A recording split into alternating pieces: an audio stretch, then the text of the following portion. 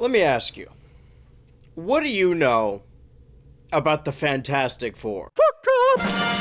The Fantastic Four, the first family of superheroes dating all the way back to the 1960s, and for the longest stretch in 20th century American pop culture, were the most popular comic book characters. I say some of because Superman was obviously topping the charts, and I say American culture because if we're counting all comics throughout history, Mr. Fantastic isn't even the most popular guy with stretchy powers. He's made of rubber. How did that happen? I hold no reverence for certain superheroes, because I never really grew up with them, right? In these nostalgic multiversal movies, you show me Hugh Jackman, or Tobey Maguire, or Sir Patrick Stewart, and from a comic book standpoint, or a cape standpoint, I feel nothing. That means nothing to me. The first cape flick I ever saw in theaters was Iron Man 3 in 2013.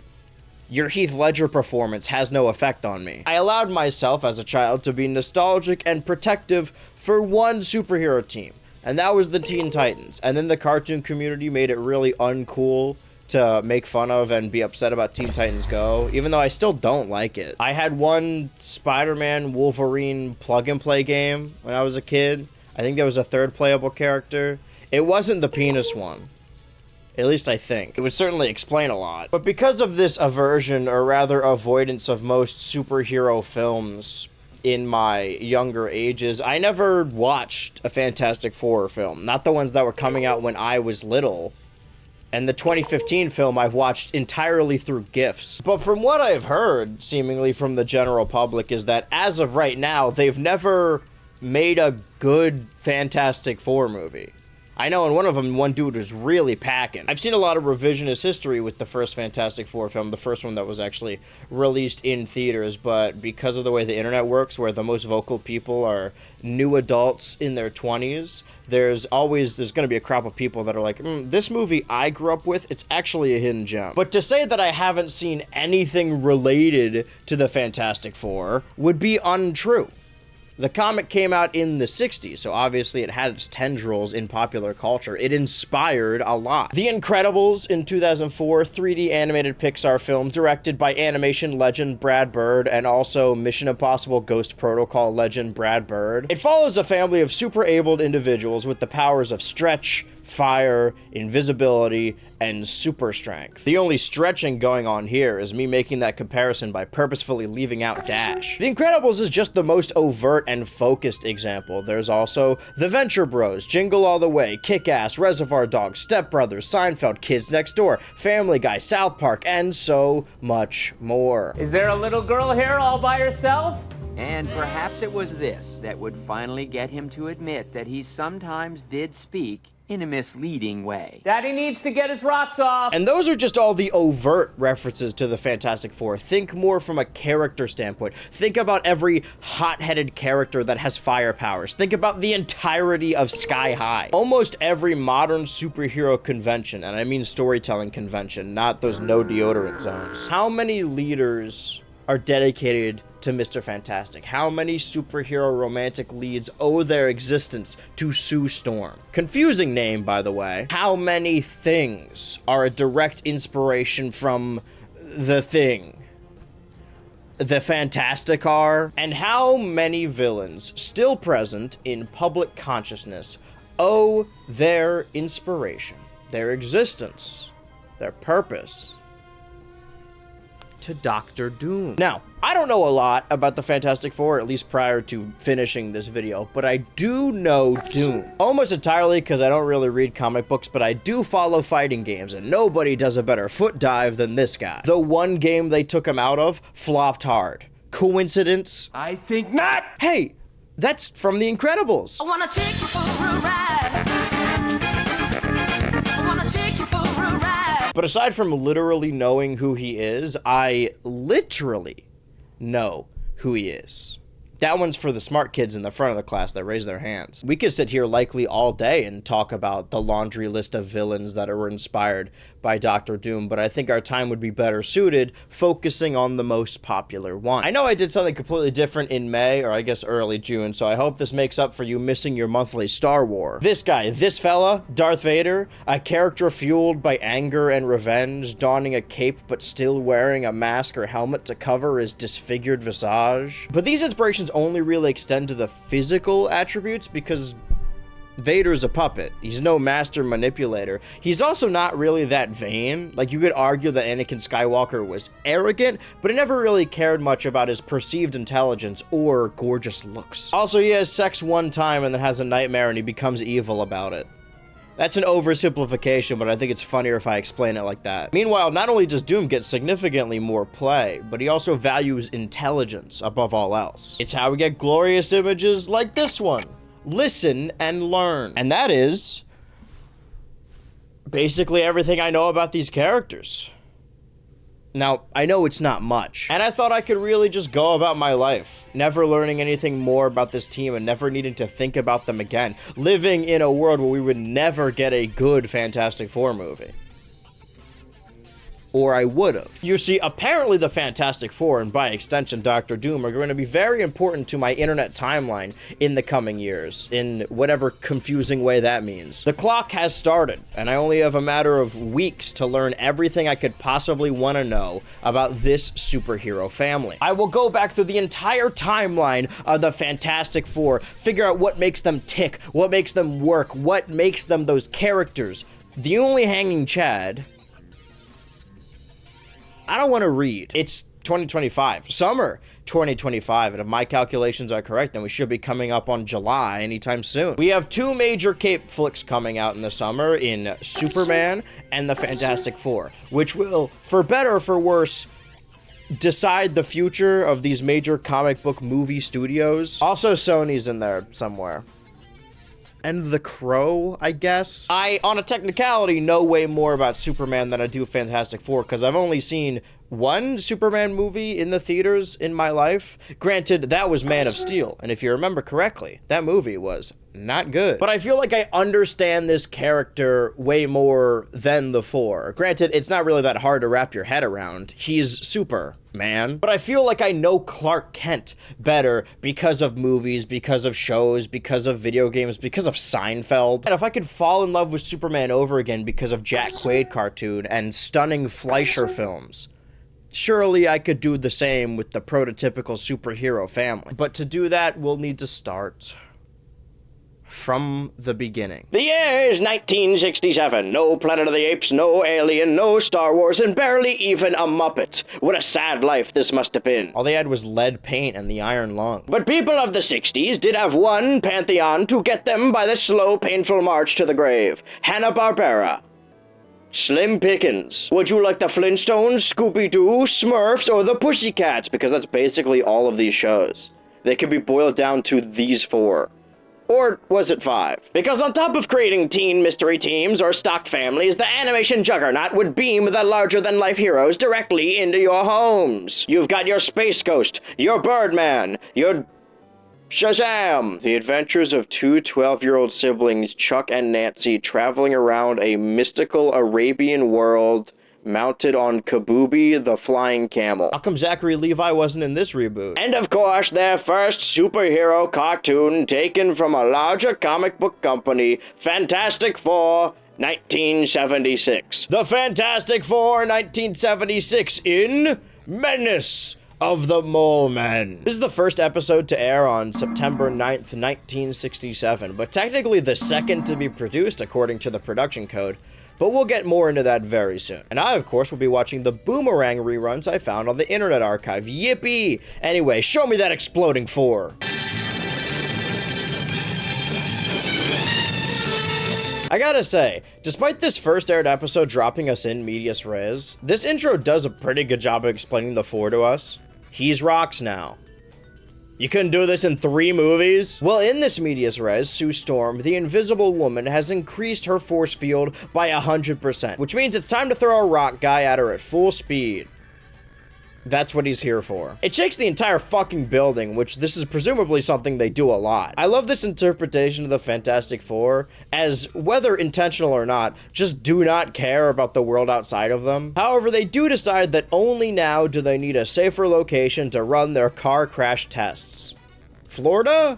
I think? It's the 60s, so these white guys and Rockman, they're just allowed to buy an island wherever they want with no questions asked. No. Yes, for you to say no one ever Chef said... Epstein. Yes. Chef Epstein. Yes, the financier. With the island. Yes, he had an island that I've never been to. Yeah. The fantastic plane, designed by the team and named by me just now, turns into a submarine. Maybe I shouldn't have named it so hastily. As soon as they arrived to this new island they saw one time on a map, they immediately begin terraforming for a swanky new parking lot. Considering I couldn't find any official digital version of this show from the 60s, I have to assume that the copyright system does not care, but I don't want to rely too much on clips. Not yet. So I'll explain what happens here to the best of my ability using my voice. The Thing alerts Mr. Fantastic, who he nicknames Stretcho, which on one hand is a very mean name, bordering on a slur, and on the other, he named Ben the Thing, so I feel like it's only fair. He alerts Stretcho that their new submarine is sinking underwater, which, yeah, likely place for it to be. To which the Human Torch, whose mutation is turning into pure fire, dives headfirst into the water. That's like your one weakness, man. You're allergic to the stuff. And he's so near death. Like, if Reed Richards didn't pull him out of the water, he would have been dead 5 minutes into their first show. And he's still on the ropes even when he turns back. But he's not fire anymore. Why is he dying? What the fuck is happening? But what happened to the U-car? I'm not sure, but just before I blacked out, I could swear I saw a large clamp pulling the U-car into some sort of underwater cave. That sounds pretty sure to me, man. The Fantastic Four enters the cave before being caved in and come face to face with the menace of the Moleman, who they just know already, I guess. Like they say, oh, it's the Moleman. Do you know him? Or is this your first reaction to seeing a mole man? Is mole, is man. Well, you kind of jokester? Oh, I love your goons. And I love your cave. The titular mole man pulls a big lever that drops the four. By the way, he does the same move like 3 times in this episode. Into a trap surrounded by a radioactive wall that's like 3 feet off the ground. Sue, who does not speak until spoken to. But it's no use. You're powerless to stop me. What's this? Something is preventing me from pushing this button. And then they just jump over the radioactive wall, I guess. It's kind of a double-edged sword that Sue Storm is the most powerful and coolest character in this show, because she's inversely not a character. I mean, to be fair, none of these guys, sans the Thing, have any defining characteristics. Reed is the leader. Johnny likes jumping into stuff he's weak to. Speaking of, I guess it's clobbering time as the Thing beats the piss out of these mindless goons who, if they are moles, surely have no idea what's going on. But that doesn't last long anyway. It seems the Fantastic Four have really met their match. The Underminer is kicking their ass. Another trap! But this time, they're separated. Sue is clipping through the geometry as the room fills with a deadly nerve gas, to which she escapes by using her power of shooting a laser at the wall to blow it up. Like, the Thing uses his strength and Mr. Fantastic inflates himself. We know they could do this. Where did this come from? Does it matter? Before they can meet back up, the Thing makes it to the Man of Moles, who retaliates by hitting him really hard with a stick. Ben gets tossed into another hole, this time the bottomless pit flavor. But before he can win the Funkle Bunkle, he is saved. And then they explode again. You have interfered once too often. A push of this button and all the major cities of the world will disappear into the earth forever. Well, define major. Is Florida okay? Reed, the leader, tells the team to let Zizrar from Johnny Test escape. And then when the team rightfully asks why, he hits them with the classic, "There's no time to explain." All as Ben Grimm beats up more defenseless moles for fun. They're not even attacking now. Their boss is gone. Like Uncle Boogersnatch is back in his goon cave. But the four leave anyway. I found Moleman's master control room and rearranged the circuits. He can't possibly sink the cities. But why did we have to leave so quickly? What will we do about Mole Man? It looks like Moleman is taking that job off our hands, Susie. Looky here. Right, Ben? Once he threw the switch, he sent his own island with all its deadly weapons to the center of the earth. Okay, so he died. He killed himself in a selfish attempt to make a world for his goons to live in. Another day saved by the Fantastic Four. And they never even got their own island. Jokes and Hanna-Barbera jank aside, we do learn a decent amount about these characters in the first episode. If you squint, we learn that they're stronger as a team than any of them could ever be individually. Except for the Invisible Woman. She's got this whole superhero thing on lock. 7 days later, on September 16th, 1967, production code number 3. The Fantastic Four 1967 summon Diablo. So the Fantastic Four are lost deep into the woods. It's a good thing none of them can fly or stretch into the air. They are, and I am not joking, in Transylvania. I imagine by complete accident. Like an old fairy tale, the team enters a decrepit, abandoned castle, but not until they are warned by the hunter character from Jumanji. This old castle belonged to the infamous Diablo. Diablo? Who are you, sir? I am Baron Hugo, mayor of this area. Sorry, the mayor? And what do you mean of this area? Like the trees? The castle? Transylvania? Apparently tonight is the 100th anniversary to the date where Diablo, who is real, was summoned. What are the odds? Now you know Ben Grimm is set up hardcore. This is the most comfortable I have ever seen a guy being a dude. That's an elite lean. 10 out of 10, no notes. But in his sleep, he is led from his relaxing slumber to what looks like the smell of a delicious pie on a windowsill. Here, thing. Open the vault. I love how this thing gesticulates. Well, this thing, not the you know, never mind. So Diablo is freed now, and he looks like this. In the morning, the team investigates the hole-shaped hole in the castle, and they hear some talking through a very slim and thin brickstone wall. How do you like the new Ben, gang? I'm almost human. You look great, Ben. How did it happen, and who is he? This is my friend, the great Diablo. It was he who gave me a sip of his magic potion. Okay, so the devil from the Bible has made the thing slightly more human in exchange for his services for 1 full year. It doesn't even seem like he's hypnotized or influenced. Ben is just like, yeah, I'll work for him. He made me a guy. You couldn't do that, Reed. Help! I'll stop him with this sand, master. I've flamed out. Yeah, fuck him. Just let the guy do it. It's not like you got a whole lot going on. You accidentally stumbled across Transylvania by walking. So halfway through the episode, we completely shift over. Mr. Fantastic steals Diablo's potion and sells it to the US military, I guess. He made their equipment indestructible. But there's only one catch. This is terrible, Reed. Is that gonna happen to Ben? The thing turns back into the thing. He does not explode, thank God. But when he begins to rebel, Diablo throws explosions at him. Okay, so I feel like this is almost entirely Reed's fault. Why did you mass produce this shit immediately? You didn't run any tests? They committed to the Transylvania theming for like 5 minutes. This goofy ass suit has armies and guns? What happened to magic and test tubes? What are the odds they're just using leftover backgrounds from a different cartoon? He can never break into my inner sanctum. These walls are titanium reinforced steel.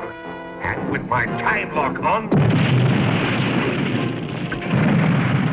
Come on, baby. Brute force wins again. Now, this would be a good opportunity to dive into the character of the thing and why he desires to be human again. But instead, they send Diablo back into his hole. And then, and only then, do they shoot fire at the castle to explode it.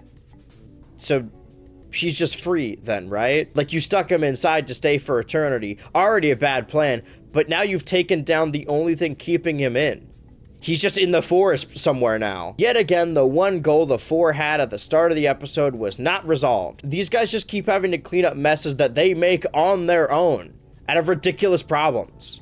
How do you end up in Transylvania on accident? And then 1 week after the previous episode, well, I don't know what I mean by we.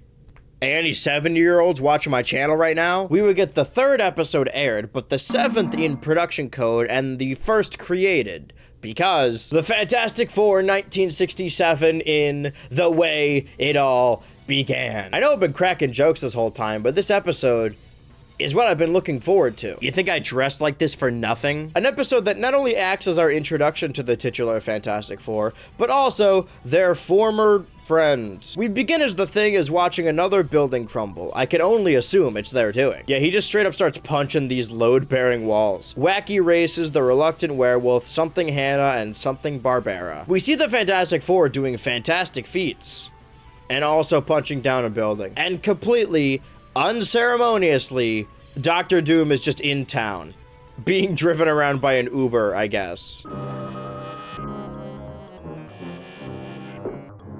Headquarters, Fantastic Four. Please, would you believe it? It's Dr. Doom on the phone. Then, put him on the strong box. Without pleasure. Okay, Tin Face, go ahead. Good evening, Richard. What's on your evil mind? Hold your insulting tongue and mark my words well. But before we could see this plan, the mayor asks Reed why Doom cursed his name specifically, to which he responds, Doom hates all of us, equally. Yeah, sure. But how did it get this way? How did it all began? It was back in my college days when I met a brilliant young student named Victor Von Doom. Hello. The college years. After meeting Doom first, Reed returns to his room where he meets his roommate, the Thing. I like to think he just always called him that, regardless of any mutation. All the while, Galinda gets her own private room to run dangerous experiments.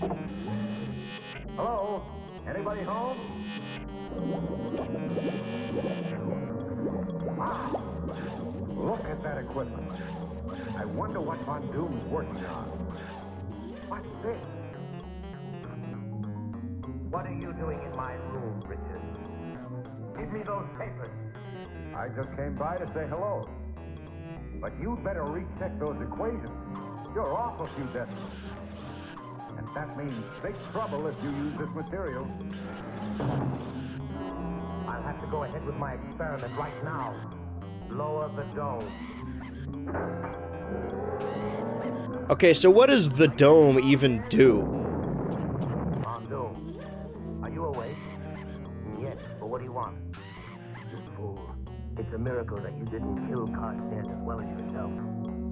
So before you cause greater harm, I am expelling you from the university. So this is just business as usual? So he gets expelled for this, which is fair. He made a home explosion. What was he even trying to make? He ruined his face. Even the doctor reacts with horror, which is a mark of a bad doctor, I think. Imagine you get out of surgery and your doctor's like, ugh, botch that one. He lowers the dome onto his head, again. What was it supposed to be? A telescope?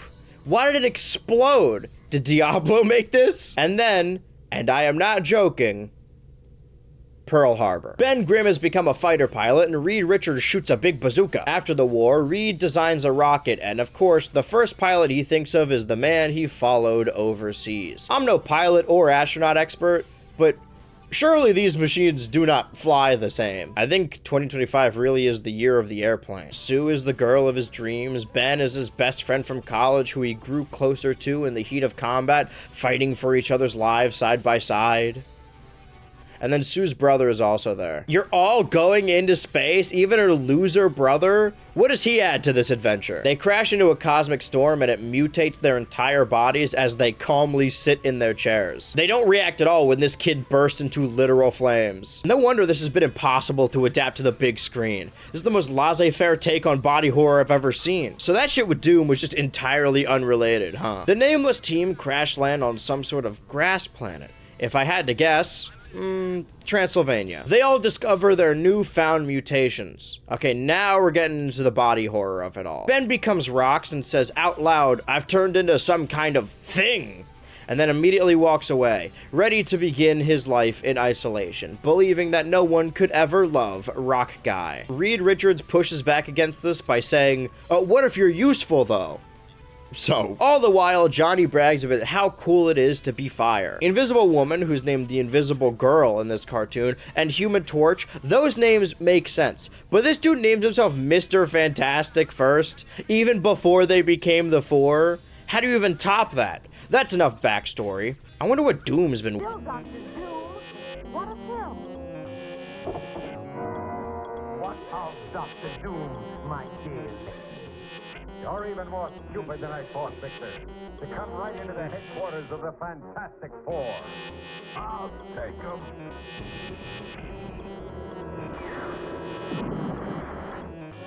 This little toy is just a taste of my powers. As I stood outside your door, I heard quite a bit of your story. Did he not know how they turned? Did he even know they were superheroes yet? Why did he come here? Is this the first time seeing him again? Why do they know his name is Doctor Doom? I know that's his legal name, but surely Reed knows him by his first name. Using the mouth of a gigantic idol as a blast furnace, my servants began to forge what was to become the most dreaded costume on the face of the earth. The last thing to hit was the mask. I don't know why I thought he'd be bald. I was shocked that he had hair more than anything else in this episode. Oh wait, sorry, wrong cape flick, releasing in July 2025. This is the baldest anyone has ever gone. I vowed to become the master of all mankind. And now I seek revenge on the one who forced me to hide behind this mask. I know he's supposed to be in the wrong, but genuinely, how could this even be construed as Reed's fault? The rocket was his fault. The Thing, the Human Torch, Invisible Girl, those are all his fault. The explosion dome was all you. Dr. Doom escapes in a rocket of his own, to which Reed does his iconic knowing smirk. He's got a plan. He's always hiding something. His master plan to thwart Dr. Doom, his known rival he hasn't seen in years, is to redirect a missile he's piloting into a busy city. Reed, we haven't seen these guys save one civilian once, and I know for a fact now that they tear down buildings for fun. We just saw it. Oh yeah? I'll bet you we won't see him again until Doomsday. Get it? Dr. Doom. 1 week later, September 30th, 1967, the 4th episode to air and the 4th in production. No idea how that turned out. The Fantastic Four 1967 survive invasion of the Super Skrulls. I know some of these words. Aliens from space get an MP4, the Fantastic Four, and invert the colors. Get owned. Nice argument, but I've already portrayed you as the grayscale creature, and me as the superior being. What? The invisible girl is protecting them with her force field. Is that what's happening? Man, you guys suck. These two nerds can obviously not match the incredible power of the 1967 Invisible Girl, so they need to bust out the big guns. The Super Skrull.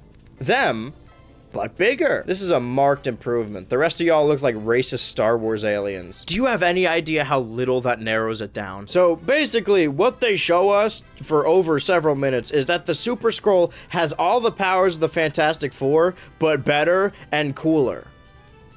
Did a toddler make this character? And he's stronger than the Thing, and he burns more than the Human Torch, and can stretch farther, and he's super buff and an alien and also green. So he's sent to go kill the Fantastic Four, and honestly, I feel like he is not the best built for this. Like, yeah, he has all their powers, but that doesn't mean he has any innate advantage. Wouldn't it make more sense to give him the opposite of their powers? Like if he could shoot water from his hands? What's Johnny gonna do then? All the while, the family shops for clothes, while the Thing breaks a bowling ball, which is his right as a U.S. veteran. I claim this planet and all it possesses in the name of the intergalactic Skrull Empire. I shall plant the Imperial Skrull flag to mark the spot where I landed. And... the ground is too hard. Is that how the cosmos work? Like you can claim an entire planet and species if you have a sharp enough flag? The Super Skrulls combat the Human Torch with more fire, which affects him for some reason.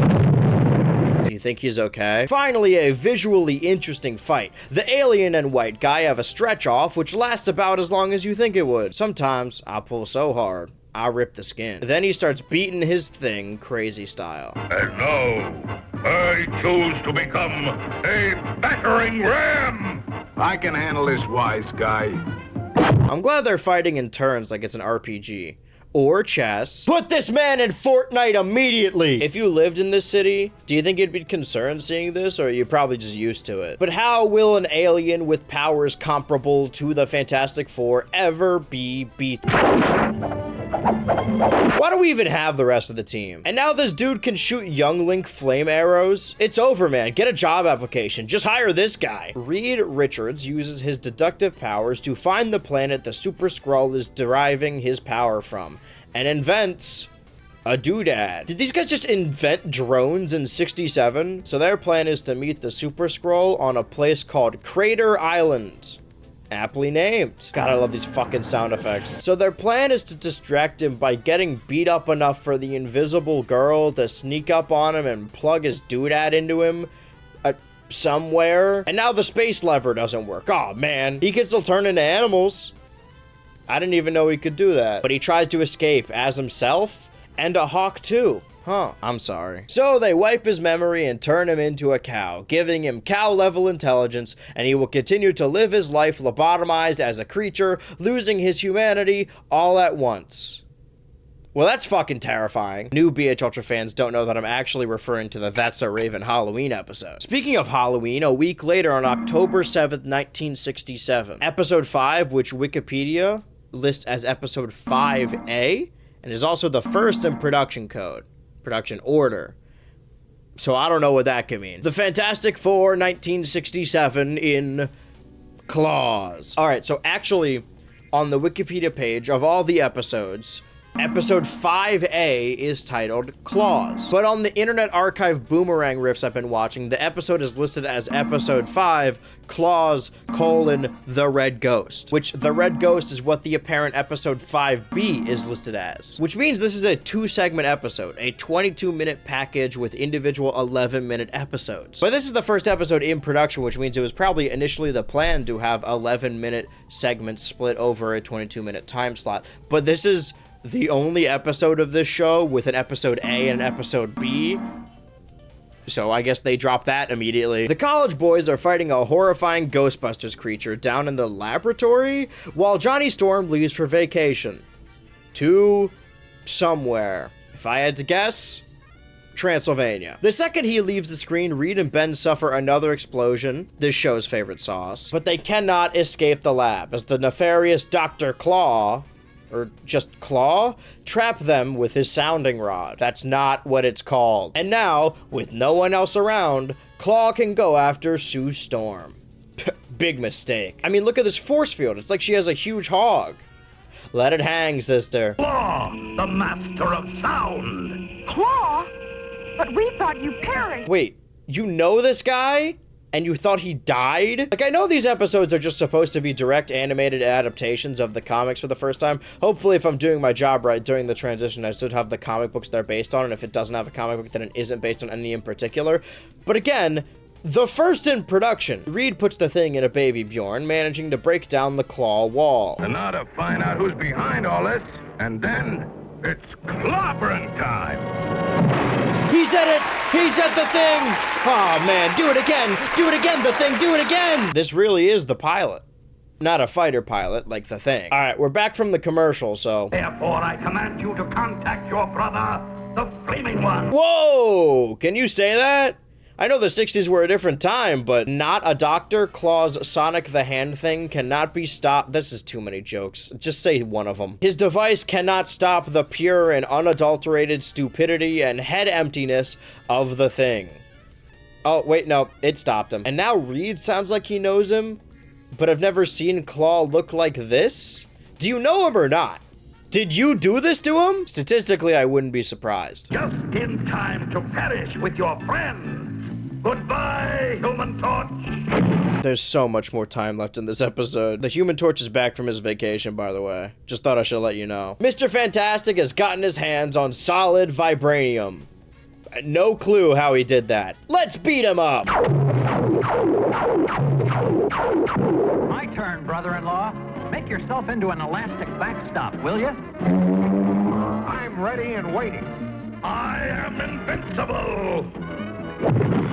There's your invincibility, Claw. Are these the back shots I've heard so much about? In the end, as the fall of Claw, Johnny goes back on vacation and pollutes the sky as he leaves. These guys are dickheads. And now, The Red Ghost. Can I just say, these episodes are so much more digestible in this format. Was this always the plan? Why did they drop the segment idea? Surely it's not because these episodes simply could not fit into 11 minutes. If you really wanted to make a two-parter, you could. I hate to break it to all the Spectre fans, but this episode actually has nothing to do with a ghost. The Red Ghost is Russia. One, this episode is also about the space race. It is the 60s after all, but you guys have been to space. That's how you all got your mutations. We just saw it. Is this guy supposed to be Russian? His accent's way off. Is this an off-kilter caricature I'm not familiar with? This ogre-looking fella has a plan. He wants to fly through the same cosmic storm that the Fantastic Four did to get their powers. Him and his crew of 3 to 4 primates. That's all the Russians have. Wait a minute, the storm is still there? Why doesn't everyone do this? I know not everyone has a rocket, but this works, by the way. It gives the man and the monkeys different powers, but powers nevertheless. It also gives the apes human-level intelligence. Shame the storm couldn't do the same thing for Ben. This is crazy. Just one guy and 3 apes. 3 apes with powers. These dudes are just breathing in space. How is the moon shocking to you guys? You're made of fire! I would fucking love to do this monitor. Yeah, what about this is the Red Ghost? This is just the Fantastic Four fighting apes. Not that I'm complaining. Sue gets taken by a gorilla. On the moon. I bid you farewell. If you show me this out of context, I would not assume this was intentional. Ah. Classic Hanna-Barbera. The day is saved as Reed Richards shoots him with a gun that makes you plastic. Okay, sure, yeah. So what's gonna happen to these monkeys? They all have human-level intelligence, and they have powers. They're either gonna be experimented on, or they're going back to a zoo or reserve of some sort, even though they have powers and human-level intelligence. They already turned a guy into a cow. They keep doing this. Well, that was simultaneously horrifying and a breath of fresh air. But unfortunately for the rest of the series, now we have to go back to 22-minute episodes. Continuing a week later, October 13th, episode 6, 9th in production. The Fantastic Four in Prisoners of Planet X. What I imagine is the US Army discover a UFO, a literal unidentified flying object. So, because it's the US Army, of course their first instinct is to shoot it down. Our immediate act of violence isn't working. We need the Four. But evidently the Fantastic Four are on their way to the Science Awards for, get this, contributions to the field of rocket fuel development. Oh, I'm sure. I'm with Ben. I'd be so nervous I'd probably flame on and burn the joint down. Has that happened before? Now listen, this award is for the Fantastic Four. Gosh, Reed, we never thought of it that way. In the skies above the science building, sitting inside the UFO, is Moltar from Space Ghost. In any other situation, that would be another iconic, innocuous BH Ultra pop culture reference in the middle of the video, but Space Ghost is a Hanna-Barbera joint, and this show premiered a year before this one. And we know they reuse designs all the time. Anyway, Moltar abducts the Four. Thank you, Mr. President. And on behalf of my colleagues, the other members of the They're gone! They've disappeared! Yeah, they tend to do that. Or at least one of them. Ew! Why does he have the weird clutch cargo mouth? I'd honestly rather him not move at all. The Fantastic Four are being kidnapped for a good reason, as they are needed on Planet X. Prisoners of Planet... They just drop the note here that Moltar can control gravity, and it never comes up again, which is normally a base level complaint, but if you know what happens in this episode, you'd be singing a different tune. This is fun! Yahoo! That's why they call him the Flamer. Oh, okay, it's Gnome Guy. Planet X is Gnome Guys. Except for the ones that aren't Gnome Guys. Wait a minute, was Moltar always this tall? Wizard battle! Turns out that the X-Gnome actually abducted the Four because they are the Earth's top scientists. They won an award for their advancements in rocket fuel development. And Gnome needs them to save his people by either preventing a rogue planet from crashing into theirs, or to get all 8 billion Gnome dudes off this planet safely. By my calculations, the lost planet will crash into Planet X in exactly 23 hours and 10 seconds. 9 seconds, 8 seconds, 7 seconds. As I figure it, there's not a chance of getting off this globe in one piece.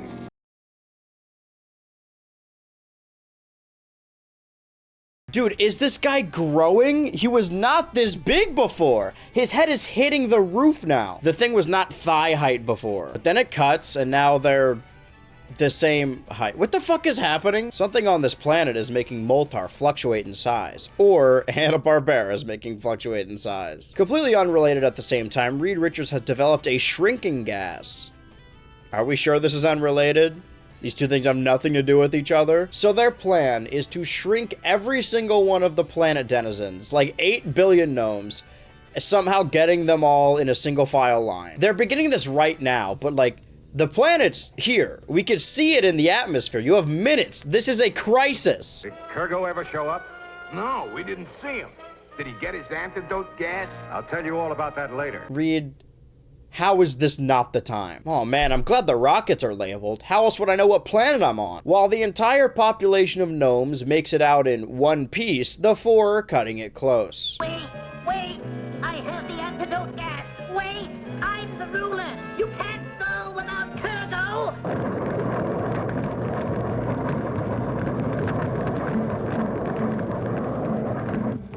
We must leave. Never mind, man. Moltar rules. I hope he remains a permanent fixture of this show. But considering we haven't seen the monkeys in a long time, as in one episode, I'd hazard to guess no. These episodes are intentionally or otherwise getting funnier and funnier because they're having more fun with their concepts. Like that one, episode 6, was actually heavily based off of the Fantastic Four issue number 7. So close. Whereas this next one, episode 7, was the 14th in production code. This is too many numbers. The Fantastic Four, 1967, in It Started on Yancy Street. A petty street gang that used to be rivals with Ben Grimm, who are expressly not criminals, challenge the superpowered and killing machines that are the Fantastic Four. But you would think that would make the fight incredibly unfair, but no. The four just get bested by cabbages, and a water bucket, and a trash can. No, it was actually close. What a punch! Stay back, Ben. That's no Yancy Streeter. That's a full-grown gorilla. Wait a minute. Wait just a minute. Super-abled monkeys? Surely this cannot be. This is legitimately the most excited I've been so far watching this show. I hope they show up in the movie. He's got a gun! Don't you remember their master? We're being attacked by... Correct, Richard. The Red Ghost. Ah. Wait a minute. How'd you get off the moon? Where are we going? What is our destination? The moon, Richard. While the Red Ghost and the Ape Gang attempt to take the Fantastic Four back to the moon, they're halted by an asteroid field, which means the two teams have to put their mutual differences aside if they wish to survive this trip.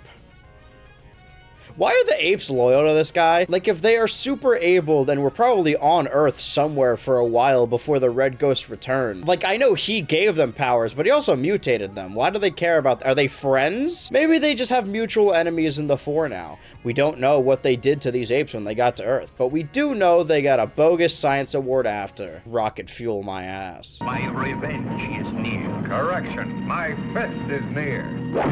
You can beat up the Red Ghost forever if I care, but leave the apes alone. Apparently, all of this, even the asteroid belt, and getting punched in the face, was all part of the Red Ghost plan as they, get this, escape through the trapdoors in the floor. I can't believe they stole the Fantastic Four's origin story and the Moleman signature move. In another throwback, Ben calls Reed Stretcho like twice in this episode alone, which leaves the family stranded on the moon with very little air. Not no air, but very little. So they decide to dig underground to find more air, and they accidentally come across the lair of The Watcher. This is only a thought image of me you see. I saw you brought here by the evil Red Ghost. I know I'm not super knowledgeable on the comics, but this is a crazy character to pull out in episode 7 of the first Fantastic Four cartoon. The Watcher's whole thing is that he can't interfere. He even says that in this episode, but they steal his big magnet and catch the Red Ghost and Monkey Co. ship with it, and it fucking explodes. You can't fade to a perfectly intact ship. I just saw it disappear. Reduced to atoms. They may look fine, but they know they have to act fast if they want to survive the harsh conditions of the moon. Again, we must move.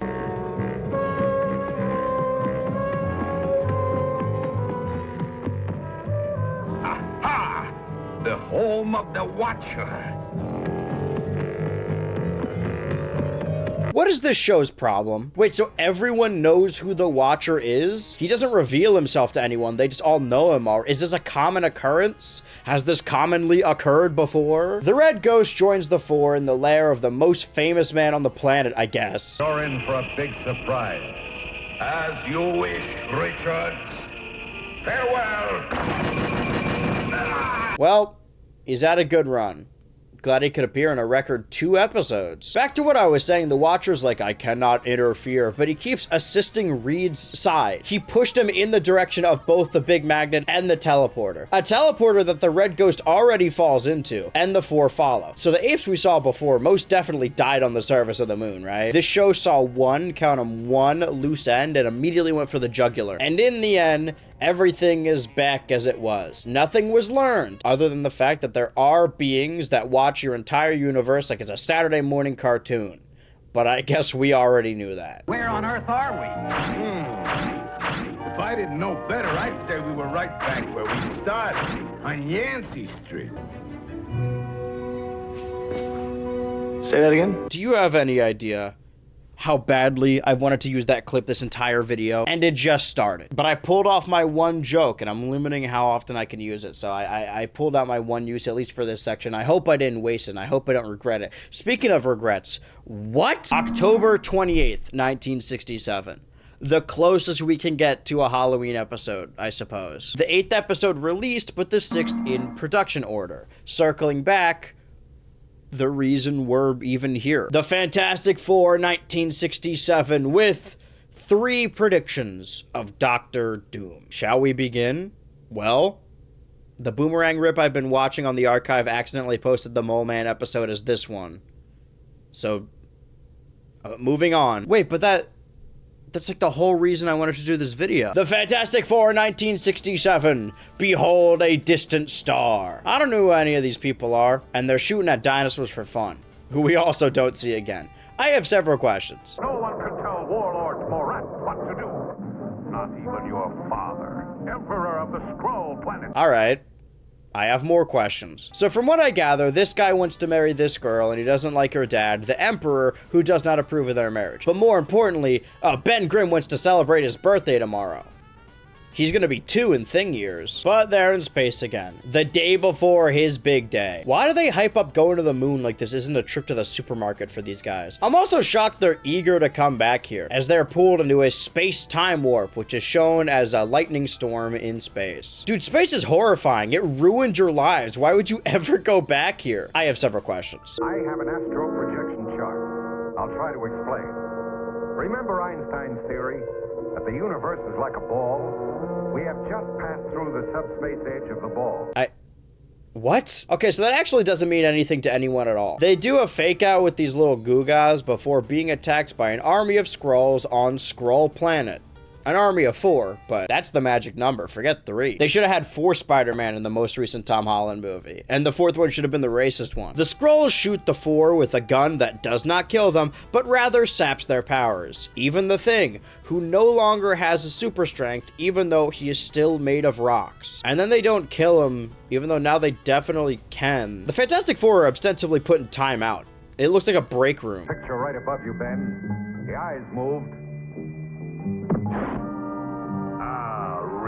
Hey man, if you thought the Fantastic Four were cool and fun to watch, well, we have more interpersonal family drama to cover. So the Emperor is upset that his fail son, yet to be in law, has captured and imprisoned the Four. So the son comes to Reed Richards and asks him to help his army overthrow the current Emperor, who knows them, but they don't know him. And if we refuse, my men will slay you. And we think on it. Think on it? This doesn't involve you guys. Go home. I guess they have to do something. Otherwise, the Fantastic Four are just sort of in the background of this Skrull political thriller. We gotta get out of here. The plan is built all around a gun, like Chekhov, but is this gun the only gun they have? Because we see that they all have this gun. Now, Earthlings, you die. I knew it. The traitor. The Thing dies first. Damn, man, what did he do? It's his birthday eve. So it turns out, in another turn of events, that Reed Richards' plan was to hope that the Skrull rebels pick the correct gun, and he would shoot all of them individually, and that getting shot with the power taker a second time would give them their powers back. This is a lot of leaps in logic, but I guess it's not beneath the 67 cartoon Reed to put everyone's lives at risk. And then the rest happens so fast. The daughter immediately moves on, believing that her love didn't love her and only wanted the crown, and then the Skrull Emperor lets the four go, and they're all cool with him and choose to help him, but like, not only is this not your fight, there's no greater good here. You're not saving anyone, you're assisting a planetary monarchy take care of his only political enemy, which they do, handily. Returning home through another space thunderstorm, the Fantastic Four fan club is here to celebrate Ben's birthday. This looks like a protest. Like, it can't just be me. This looks like in-universe propaganda where they edited out whatever the sign previously said. I'm not gonna lie. I genuinely forgot this episode began with Ben talking about his birthday. I'm a fake stan. I picked up on listing the release dates of episodes because that's what I always do when I cover shows, but I feel like it isn't really telling us anything. It's been airing consistently, impressively so, every week since its beginning. I don't know what was going on November 1967. That's none of my business. Aside from this being in release order episode 10, but in production order episode 12, meaning we're getting a little closer to correcting things. The Fantastic Four 1967 meet Demon in the Deep. The Fantastic Four arrive to another island as its political enemies and attack its denizens. Like, even after the goons surrender, the Four keep attacking them. At this point, this is just self-defense. When they capture all the denizens of the island, Island X, by the way, not to be confused with Planet X. Glad it is such a simple and epic name. They send them back to random countries. I know they did not check their passports. So as it goes, all the people that lived on Island X were here to serve Professor Gamma. That's his name. Whatever accent you think he has, I promise you it's worse. Your goons are on their way to prison, and we're about to destroy your island arsenal. Never! I'm coming back to my island, and I'll destroy the Fantastic Four! We still don't know what Professor Gamma was planning. Real name, by the way. But the Fantastic Four's plan to save the United States is to blow up what looks like a volcano? How are you and old Stoneface doing? I prefer that to the Thing. You know, on the slur tier list. I mean, it's not like he can even throw any insults back at Johnny. I had to do a poll to see if that term was even appropriate to use in this video. I eventually landed on, yeah, you're probably not supposed to say it, but I'd be surprised if anyone was genuinely offended by it. So they blow up the island in an atomic blast. There was an atom bomb in there and they just blew it up. And then we get the titular Demon of the Deep from the title. Professor Gamma, which again was already his name, his parents were both Gamma by marriage, dives underwater to gather the scraps of his destroyed home, only to find it's been radiated by atom bomb debris. As he swims in shocked silence, his body slowly mutates around him, underneath his diving gear, turning him into a dreaded sea monster. A demon of the deep, if you will. Again, his name is already Professor Gamma, like even before this happened. Also, he can shoot lasers from very far away and control sea creatures and mutate them. I must. Awake, my pet. So I'm no comic expert, but isn't Namor like a big part of the Four's Rogues Gallery? Who the fuck is this guy? They have two oceanic frenemies? Or are they in the same family? While all this is happening, what we thought was light-natured ribbing from Johnny Storms seems to have been genuine hatred for the Thing. Maybe Ben should be allowed to call him that. I mean, he clearly calls Reed Stretcho again in this episode. Did too much radiation make Johnny a complete asshole, or was he like this before? He's had enough. He quits the band, and the rest of the team treat this like a kid running away. Just ignore it, and he'll be back. Or was that just me as a kid? Johnny wants to retire from hero duties, so he elects to find a job, like a classic 9-to-5. Man, you can still flame on. You don't need to do this. Like, you don't need to be a superhero, but you don't need to share a room with these guys. It's here at the rundown hotel he's starting his new life at that Johnny overhears the story of the sea creature attacking the weirdo ship. And you would think that means this is going to be a Human Torch-centric story. They probably only did this so that he has an excuse to fight the ocean once again. But no, the Fantastic Four... Fantastic 3 discover the truth about the sailors at the same time. Back at the city, this cop looks a lot like Willem Dafoe. Oh, and also the city is evacuating because of a big fish monster. I cut out Johnny's entire separate adventure because genuinely nothing happens, and then they just meet back up and combine the information they know. I guess we'll just leave these sailors in treacherous waters now. So the whale that Professor Gamma, real name by the way, seduced is now giant and can walk. So the Fantastic Four's plan, and I'm gonna need you to follow along here as I say this, they have the Thing carry a huge atom bomb just on his back, slung over his shoulders, go inside the whale while he's sleeping, place the bomb in its stomach, set a timer for like 30 seconds, and then run out of the whale and hope he makes it in time. I know it's 1967, but do we not have the technology to like drop a bomb? I know it would destroy the city, but one, it's pretty much already destroyed, and two, even if not, the whale parts are gonna do severe damage anyway, and three, everyone already evacuated. Nothing matters, the Thing got exploded, but then he got better. And Professor Gamma, real name, is taken out for good as the Human Torch creates a tornado and then leads it into the ocean.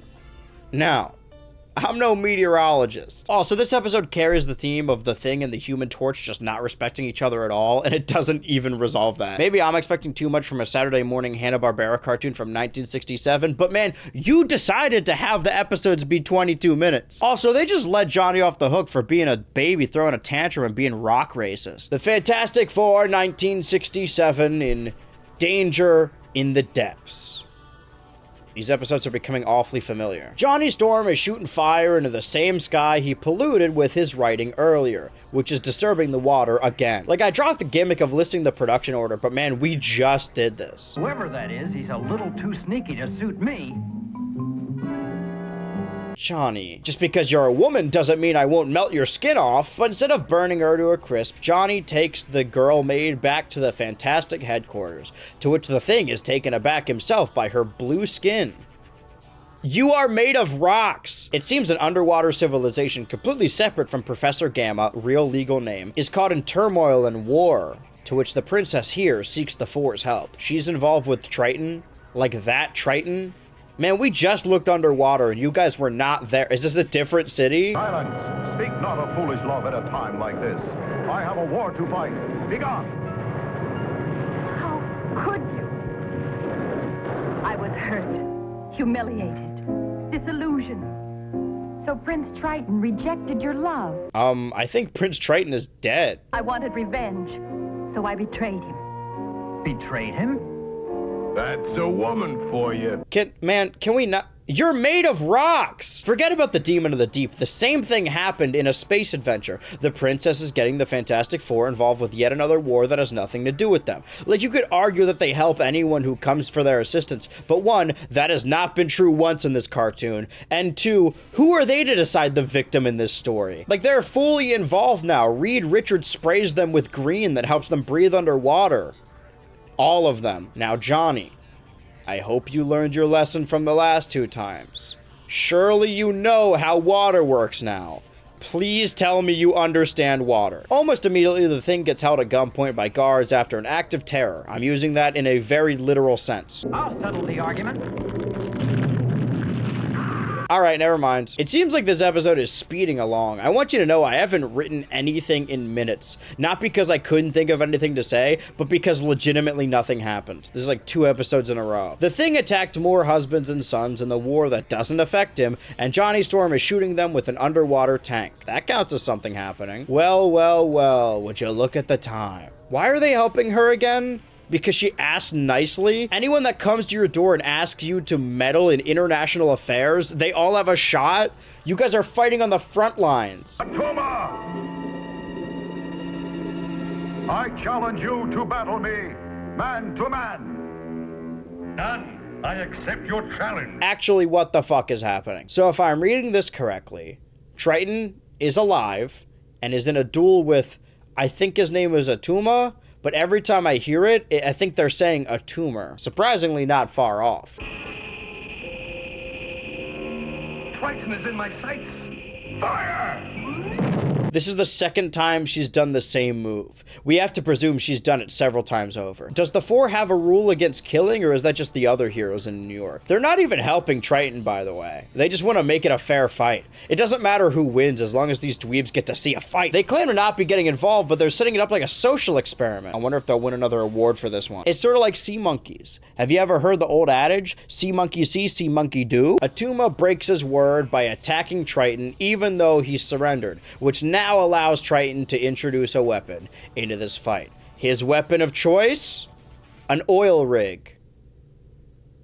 I think you guys have a bigger enemy than each other. The news organizations are trying to keep us divided, but the real enemy is the 1%. At least he allows the enemy combatants to leave as he keeps Atuma as a political prisoner.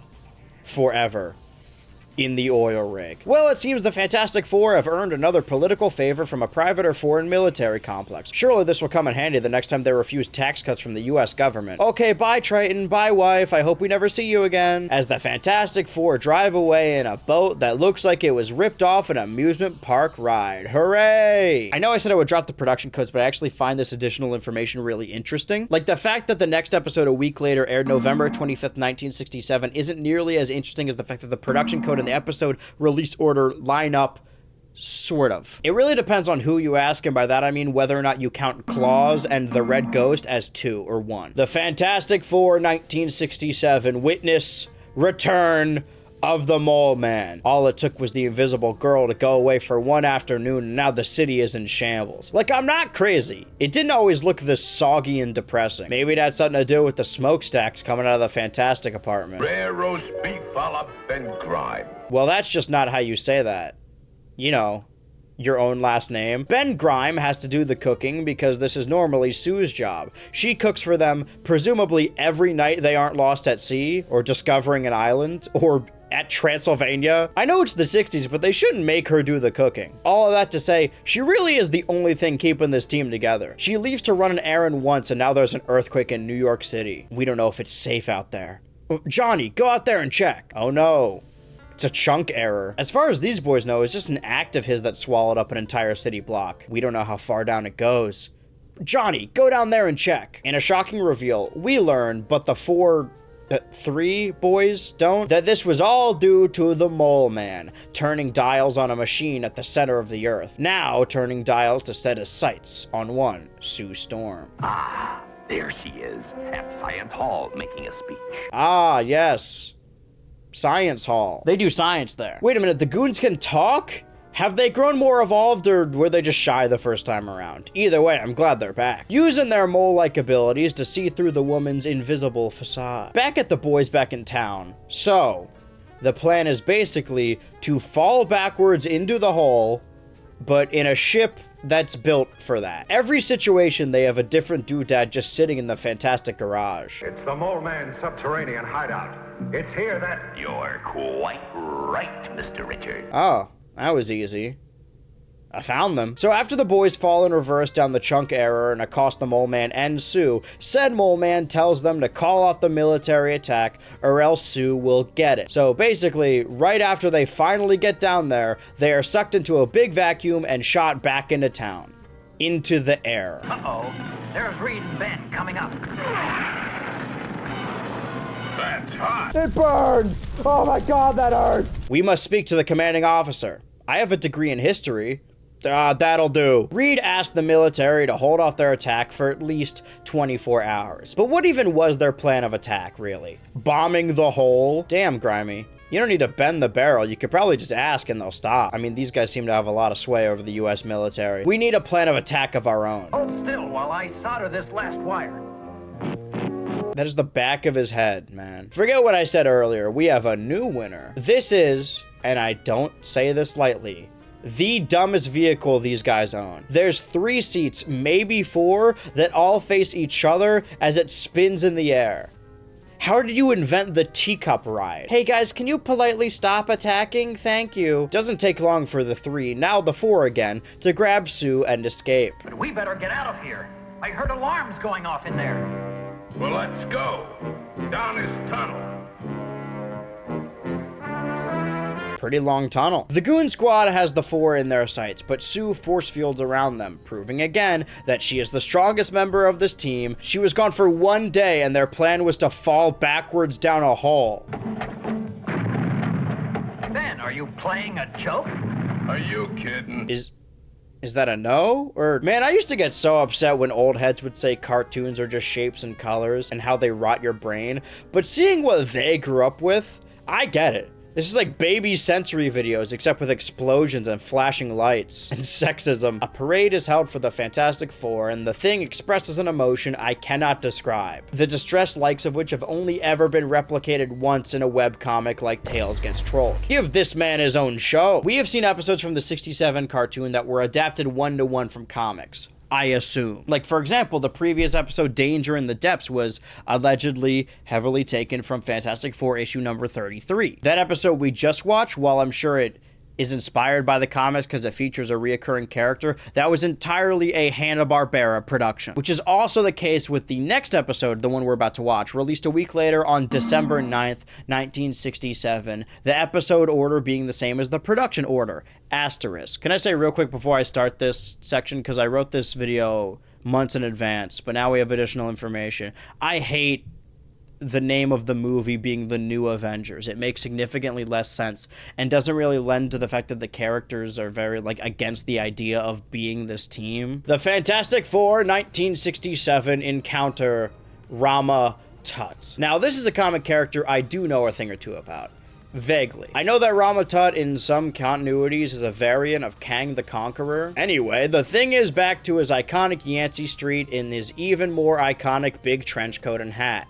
Like, this is the only thing consistent across all adaptations. Gotta have a disguise that doesn't hide any of my features. This episode is all about Ben getting upset about discrimination. Well, as much as these episodes can be about anything. But what reason do the Yancy Street gang have to insult them? Just so they can get beat up? People pay for this? They know they can't beat him in a fight. Meanwhile, the relatives are in a museum full of museum stuff. You know, stolen artifacts. Hey, look at the carving on this plaque. Why, that's an amazing likeness. That is so similar to Ben, both as the thing and himself, that there must be some explanation. The card says that the plaque is from an ancient Egyptian period, somewhere in the 10th century BC. If we could only go back and find out what it means, maybe we could help Ben. How does this help Ben? Like, I'm no therapist. This dude is trying to run away like an 8-year-old who spilled milk on the couch, and it's genuinely sad. Or as sad as this 60s show could be. Like, I could see the glimpse of what made the Four so compelling, but then they just... So, Ben, if we can get back to the 10th century BC, in Egyptian history, I believe that we may discover a method of restoring you to your original Like, self. sure, I guess they can just do that. Just leap through time with reckless abandon. Remember Dr. Doom? He just had a time machine?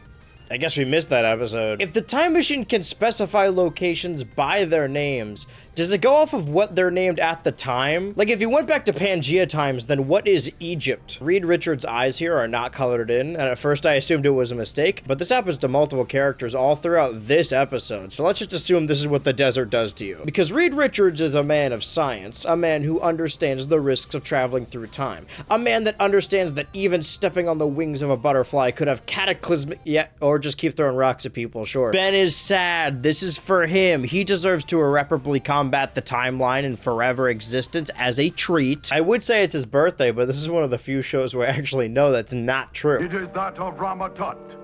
Yes, prisoners, the awesome Rama-Tut, Pharaoh of Pharaohs, King of the Seven Sons. And now that you know who I am, and we're the Fantastic Four. So this guy knows that they are the Fantastic Four, almost like he's from the very same time. And this weapon is the gun that sapped you of your powers. The ultra-diode ray, invented by me. Oh yeah, you invented it? A ray gun that takes away the powers of the Four? We just saw the space aliens use the exact same power. What else is modern Pharaoh Rama-Tut lying about? This backstory, like a guy from the future who uses control over time, does seem very Kang-esque, but I think this is before the retcon. And now I see why they did it.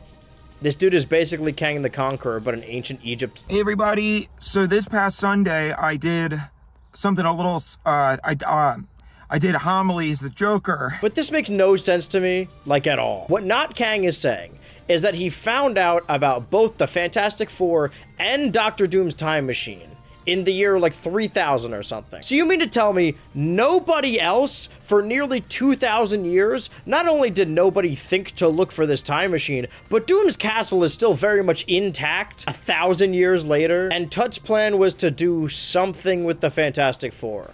Enslave them or defeat them, it's kind of unclear. So the first place he goes to, fucking ancient Egypt, and then he gets stuck there and decides, well, I might as well make these people my slaves and hope that the Fantastic Four come back in time to find me so I can enslave them as well with my fucking slavery gun. Is the show implying that the slaves of Egypt were slaves because of a future ray gun that turned them into slaves? The episode ends with the Thing deciding to get his visage immortalized for fun. That's the only reason they see the hieroglyphs in the museum and decide to come back here. Rama-Tut never tells the slaves to do that. This was not a part of it. What was your fucking plan? All the while, he wants to make Sue Richards his queen for some reason, and makes the Fantastic Four do manual labor. But then a comet, that is barely mentioned at all, turns the Thing back into a guy, making him no longer a slave by the law of equivalent exchange. What's this? It's a reverse switch.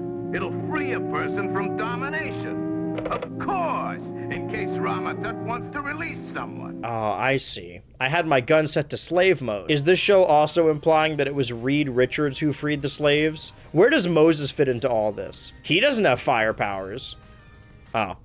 Well, maybe he does. And while I'm ranting, don't even get me started on this. Hey, the girl! Stop! Rush her! What happened here? Did she duck really fast? The same shit happens in the 2005 film, and I just assumed this was an example of the studios not doing their research, but evidently I didn't do enough research into the Fantastic Four in 1967. She can turn invisible and extend a force field. She can't make herself invulnerable. Things can still pass through her. If she just ducked really fast, then why'd she have to turn invisible? To look cool? To aura farm? So the Fantastic Four escape, and Rama-Tut attempts to take all of them together back to the present. Presumably their present and not his, so they blow him up about it. That looked like the end of Rama-Tut. I don't know. Perhaps he got away before the explosion. Now, Reed, why would you say that? And then the Fantastic Four take their time machine back to their time, and it plays the same explosion animation and sound effect. What is that meant to imply, if not an explosion? Is that good? Well, that was definitely the most fun I've had while watching this show. But I'm not here to have fun, nor are you, I'm assuming. If you've been here long enough and watched multiple hours, multiple videos of me and my cohorts rambling about bullshit, then you know that ultimately I make these videos for me. I didn't start watching the Fantastic Four cartoons from the beginning so that I could teach you, yes, you out there, anything about these characters. I did it so that I could have a crash course in the Fantastic Four prior to the movie coming out, the new movie. A movie that I was almost certain was going to be delayed, but I'm writing this video months in advance so I can cover a lot of cartoons. And we now actually, as I'm writing this, not as I'm recording this, have our official first trailer for this movie, and I'm realizing I may have put too many eggs in the Doom basket. What I need to actually research is more grand than all that. That's why episode 15, Code 15, released December 16, 1967. Merry Christmas! The Fantastic Four 1967 meet Galactus. I don't want any Fantastic Four fans to think that the show is turning me off of the group, because I do understand the bones of these stories. Like, I know that they were probably much better in the comics, maybe. That's just a Hanna-Barbera charm. There are two suns in the sky, and one's getting awfully close. While Sue is upset that Reed is spending more time in the lab than with her. Normally I'm on her side, but Sue, not the time. By the way, when she vents this to Ben, he calls him Stretcho again. Oh, and look, the whole cotton-picking sky's on fire. Wow, and I thought Flamer was bad. Listen, man, I've watched all these episodes in their exact release order, and now until the end of the first series, all the production codes are in order. All that to say, why the fuck don't they know who the Watcher is here? The Watcher appears before them, and they're all, oh, what is this? It's the guy you met on the moon. Or maybe I'm generalizing. Maybe this is a different Watcher. Oh shit, am I racist? The guy that very much did interfere with your universe, even though he said he couldn't. Well, the Watcher warns them that the Silver Surfer approaches, and they don't do much about it. Guys, he's right there. You don't want to, like, stop him? Oh, thank you, Ben. And now the orb approaches. I wonder where he could be. My herald, the Silver Surfer, is always at my point of landing. This is strange. He's fucking dead. Like, again, I imagine this was maybe more dragged out and made more sense in the comic. So when the Watcher sends Johnny and only Johnny, like he asked Reed and Ben to leave the room. Dude, can we drop the pretense of you not being allowed to interfere? You're clearly doing just that. Anyway, he sends Johnny to the realm outside of their universe. Again, I'm sure this makes more sense and is explained in the comics. Maybe. The object that can stop Galactus lies in a distant universe. Okay. This is how all multiverse films feel to me now. And then you have Sue Storm bringing in the Silver Surfer, who sounds remarkably like some guy, and nursing him back to health. Like, maybe I'm too 2007 brain, but I don't know. Why does he speak English? And why is he laid up all sexy like that? Of course we matter, just as you yourself matter to me, regardless of your plans. Hearts, souls, I do not know their meaning. I play Pokemon Heart Gold version. I play Pokemon Soul Silver version. You know what? I take it back. Sure, the show's a lot better in 11-minute increments, but I don't think 22 minutes is enough for this one. Were they allowed to make two-parters in the 60s? Isn't that like Doctor Who's whole game? Because Sue very easily turns the Silver Surfer against Galactus, who is just no threat at all, by the way, freeing the Surfer from his servitude to Galactus, making this the second time a member of the Four has freed a slave in 2 episodes. No fucking way am I making a counter for that. Like, Galactus might as well be building a big straw. He isn't any threat to these guys. Stop! The Silver Surfer! So, my herald, do you now advocate the rights of humans? Have you betrayed me? Wow, that's a really good guess. Like, the Surfer's all big talk about finding something worth fighting for, but we saw him get his ass kicked and then he was in one room with Sue and now he's fucking Peridot. Is Sue Storm truly the baddest bitch in the multiverse? Every dude wants a piece of that. But they couldn't handle all that. So the Four are just watching these two fight now, as they often do in times of duress.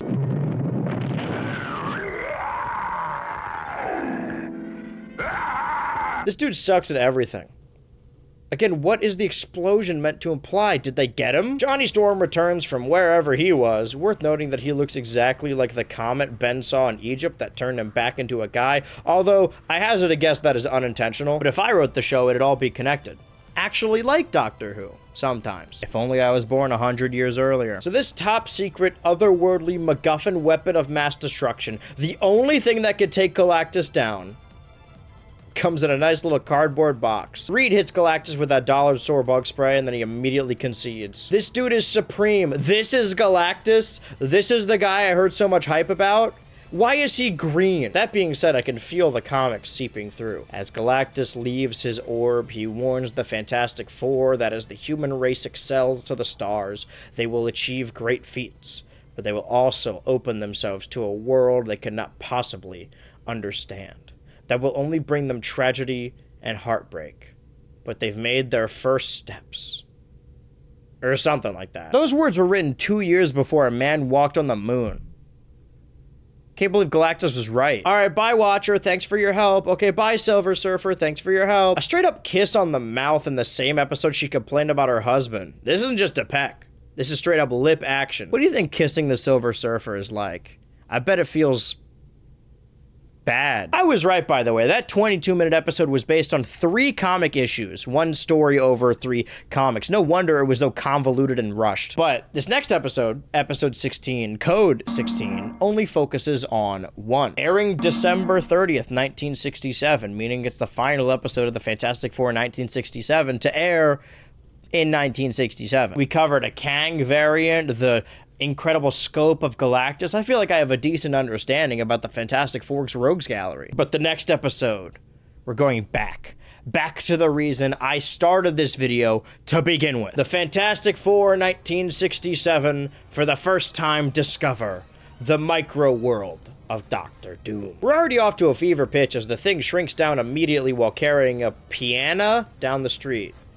Andrew, I know you're reading from the script as we go along. It's important that you pronounce it piano. Okay, thanks, past Andrew. I was wondering why it was written like that. 2 hardcore hikers see the little Googa that is the thing and immediately know they have to have it. To which Lil Ben responds by causing a car pileup, and sorry, I have to ask. This is embarrassing, really. Are these guys Nazis? But I don't just mean because they look like skinheads. Did bikers just look like this? They always used iron crosses? Man, the 60s were a crazy time. Ben is out dealing with gangs on the street, carrying a piano.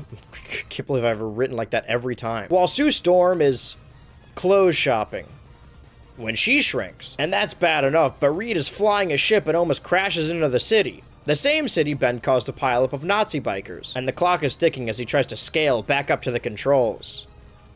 I think he forgot he could stretch. Like, you could argue he can't stretch that far, but he does it later in this episode. Man, lives are at risk. I wonder if they did this solely to sell dolls. Like little versions of the Fantastic Four. That's a little version of me, Alan. I want you to have it. I don't really want this. Listen to me. Who's that? Beware. Fantastic Four. Beware. Oh boy, now I'm hearing voices. I thought Sue shopping for clothes was old hat, but Johnny Storm shrinks while working on his car, which does lie with his character, but it doesn't make it any less of a toddler's understanding of girl stuff and boy stuff. Boys love fast cars and girls love spending money on stuff they don't need. I know what side I'm on. I bought this hoodie and this cape just for this video. Lately, I've been getting really into collecting laser discs that I can't even watch because I don't own a laser disc player. I have like 7 movies now. See? Johnny can still use his powers. Beware, Fantastic Four. Beware of Dr. Doom. Oh, help! Dr. Doom. I thought we'd seen the last of him. We definitely missed something in that last Doom episode. I thought about this in the opening when talking about the Incredibles and Underfist.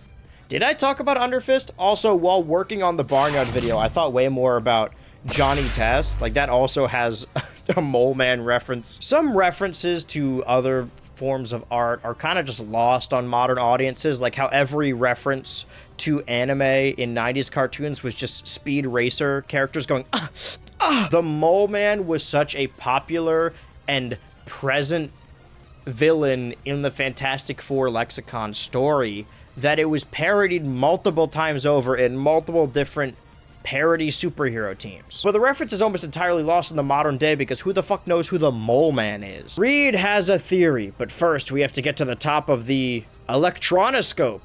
I'm glad I wrote that down as well. So we cut to the top of the electronoscope. They also say that they're the first humans to see an atom.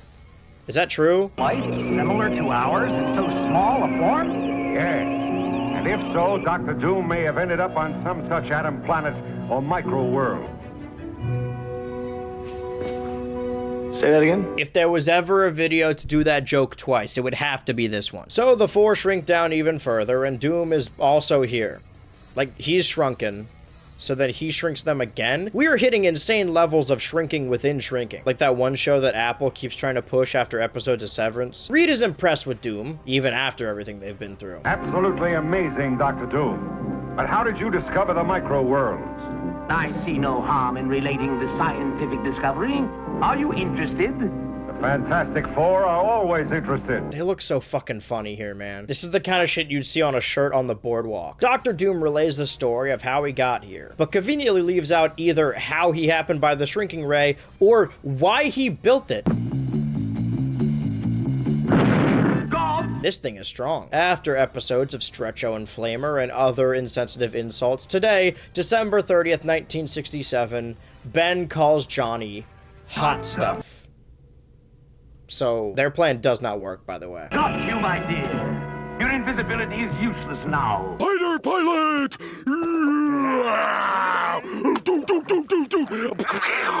The boys are thrown in the dungeon with a king and a princess. Royal diplomats. Again, how many cultures owe these guys favors? But this time they have no choice but to get involved. A disembodied Doomhead tells the audience that the 4 will be slaves to lizard men from space. And bros escape on the rock with the royals. The Fantastic Four use the shrink ray set to grow to return not to their original size, but the size of an atom.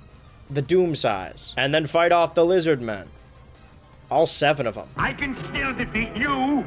Not with this pistol. The invisible girl. I must flee. He's getting away. Let him go. Let him go? Reed, man, let him go? I know the Fantastic Four don't have a no-kill rule like Spider-Man or Daredevil, but they've been, at the worst, beating people up every episode prior. This is a fate worse than death. They don't just knock the lizard men out, they shrink them forever. Like they lived their entire lives as normal lizard men, and now 1 apple tall. Forever. Apparently, Dr. Doom did return to the normal big world, but we never see that, so we're just going off the Tiny King's word. He's just loose somewhere. Also, if you're now aware of a world out there much larger than yours, that you're not the only world, wouldn't you want to check it out? Or are you worried you won't be king there? I've often said this, but if I learned one day that I lived in a simulation, I would not immediately leave. Like, I'd at least wait until I'm old. I spent 20 years here. I'm gonna at least ride it out. What if I have to learn new languages and rules? Speaking of new languages and rules, we have officially come to an end. Not of the Fantastic Four 1967, but the last episode to air in 1967. And I thought this would be the perfect opportunity to look back at all the best moments from the year 1967. Just says Vietnam in big letters. The Fantastic Four 1968 take on Blastaar, the living bomb burst. What you fiddling with now, Stretcho? This is a time-space dimension machine, Ben. Haven't we already invented time travel? Zap, zap, zap, zap, zap. The Fantastic Four observes another conflict that does not involve them at all. Honestly, do these guys just take on the role of the Watchers in the 60s comic? Because it makes sense for these versions. I must enter the inner chamber of the time-space dimension machine and explore it in space. Is that how you become a Watcher? By dying? Is that why he wants to die so much? The show really is just shapes and colors. I cannot tell who's fighting who. This is Blastaar, and he's being exiled to this seemingly empty asteroid belt. Or, sorry, this negative zone, I guess. There's hardly any time left, Johnny. Throw a supernova blast into the explosion area. The recoil might throw us clear of the debris. It's worth a try, Reed. Here goes. Now, Reed, I'm not a space expert. Finally, Blastaar wakes up. All sexy like. And the gang are all back together safe, but they don't know that this episode's only half over. Man, they left the screen door open. Now the space bug is getting in. And Blastaar immediately starts blasting. Cool those blasts.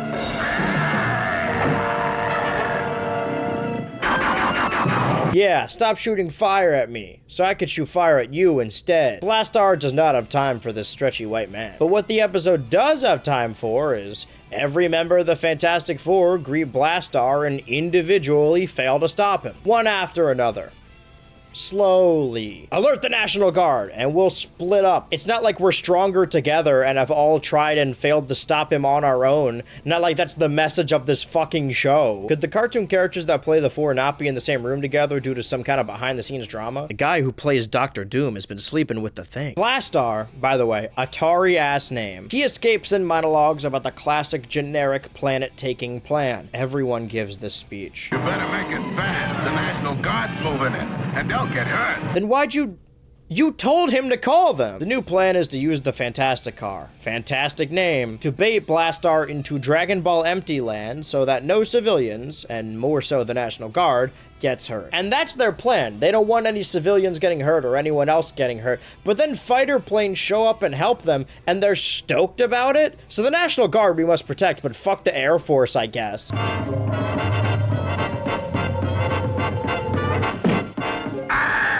I guess Blastaar is here now. You brought him all the way here to beat him up with streetlights? We have streetlights at home. The episode is resolved as they zap impure thoughts into Blastaar's head, and then he flies back home on his own. I know I fluff these stories for entertainment purposes, but that's not even that far off. You guys don't think he might be an issue later? Like if he decides to come back? I guess Blastaar is no Moleman. I gotta admit, I misread the next episode title and did think he was going to be coming back again. The episode that aired on the second week of January in the second week of 1968, January 13th, 1968. Dude, the show has been airing weekly every week except for Christmas consistently since it started.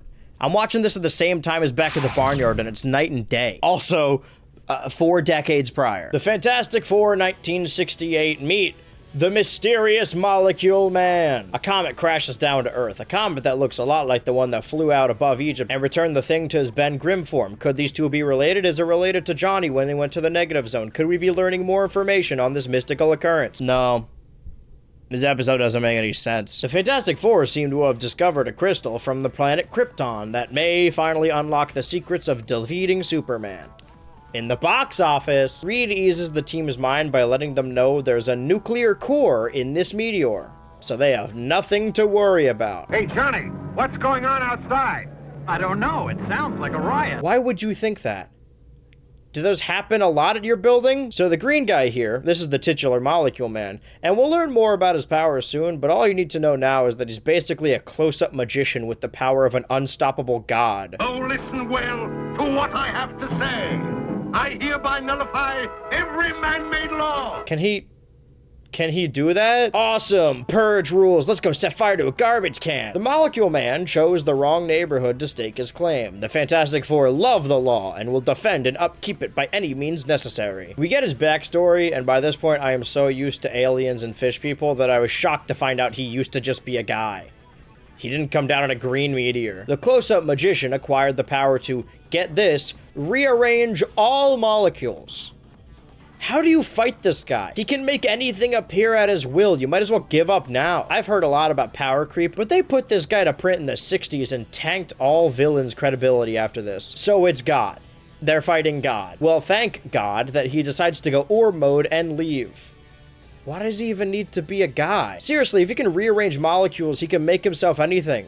Like a puff of smoke, or a ripped lion, or a green orb. In the close-up magician's first decree, he removes all bombs from the military. Are we supposed to dislike this guy? He's just a dork. He didn't even want to do anything evil. He just wants to be in charge for the title. He just wants to be respected. He's like Elon Musk. Oh. I think the Fantastic Four should... Reed makes a gun. It's a defense weapon. You shoot the object that you think he's going to change, coating it with a micro-electrode power. Since he can't rearrange electronic molecules, this defeats his effort. Okay, but what if he makes the items out of thin air? You know, like we saw him do earlier? How do you even fight this guy? He spawns a lion in front of the thing and he swings it around like Gay Bowser. The invisible girl snuck up on you? You're the Molecule Man. You should be able to sense this, no? Maybe I'm headcanoning him to be more powerful, but his power is that he can rearrange molecules and spawn things out of thin air. The only reason they're able to defeat him is by disarming his magic wand. Weren't you mutated? Why does that matter? So the blast that turned you green didn't actually do anything? It just so happened to also create a magic wand that anyone can use? This is a close-up magician. And that pain in my arm, I don't know what it could be. I'll find out. So Reed shot him with a bone-hurting gun, the gun that hurts your bones. The gun is mightier than the wand, evidently. Then they turn him back into a guy somehow. But he has no memory of his time as the Green Needle, and the last we see of him is the cops surrounding him anyway.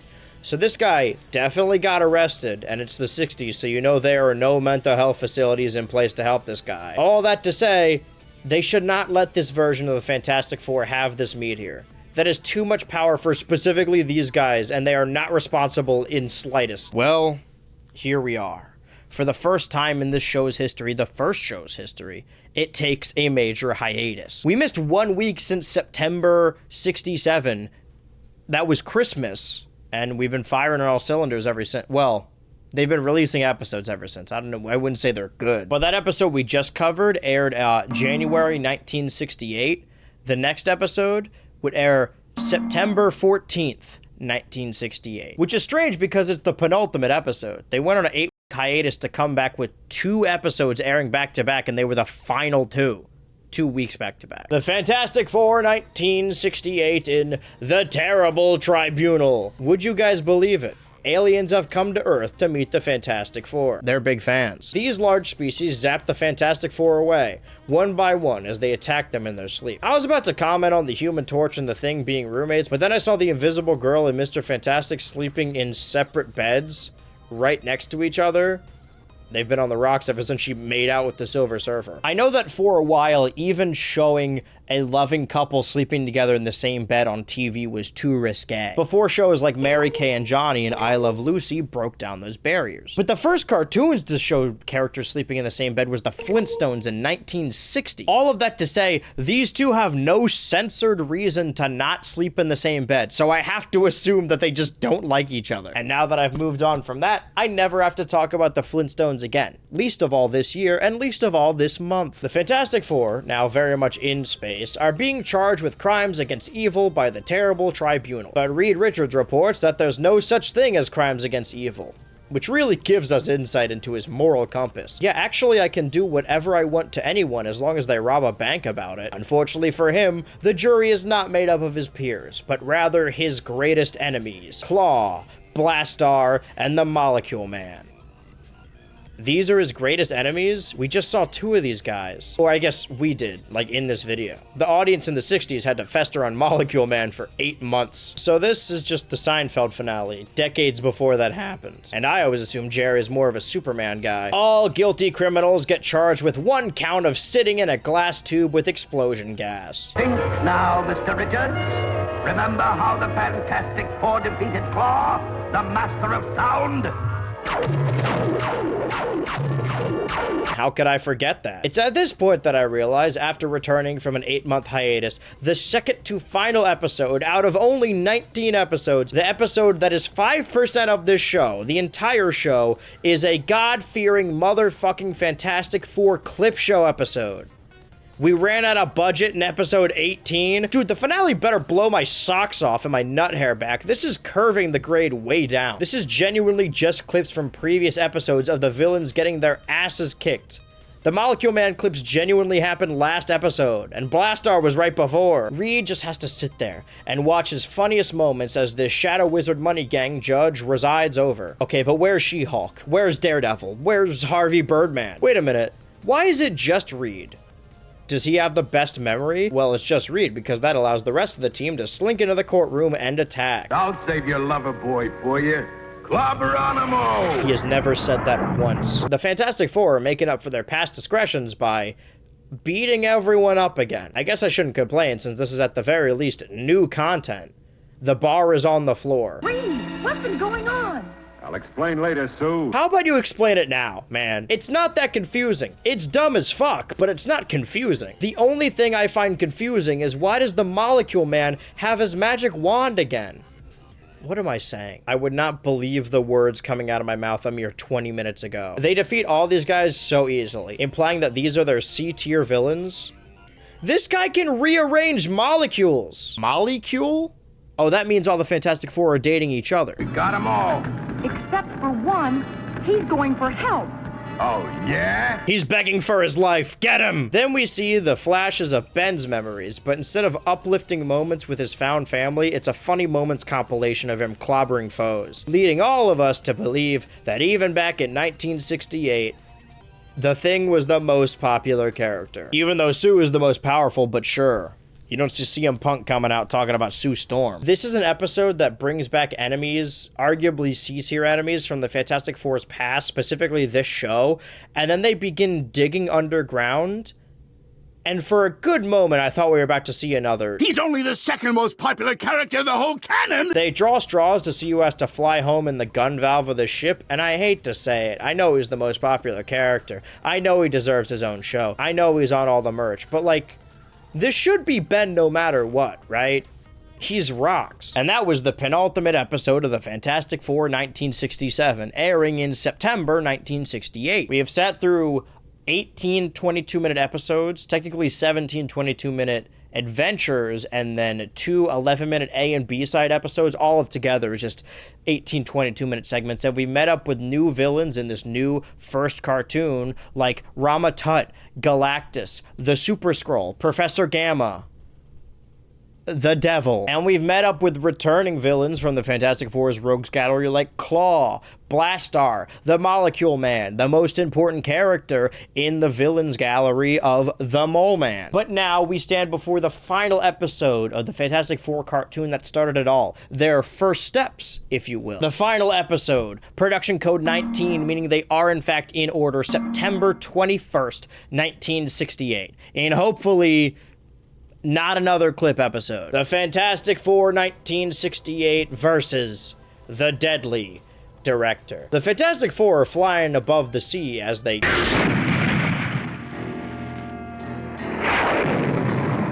What you have just seen, gentlemen, is a rehearsal in miniature. Whew.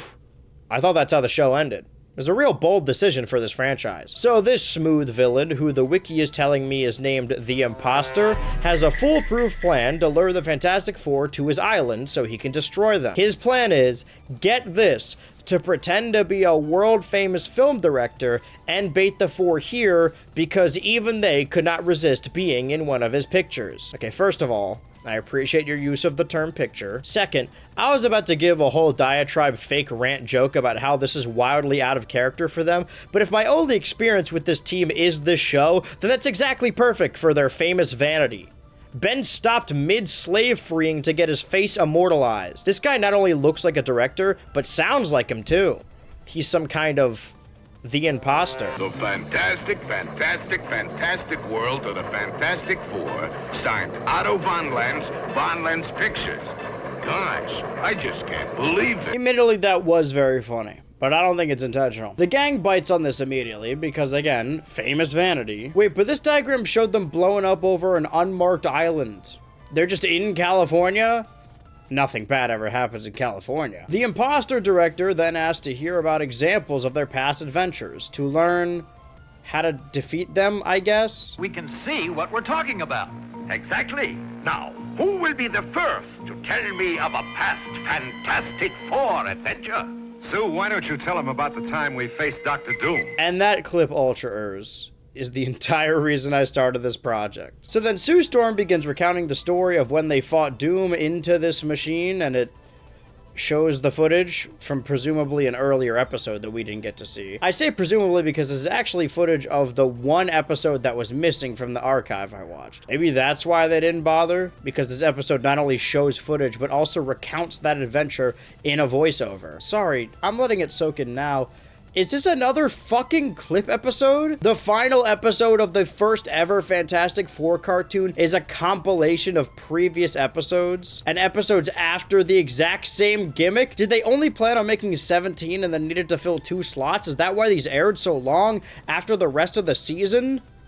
Comparably? Like, I suppose I could talk about the small snippet of the Doom episode we've never seen, but there's not too much of it. Like, if I'm the imposter looking for a way to beat them, this does not tell me anything. Hey, Reed, why don't you tell about the time we met Moleman? How come nobody ever used that clip as a sample? He's the #2 Fantastic Four villain. Why isn't he in any of the movies? Again, this is just a large portion of a previous episode. The first episode. Like, in the grand scheme of the show, normally there's a disconnect between our rewatch and the gap between releases, but this Moleman episode aired for the first time a year ago.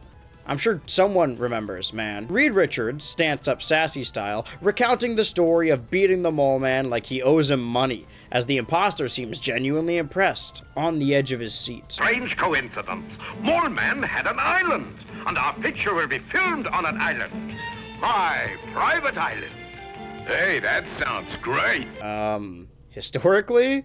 Not so much, but they didn't know anything in the 1960s. They trusted every producer. You can murder someone on camera and get away with it. Speaking of, prepare the big laser! Some way to greet movie stars, shooting us with a laser ray.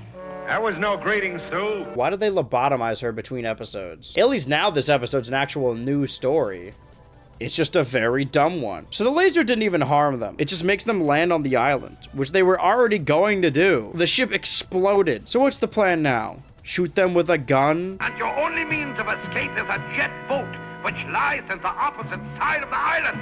But to reach it, you must pass through many movie-land perils, which I have created. Dude, if you're gonna make them do a reality show challenge, you might as well just run the cameras anyway. I know this isn't the same director, but you could invent schlocky reality TV decades before anyone else.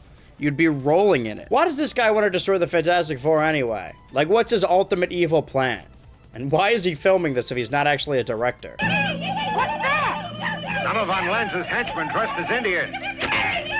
Alright, so no reason they need to be making those noises then. This is just for dramatic effect. Is this a movie set or not? Why else would there be an Oregon Trail-ass wagon full of explosives? Like, the island just has this? Is it naturally occurring? It's okay, guys, the jig is up. You can stop the wildly offensive act now. I'll be right back. Hey, Indians! Here's 100 years supply of smoke signals for you. Oh my god. And the imposter left 2 biplanes out for them. I'm not convinced he's not trying to invent the amazing race 40 years early. Like, nowhere is it stated that he's doing all this for entertainment, but it certainly makes more sense than whatever's going on here. I can't believe they baited us into believing this was gonna be a clip show. Why did they even bother? So it could be used in an album later? Plug the gap with your force field.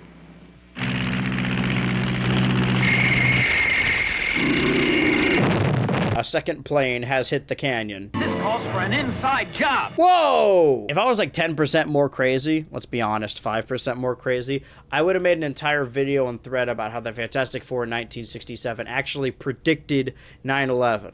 But I'm not quite there yet. Stay tuned for that arc. Give me at least 2 more years. We'll see where I'm at. And now the Fantastic Four, they have to fight a 2-headed robotic reptilian kaiju monster. It's certainly better than a clip show. And by fight, I mean the Human Torch flies inside its stomach, slowly rearranging all of its pipes, and then it explodes. This wasn't the final trial? Oh, then I bet the actual final trial is even bigger and grander and... The Fantastic Four were foolish to think that I would let them escape.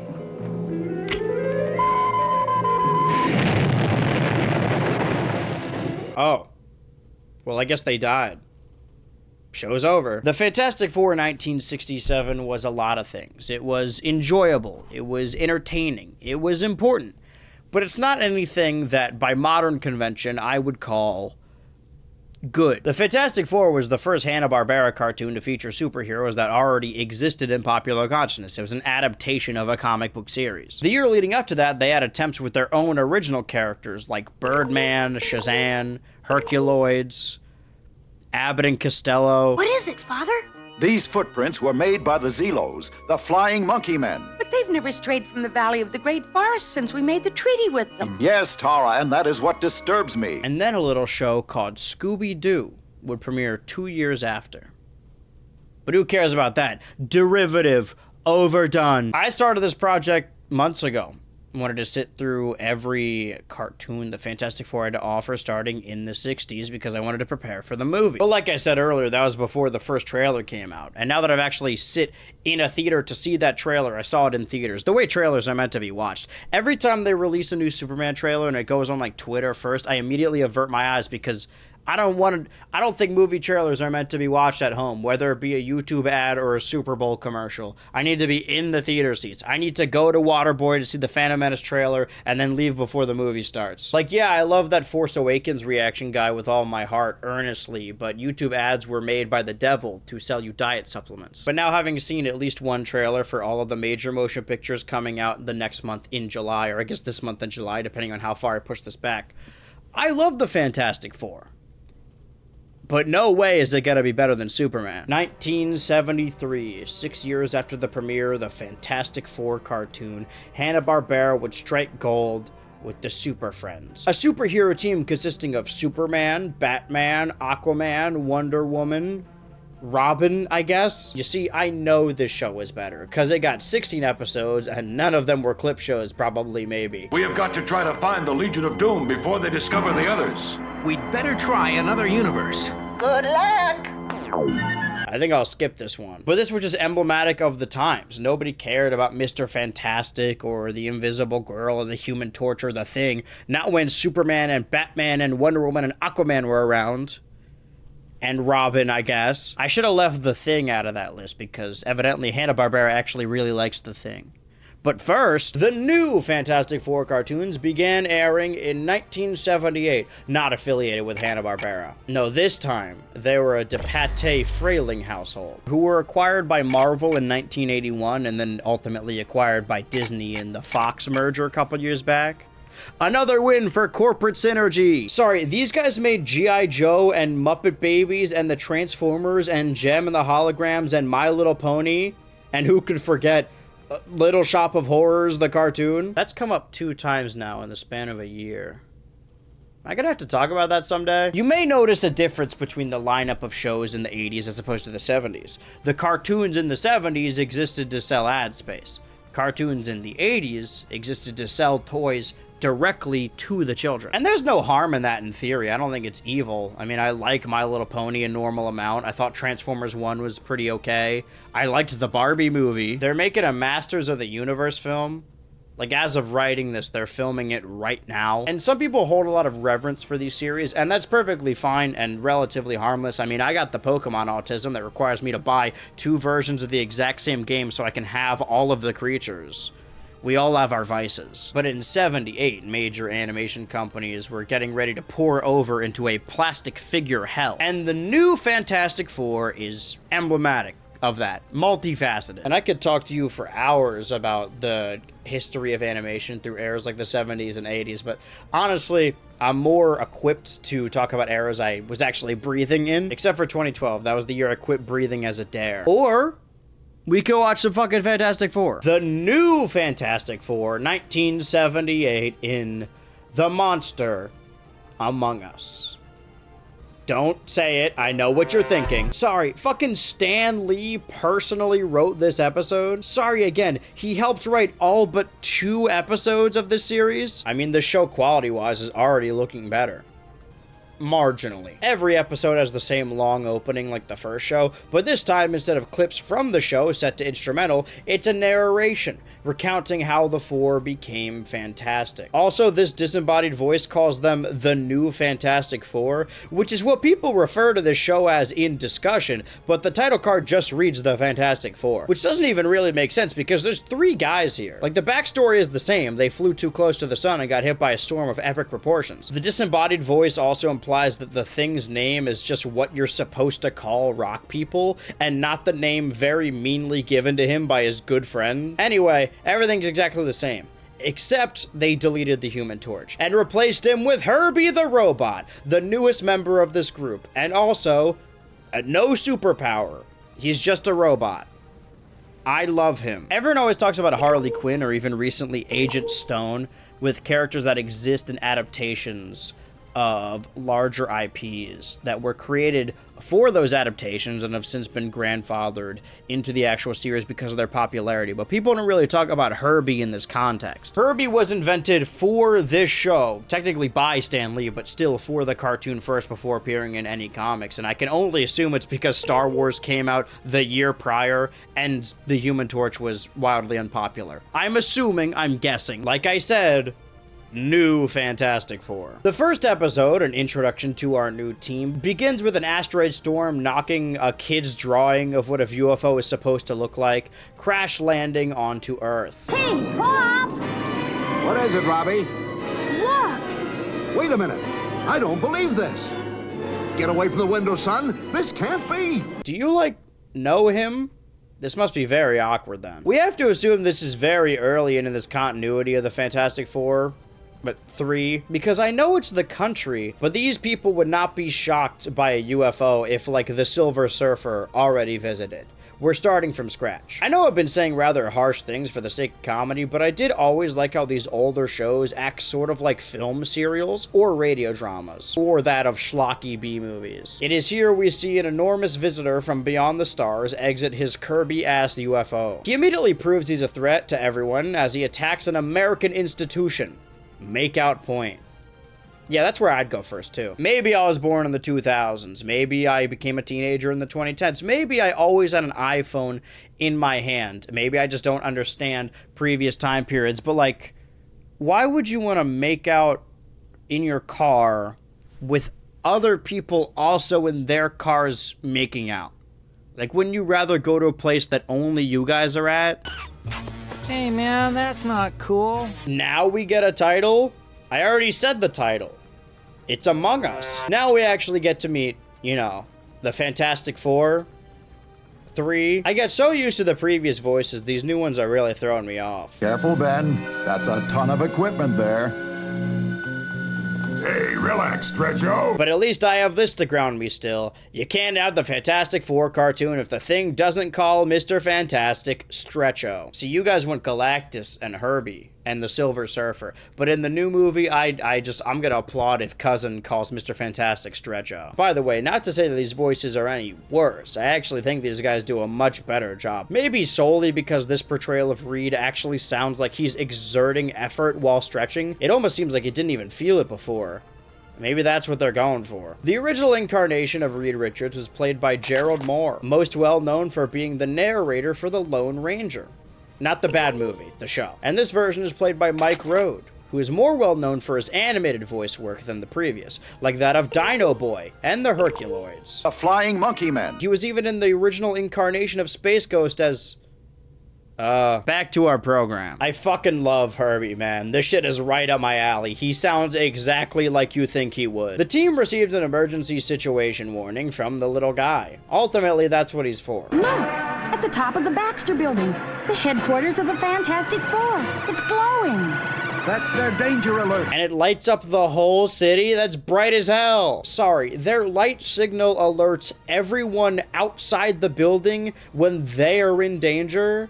Like when the Fantastic Four specifically are in danger? Because I'm pretty sure this warning is about the monster among us. Why is it in their house? Who is setting off these alarms if only they can activate it? Why don't we just put it downtown? It stays on my head in here. This is the shake signal, the master shake signal. You got that? I got it. You would get it.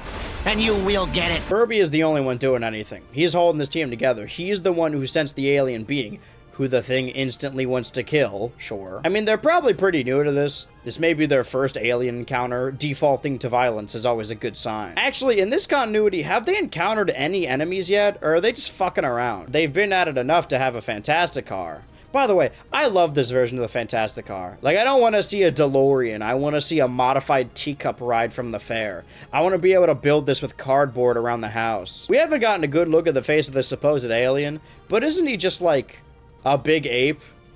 Is this King Kong? Look at the size of that creep. Boy, he makes King Kong look like a midget. Whoa! I am so sorry for that. We just met this guy and he's throwing out slurs like it's nobody's business. He's had 5 lines and he's already got stretcho in. Oh, okay. No, I see. He has an alien face and elf ears. Very different, distinct from King Kong. This is my OC, my original creation. He is bigger and more epicer than King Kong, and also he's from space, and also he has evil red eyes, and also he is an alien, and also bigger. Okay, Stretcho, you know what to do. Get a good grip on my feet, Ben. Relax, mister. Just do your thing. Now, I'm no linguistic, but telling Reed Richards to do his thing must really miss his roommate. Because no offense to Herbie, I count him as a part of the team, even though he isn't a person with a soul. But without Johnny, this family, the Fantastic Four, is Reed Richards living with his wife and his buddy from college. Oh, I'm sure. They fix the bridge, or at least hold it together, as the thing calls Reed Stretcho again. That's like 3. Please don't tell me to make a slur counter for this guy. Whoa, Stan Lee makes cameos in the cartoons too? They don't know what to do. They're like lost NPCs, so they immediately call Herbie. Why isn't the show just this guy? Although I like her relationship with the robot, they really nerfed Sue Storm in this incarnation. She used to be the best member of the team. I guess that's what happens when they kill your brother in front of you for not being popular enough. Again, Stan Lee wrote this episode. And most of this show. Herbie is a Stan Lee creation. Oh, also, my epic, awesome, giant alien OC can shoot a magnetic force field. And spin! Oh, okay, so we're just doing King Kong now, huh? Not even hiding it? This is a very Herbie-centric episode, as he seems to be the solution to all their problems. But it makes sense considering they need to introduce him to the cartoon audience, seeing him for the first time. I mean, they killed Johnny about it. They outsmart the monster among us by telling Sue to turn invisible. They have to tell her to do... Man, they nerfed the shit out of her. The storms are in the mud. She needed her husband to tell her to do that? That's like her one thing. She could turn other things invisible? Alright, sorry, I stand corrected. That's her 2 thing. General Trescott, call off the airstrike. That's orders from the president. Wow, this continuity really is different. I didn't know this guy was in charge. When does he become the Red Hulk? And now they have to spare the life of the monster among us. Hence the turning invisible. Gotta say, turning the rampaging monster that was already difficult to catch fully invisible, it wouldn't be my first option. Look, he's heading for his ship. Well, there goes Tiny Tim, and good riddance.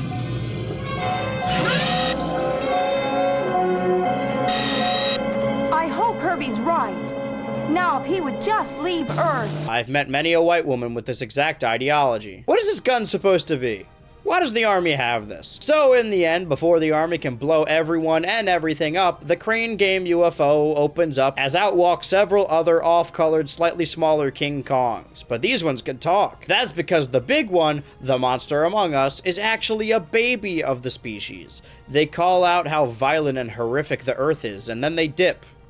That rules. Sorry guys, we gotta go. We're late for our role in the Star Wars Holiday Special. Another day saved. The first day saved by the power of friendship and also invisibility. So they almost killed a kid. An alien kid? So that was the start of a new era. A new Fantastic Four. 3.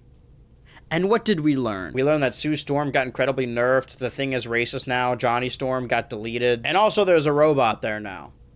Riveting stuff. I'm probably still going to mention it every time because I need something to say between episodes anyway. I mean, it isn't a streaming show, so I might as well bring it up. But the episodes following this continue to air every week afterwards. And luckily, they aired in production order. From September 9th to November 18th, 11 episodes aired weekly throughout 1978. And next week's episode aired September 16th, 1978. And we're starting a whole new ball game. I wonder what enemies the Fantastic Four or 3 will face off against now. Will it be a new enemy from Beyond the Stars, or will it be a returning villain from the last show, but this time more menacing? I mean, it's only episode 2. In the grand scheme of Marvel Comics, how far out could they go? The new Fantastic Four 1978 witness the Menace of Magneto. A strange and ominous vehicle pulls up to a gas stop. Oh, it's just Magneto? Can he not fly? I love that every comic book character in the 70s had an iconic vehicle.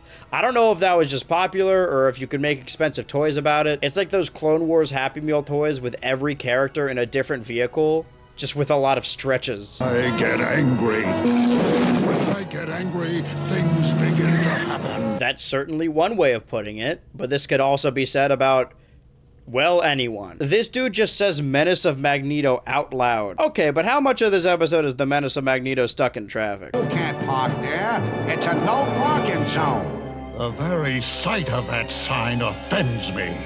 And whatever Magneto finds offensive must always be destroyed. I really hope this entire episode is Magneto coming to New York and just having to deal with more menial shit over and over again. Like when he gets to the Baxter building, he uses his powers of magnetism to take the elevator.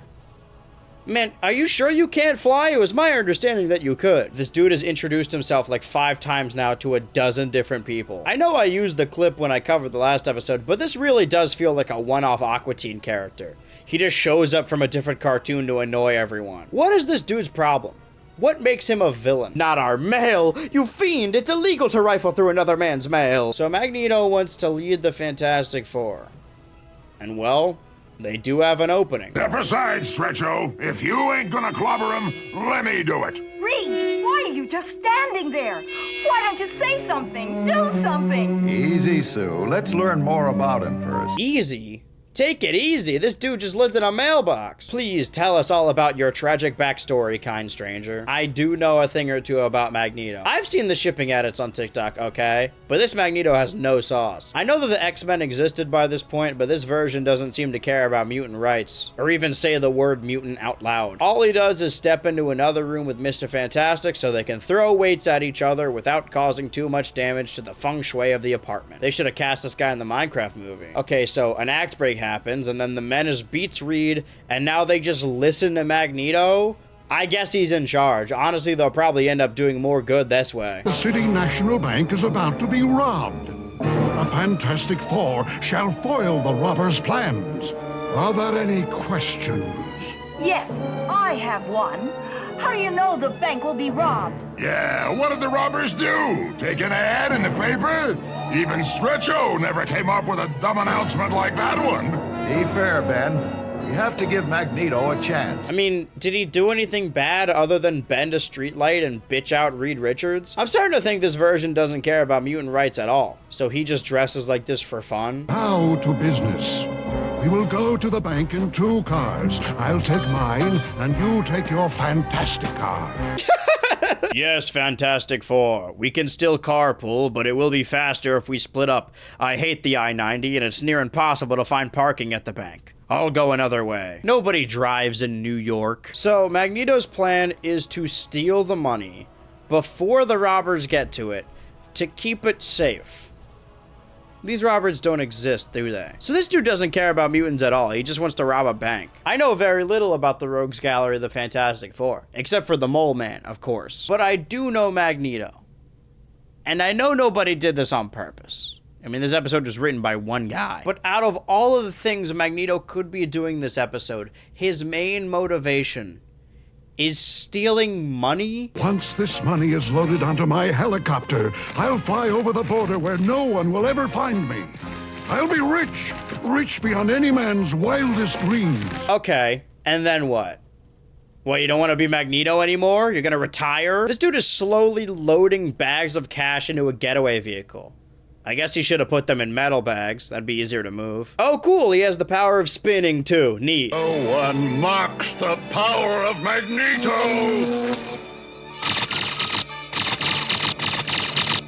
Nice try, Magneto. But I'm not exactly powerless myself.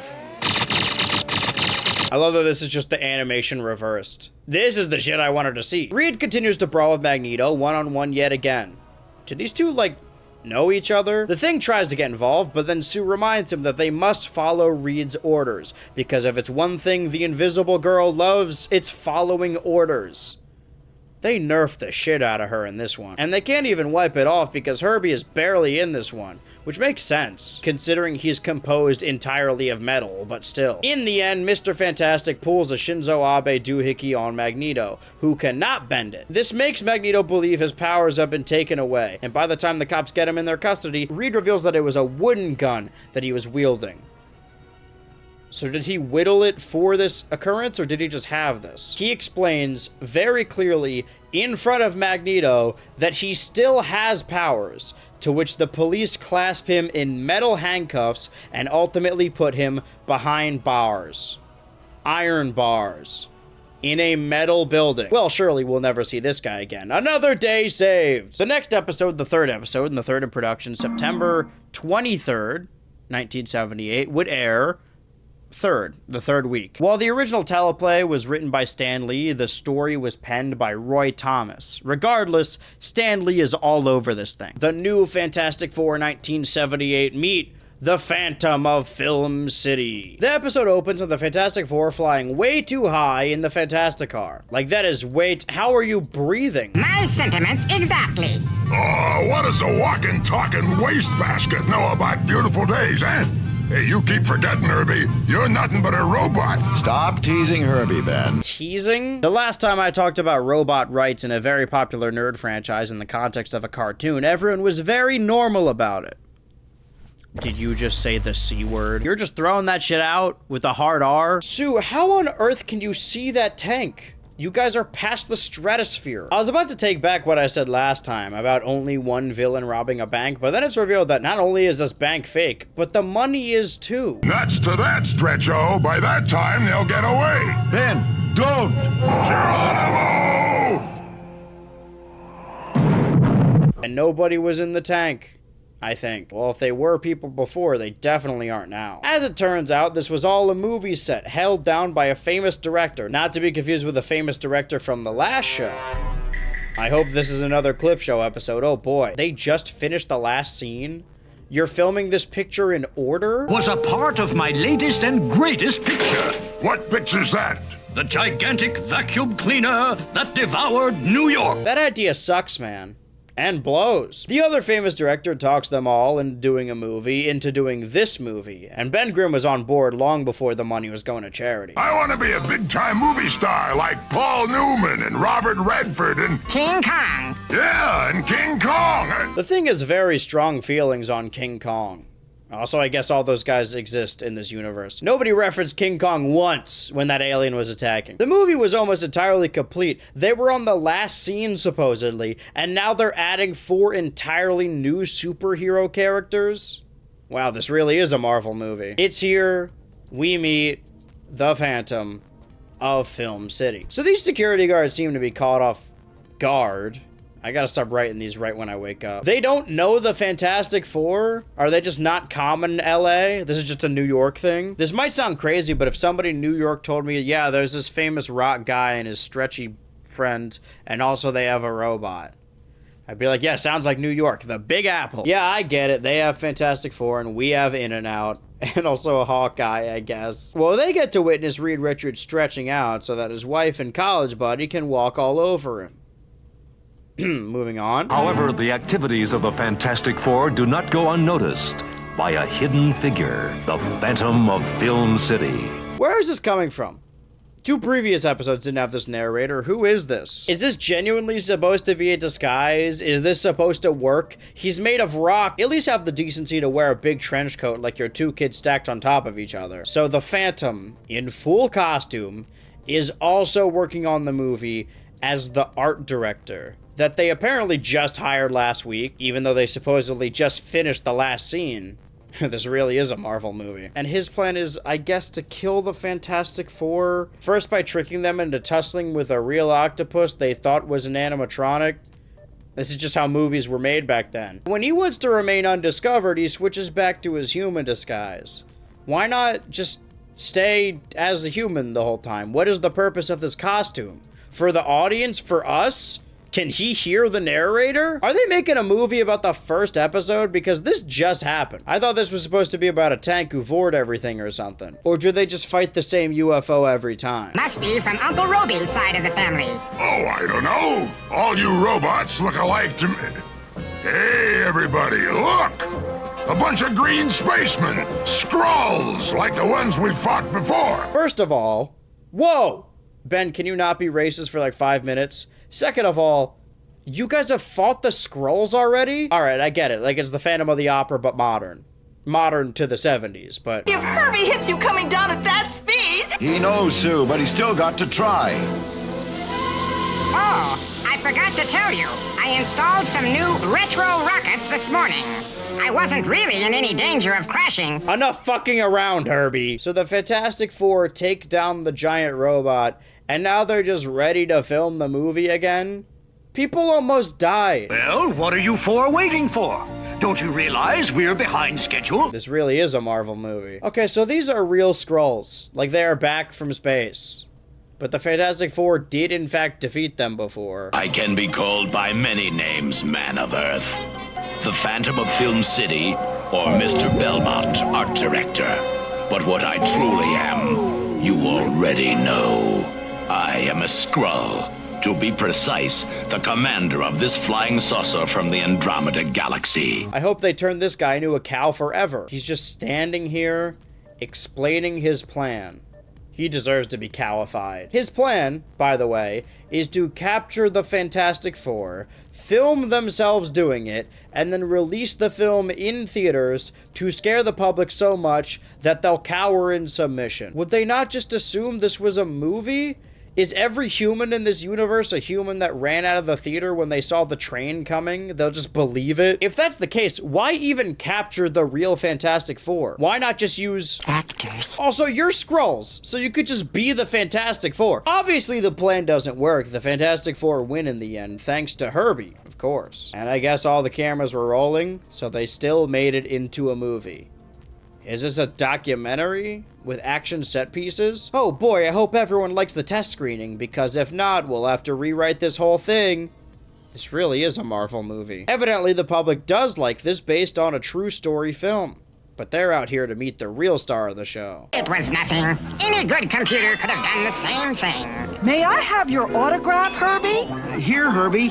Could you make it out to Vinny? If he wasn't a robot, I'd accuse him of being a Nepo baby. I mean, he's the son of one famous hero, 2 famous heroes, 3 famous heroes. I'm not going higher than that, so you could just stop now. The next episode aired a week later on September 30th, 1978. And if you thought Magneto expanded the universe, the new Fantastic Four 1978 meet Medusa and the Inhumans. Now, I know what you must be thinking. What are the Inhumans? Well, they're like mutants, but not. Everyone's just cool with them. The Fantastic Four are out investigating strange beings in the mountains like they're fucking Secret Saturdays. I gotta start putting together a tally for every show that keeps coming up, but I don't care about enough to talk about. You guys ever see Dance on Sunset? And it's in these mountains of indeterminate continent that we first see the likes of Medusa, Gorgon, Kamek, Garfield. They attempt to knock down the Fantasticar, but Reed Richards spins his Reed Richard so fast helicopter style that it slows their descent. Is this the Medusa? Like the Medusa? From ancient Greek mythology? Wait a minute, Medusa's a Gorgon? But Gorgon's right over there. All right, can somebody tell me what's going on? So how do you know the Fantastic Four? The show does slow dramatic zooms like Family Guy does, and I can't unsee it. I only ask because the Inhumans live in the Jetsons world where their technology is advanced and remains hidden, with no connection to the outside world. It's like Wakanda, except, well, I'm not seeing a lot of diversity in the Inhuman world is all I'll say. Garfield takes down every plane that attempts to fly over their Bermuda Triangle. That wasn't a euphemism. They're an isolationist nation of dudes who wear bright costumes, but she also knows about the Fantastic Four? Or she must have seen their movie. But now they want to enter the rest of the world. I guess the schlocky Fantastic Four B movie from last time must have been like Rickon's book to these guys. Whoa, was that an epic Severance reference? That's gonna permeate throughout this entire year of content, because I wrote a lot of these videos in January, February. I'm wearing a hoodie and a cape and gloves, and it's 90 degrees. Oh, it's as quiet as it's gonna get. If it looks like my hair is flowing magically, it's not. And the Fantastic Four are trapped in another pitfall. How about that? Just when I thought we were starting a meaningful relationship. Nobody traps the Fantastic Four. Yeah, except for the Moleman, and Diablo, and Doctor Doom, and Claw, and Rama-Tut. And Medusa wants the Thing bad because he's the coolest and most popular member of the team. So she lets only him out. And the next like 5 minutes of this episode is him lifting heavy things over and over to win the heart of Medusa. All while she seduces him. Meduses him? That was not a Medusa euphemism. Man, your friends are in a dungeon. A stone dungeon. Can you get pussy later? Do you think that the Medusa from ancient Greek mythology had a bush made of little snakes? Anyway, back to the episode. The married couple and their robot son escape by combining all their powers to be a fraction of the strength of the Thing. My sensors will lead me to my big orange-skinned buddy. Company coming.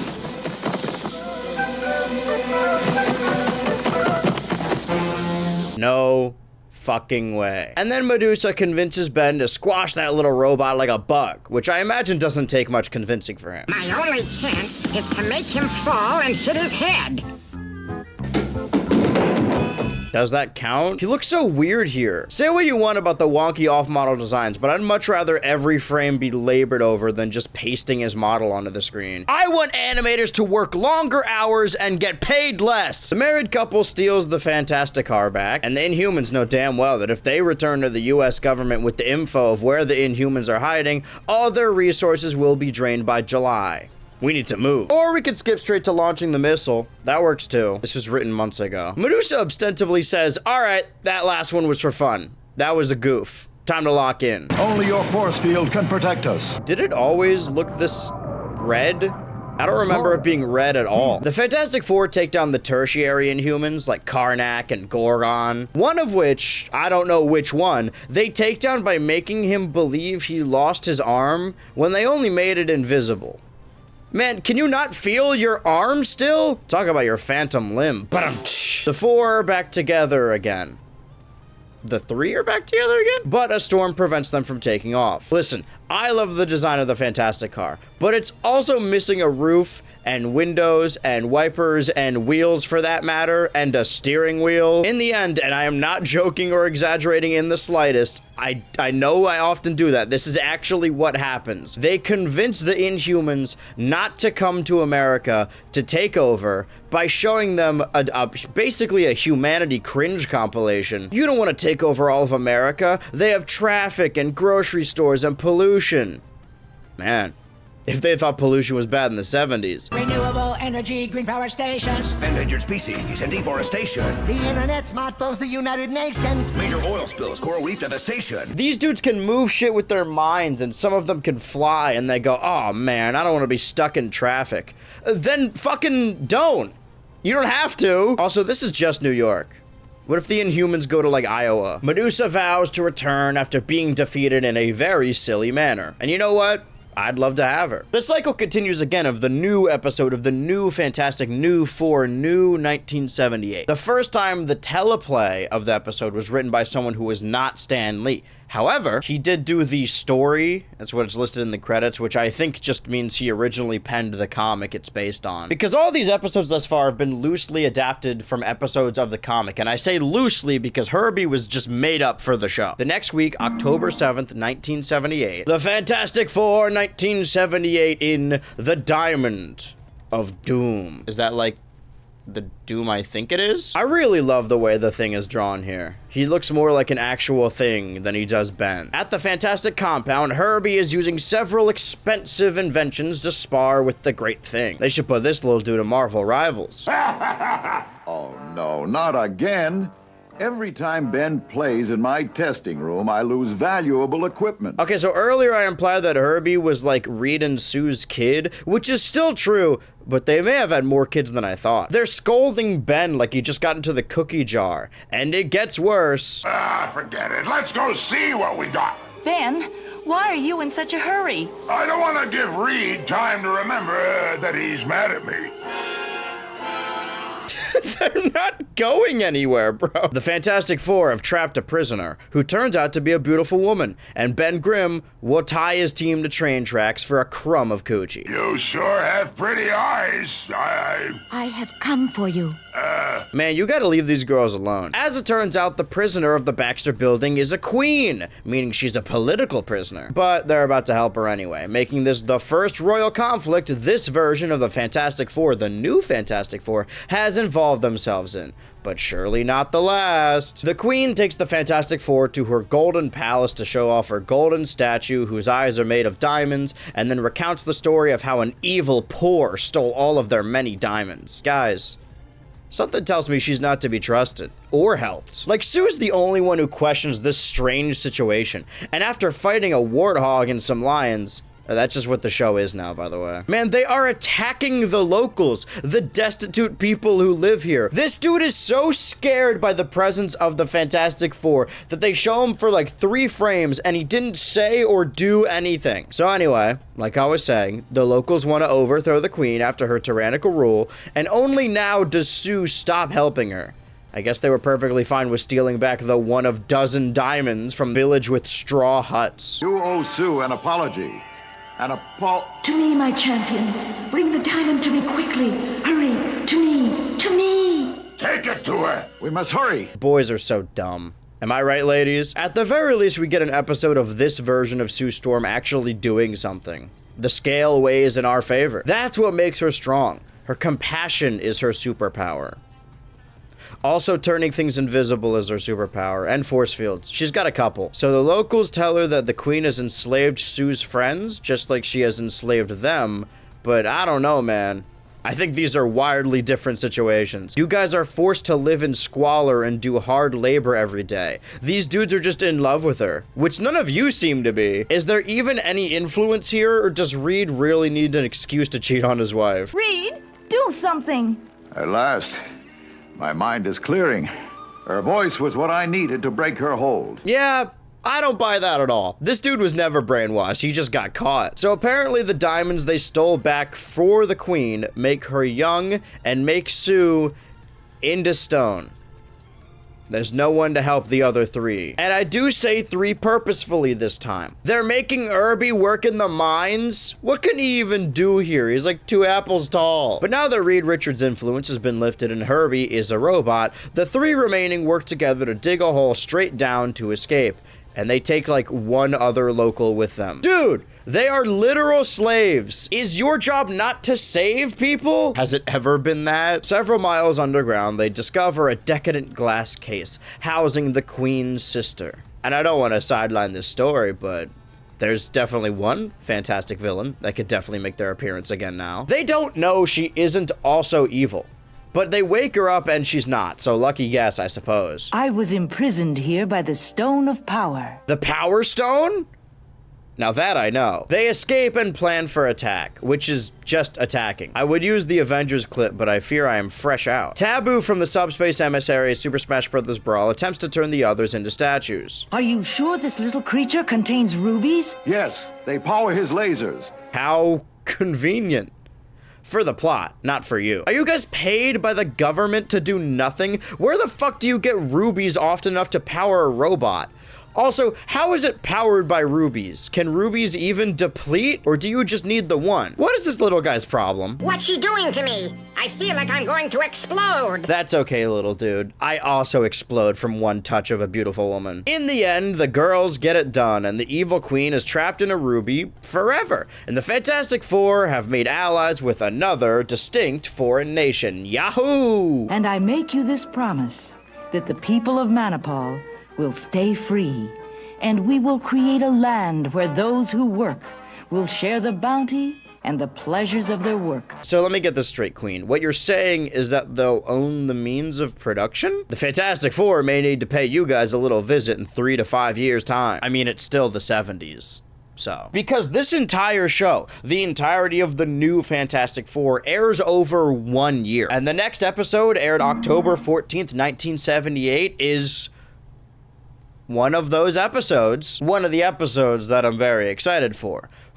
Because the Fantastic Four 1978 versus the Moleman. The king is back. All is quiet and peaceful at the electrical plant. That is until an earthquake makes it sink into the ground. The wise men are baffled. That's actually the descriptor they use. I don't know where it came from. This is supposed to be the UN. Meanwhile, the US Embassy instantly calls the Fantastic Four. They don't even hesitate. We must ask for their help. Yes, call the Fantastic Four. We all vote aye. I don't know if this is a situation where you can speak on behalf of the class. Power plants all over the Earth have gone missing, and we don't know where they went, meaning no one bothered to check the holes they disappeared into. The holes that appeared right where the power plants used to be. Also, how many power plants are there on Earth? So there's been over a dozen building-sized holes dug into the Earth. That's gotta be bad for the tectonic plates. Reed instantly assumes it's the Moleman, which, yeah, that'd be my first guess too. But they haven't... Hold on, we gotta see the title card. The Fantastic Four in the Moleman? I don't know, it was that kind of episode. So the Thing hasn't heard of the Moleman, but Reed has. Did he just go to college with every supervillain they've faced? Is that why he was so cordial with Magneto? The man made of rocks, while talking to a robot, thinks the idea of a mole man is ridiculous. So everyone else on this team has never heard of this mole man, but Reed has, despite never actually meeting him. He's like a legend. The mole man exists in the fringe of cryptozoology. It's a shame the word crypto has been ruined by the dumbest motherfuckers on the planet that are killing that same planet and doing their dumb debauchery. Speaking of killing the planet for dumb and selfish reasons, to Russia! We'll take off as soon as the pogo plane is fueled. Every minute counts. Oh, nuts. I wanted to watch Spider-Man tonight. What? The first episode of the Founding Spider-Man cartoon aired on the exact same day as the first episode of the first Fantastic Four cartoon on the same channel. I can't confirm if they aired back to back or not, but I mean, that's where I'd put them if I had the rights to both of these shows.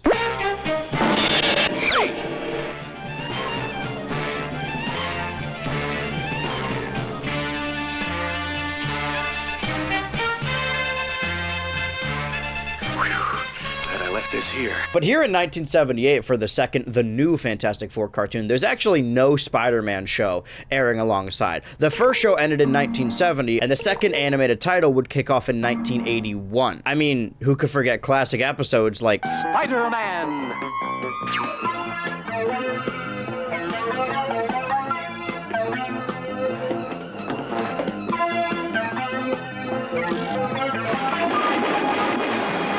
Whose car is this driving in the ocean? The Fantastic Four villain, Dr. Doom. So that's what I'm focusing on for no reason in particular. Doom appears for the first time in 2 episodes. Dr. Doom, Master of the World, and Canon of Doom. The first one, which is episode 2 of the entire series, by the way. The second show from 81, which is why I'm spending time on this tangent at all. President Red Hulk presumably is flying Air Force Red 1, and Dr. Doom kidnaps the whole plane like it's the fucking Star Wars. Sort of force beam. This is Air Force One to Kennedy Tower. Mayday, Mayday. Something's jamming our signals. And Peter Parker, who you may or may not know is Spider-Man, is mainly focused on getting pictures of it. Spidey catches a flight with the Back at the Barnyard character, and the chase is on. Wrong, web swinger. You're at the mercy of your deadliest enemy. Dr. Doom. Gosh, I wish I'd brought my autograph book. Your attempts at humor bore me, Spider-Man. Fortunately, I won't have to listen to them much longer. Right, Leadhead, because I'm gonna stop you right here and now. You never learn, do you?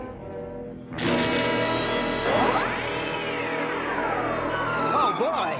I'm beginning to think that armor-plated gargoyle doesn't like me. Spider-Man is thrown out for his iconic quips before landing on the missing president's plane and then fleeing the scene of the crime in front of a lot of witnesses. And now all the world's leaders rest under Doom's thumb. All of the world leaders on Earth are under my control, except for the Secretary General of the United Nations. Once I take care of him, I will electronically control all of the minds of the entire UN Assembly. And when they meet tomorrow in special session, I, Dr. Doom, shall be voted Master of the World. Hey, I just said that. And now the Doombots are fucking with Spider-Man. Do they look... Listen, I'm not one to adhere to the gender binary, especially with robots, but like... Why do they look like the sexy Jetsons robot? This might be an Inkblot test and I might have a problem. Spider-Man forms a plane of his own webbing and flies towards the Twin Towers. Completely innocuously. As far as the public knows, this dude just kidnapped the president. Keep him away from them. Yeah, who cares? Let any college student into the building with all the important leaders. We have an open door policy.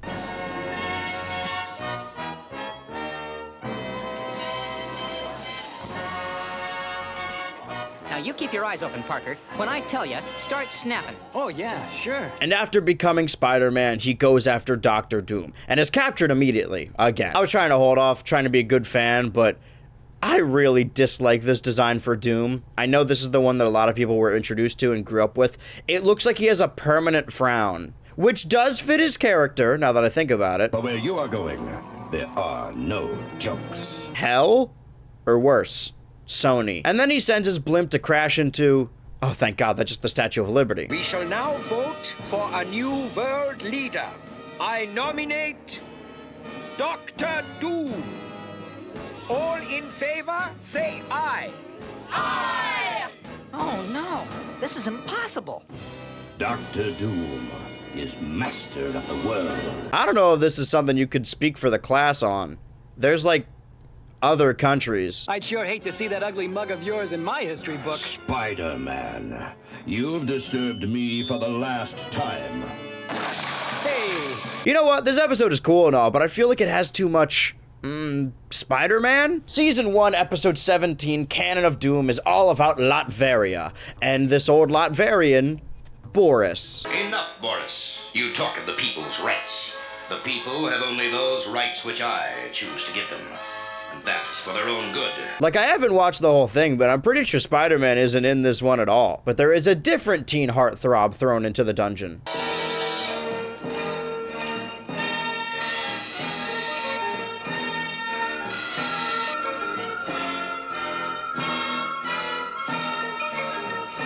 I was about to ask how they would tie in the Spidered Man, but then Dr. Doom makes it snow in New York. You aren't even in America. What is your beef with this place? Didn't you cry on 9/11? But how did you get permission to return to New York, Master? Through the efforts of a pompous, misguided fool. It's free enterprise. And I'm not gonna let some blasted government bureaucrat tell me how to run my business. But Dr. Doom... I always knew the alt-right pipeline in America started somewhere. Not if Spider-Man has anything to say about it.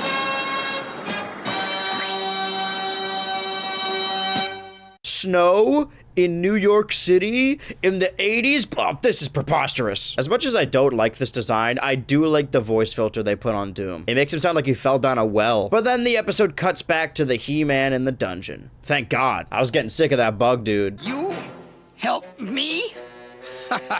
Please, in my pocket, a note. It's from my father. He says, you save the worker from the guard's whip. Is this a trick? Why would I resort to trickery? You're already a prisoner. What do I gain by deceiving you? You can't blame me for being suspicious. If you're really with us, prove it. Let me hear you say it. Tell me that Dr. Doom is a tyrant and must be overthrown. I've spent my life serving Latveria. Say it! You have spent your life serving a tyrant. I forgot why we started doing this. I found Victor Von Doom and his father the next morning, nearly frozen to death. At the very least, this completely unrelated episode then diverges into the backstory of Doom, which has already changed from the last cartoon he appeared in. They say the G word a lot, just letting you know. All of mankind shall pay for this. Even then, I had the uneasy feeling it wasn't young Victor Von Doom who would need my protection. Other than still going to a New York college. Full science scholarship. Victor used the college, used its modern scientific equipment to conduct strange, forbidden experiments. Hey, Vic, I've been going over some of your notes, and I'm afraid you're a couple of decimal points off on some of your figures. Ouch! I have no time for you. Okay, find out for yourself. So is this guy supposed to be Reed Richards? Or does he not exist here because he's not a real guy? And this is a cartoon within the new Fantastic Four cartoon. Wait, I don't think that makes sense. And that, superfans, is why we're covering these episodes. Probably. And yet he still puts himself in the head exploder machine. You have to keep that. The President of the United States is on the phone. Mr. President, in less than 10 minutes, a massive earthquake will strike New York City unless you're prepared to meet my terms. It is time you learned, once and for all, Dr. Doom, the United States does not barter with terrorists. Spider-Man literally pops back on the screen with like 2 minutes left. They had to physically take him out of the episode so they could relay Doom's backstory. They knew his ass would have some smart-ass shit to say. All that to say, Spider-Man doesn't have a cartoon because he is a cartoon within the continuity of a different cartoon. He's not real. I know that the new Fantastic Four weren't watching that specific Spider-Man cartoon. They were watching the previous first Spider-Man cartoon, which I don't think Doom appeared in. But if they were watching the new one, would that imply that Dr. Doom was so infamous in real life that they made him into a cartoon character? What was I talking about? Of all the character designs that have changed over the years, the Moleman has remained the same. You can't fix what ain't broken, and you can't top perfection. So how does this one end? No, Ben, he's already beaten. There's nothing more we can do to him. Let's just leave him with all the wreckage and rubble. This is his world. We'll let him stay here. You expect me to believe you had nothing to do with that? Herbie, I should have guessed. It wasn't me. It was my remote control switch. Oh, Herbie, you lovable scamp. Did Reed Richards build a robot capable of bringing harm to humans? Is he allowed to do that? Well, that was a very long side tangent in the middle of what was supposed to be a Fantastic Four cartoon retrospective. But what's done is done. Spider-Man and the Fantastic Four have always gone hand in hand. But this next episode that aired October 21st, 1978, I haven't watched it yet, so I don't have anything to say. The Fantastic Four 1978 in the Olympics of space. The narration explains who the Fantastic Four are every single time, and this is after the opening theme, which isn't even an opening theme. It's just explaining their backstory. Also, Herbie is there. It makes sense, despite them airing every week. I'm sure they cycled in syndication. This way, you could jump in anywhere as a new fan. Well, not exactly, Ben. Just watch closely, and I'll show you what this ominous-looking machine does. Okay, well, maybe don't call it that. This is great. I honestly prefer an episode where the four just kind of hang around the Baxter building. But they do set up that the Invisible Girl can turn herself invisible, so that the people around her cannot see her. That one's just for the people tuning in. I'm not gonna play the clip because I feel like I went a little overboard on Spider-Man, but I swear to Christ, Ben calls the little robot Herpy. Ah, fuck it. That's what I'll do. See you later, Herbie. While everyone else is attempting to be useful, the Thing takes the Fantastic Car for a joyride because he's bored. A spaceship then kidnaps the Thing, and only the Thing, in the Fantastic Car, as was their plan. Man, at this point, just give this guy his own show. This was a purposeful move. I guess we're going on a Ben venture. This is Sandro. You don't really need to know his name, but I wrote it down in my notes so I wouldn't forget. And now neither will you.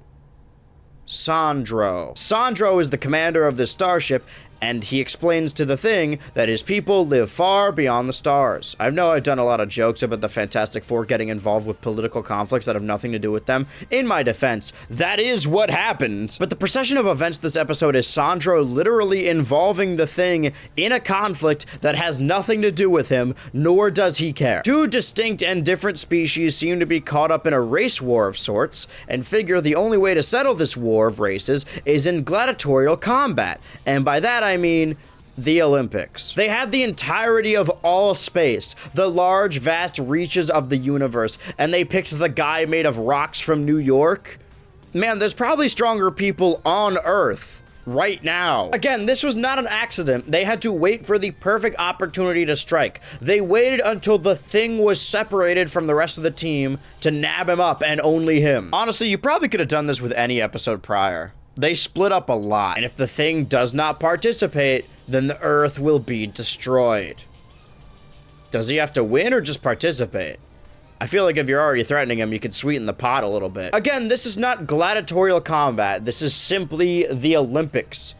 Can he just do a relay race or maybe skateboarding? Meanwhile, the government has scheduled a moonshot for tonight, an unmanned rocket. Quick, everybody, into our private jet. The rules are just different for rich people. You don't have to sneak onto the rocket, guys. If it's the US government, they'll probably just give you one. Unless they have a good reason not to. Like how you already said this voyage isn't meant to have human passengers, and thus cannot come back to Earth.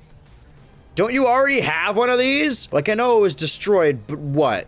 You forgot how to build it? That sounds like a ridiculous cartoon, but what if I told you that's actually true of the real moon landing? Real moon landing. You can't trick me. Back to Ben. They keep showing Sandro from the back, and I think so that they don't have to animate his lips moving, but I keep getting hypnotized by his bald head. But when the Thing meets the rival species, he finds out that they aren't even that different. What do you guys even have to be racist for? You all look the same. Wait a minute. I know the lesson here is supposed to be how we aren't so different either, but you chose to do that with the Thing? I guess he's the one that needs to learn this lesson the most. And sorry, does this imply that their racism would be justified if they did in fact look very different? The green goatee people introduced their champion, Monstro, who talks like an alien from Futurama. See, now this is a champion. You chose a guy from Earth, the dirt planet? So that means all these other aliens were captured and had their homes threatened to make them champions, but Ben is far more cordial about it. Okay, so this is actually just the Olympics. I don't know what I expected. A year prior in 1977, on the same channel ABC, Hanna-Barbera would release The Laugh Olympics, which was not reused reruns from their most famous shows, but instead a crossover of all their most popular characters, starring in a spoof of the actual Olympics. The episode we're currently watching of the new Fantastic Four is the only episode to not have any involvement from Stan Lee, or be based on a previous existing comic. I think. The Four were not under the jurisdiction of Hanna-Barbera at this point, and the two projects likely had nothing to do with each other. But I'm in the 70s, when else am I gonna get an excuse to discuss the Laugh Olympics? It's possible it's just similar thinking, because the Summer Olympics took place in 1976, and animation takes a long time.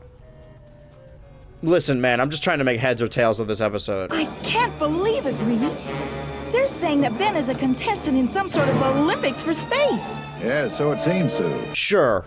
Why not? In the end, the combatants team up with the help of the Invisible Girl, who can turn invisible. Remember? We set this up earlier in the episode. And Herbie, who cannot turn invisible, makes them see the error of their ways. You see, guys, you don't need to be racist. What if we all just extended our hands and trusted each other? Then we can make this world the better the planet's exploding. Racism does not compute. He should have said that. Can we get the fuck off Olympic planet now, please? October 28th, 1978. 3 days to Halloween.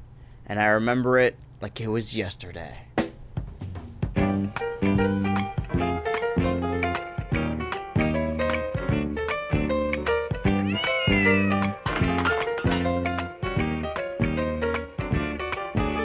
Wait a minute, no I don't. We were spoiled by the previous show, and the Laugh Olympics, and some bits of Spider-Man sprinkled in there. But now, we're back to the new Fantastic Four, and now it's time for the moment we've all been waiting for. At least for the last 2 minutes or so. Fantastic Four 1978 meets Dr. Doom. Okay, so they've been to space and met Skrulls and also Magneto, but they're only now meeting Doom. The most mysterious monarch in all the world, guarded by a fighting force that never sleeps. At Latveria. Now this is Dr. Doom.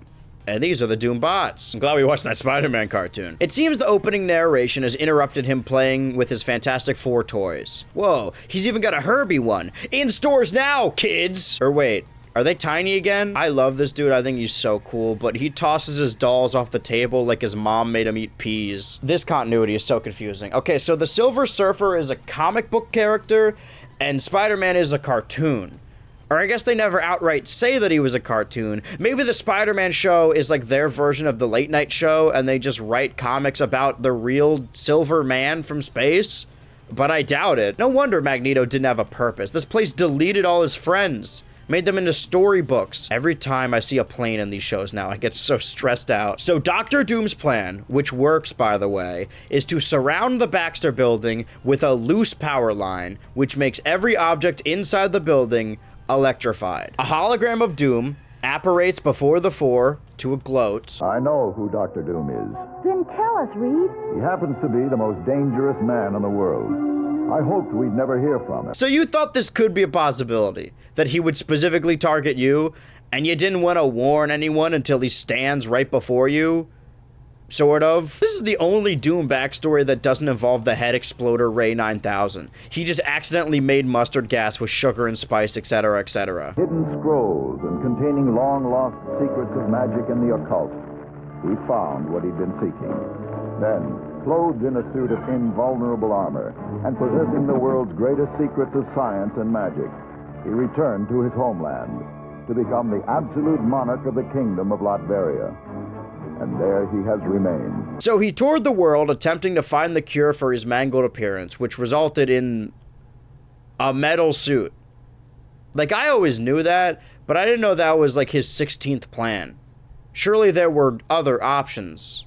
Make yourself a rock guy at the very least. As years passed, he became even more bitter and angry, burning with vengeance against the world. Reed Richards makes Doom sound hard as hell. Is this supposed to strike fear or make them switch sides? In every way. Well, the members of the team all want nothing to do with him, and Reed, in his infinite wisdom, hits them with the classic, oh, I don't know, let's hear him out. This man is fully prepared to leave for Latveria by himself if they won't join him, but eventually the rest of the team catch up with him, even if they don't understand his reasoning. Whereas I believe Reed is a little annoyed. I don't think he wanted to go to his old college buddy's private islands completely alone for no reason. If you know what I mean. Latveria is beautiful this time of year. That's where Doom is from, by the way. If I didn't make it abundantly clear. Dr. Doom wants to rule over the world, to treat it the way it treated him. He wants to be the master of the universe. And it is here that Dr. Doom reveals his time machine, and thus his evil plan. So Dr. Doom's plan, with his time machine, that can go anywhere in time as long as someone is controlling it, is to go back to the time of Blackbeard, steal Blackbeard's treasure, and then become famously wealthy, and that's how he'll take over the world. I didn't make that up. That is not hyperbole. That is Dr. Doom's plan for world domination. Blackbeard's hidden treasure. You invented a time machine to steal money? You could do that now. You have a time machine that could travel to any time in the future or the past, and you want to go back to Blackbeard time? You want money? How about you invent a fucking gun? I'm done trying to make sense of this show at all, but at least I have something to ground me, like the iconic Fantastic Four trapdoor that traps only Sue. I warn you, Doom. You've gone too far. Yeah! After very little convincing, I mean, they have no choice. The boys are back in town, and by back in town, I mean back in time. We'll do it, Doom. Get your machine.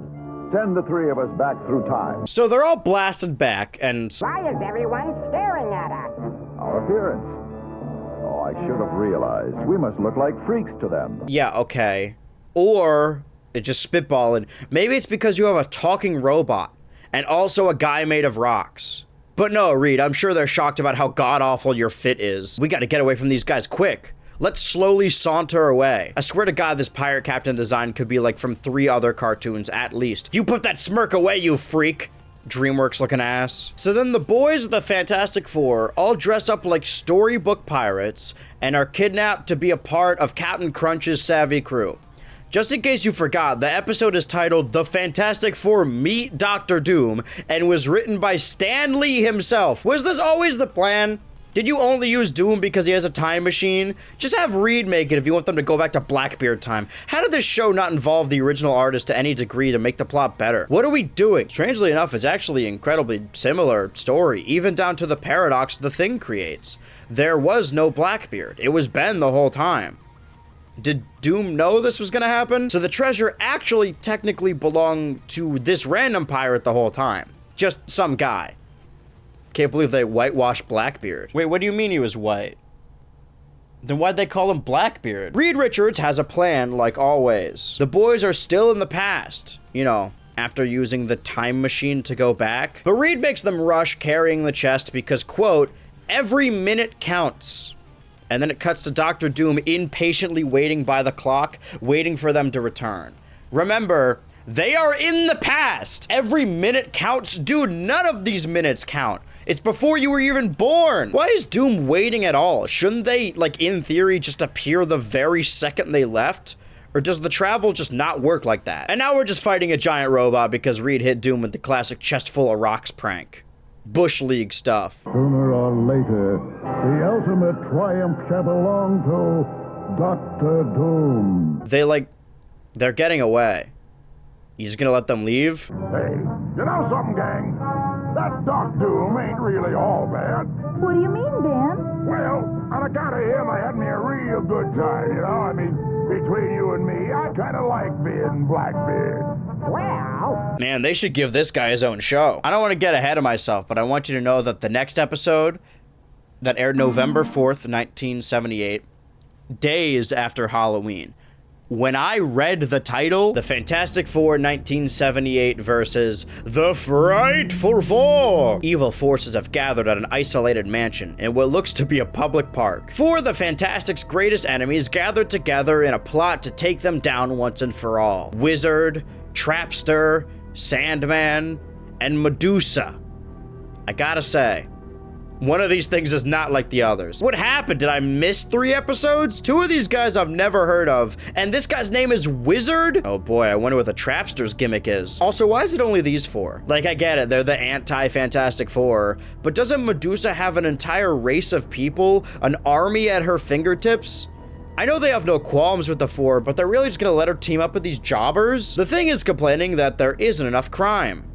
Like a genuine New Yorker. Herbie gets an alert that the local jewelry store is being robbed, which makes sense. I can believe that. He's probably on the same frequency as a police scanner. But in the Fantastic car, Herbie just lists off all the suspects before they even get there. There are 4 of them.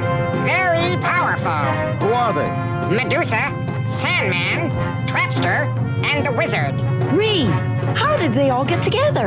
It must be the Wizard. Is he local or does he travel? They're scattering! Don't let them get away! These guys split up so often that they even built it into the Fantastic car. Man, for some reason I wish I had a toy of this in my hands right now. This was supposed to be a pair of kings situation, but the Thing instantly bails on Herbie, splitting the car even further. Reed remembers Medusa, but it's unclear whether or not he's ever crossed paths with the Wizard. Must be from out of state. He also tries to put them under arrest, and I'm not sure if he has jurisdiction for that. I wouldn't put it past this universe, but... You'll soon see how hard we play. Sue, you keep an eye on Medusa. Yeah, let's just split everyone up. That's why we made this stupid car. You're gonna leave her with Medusa?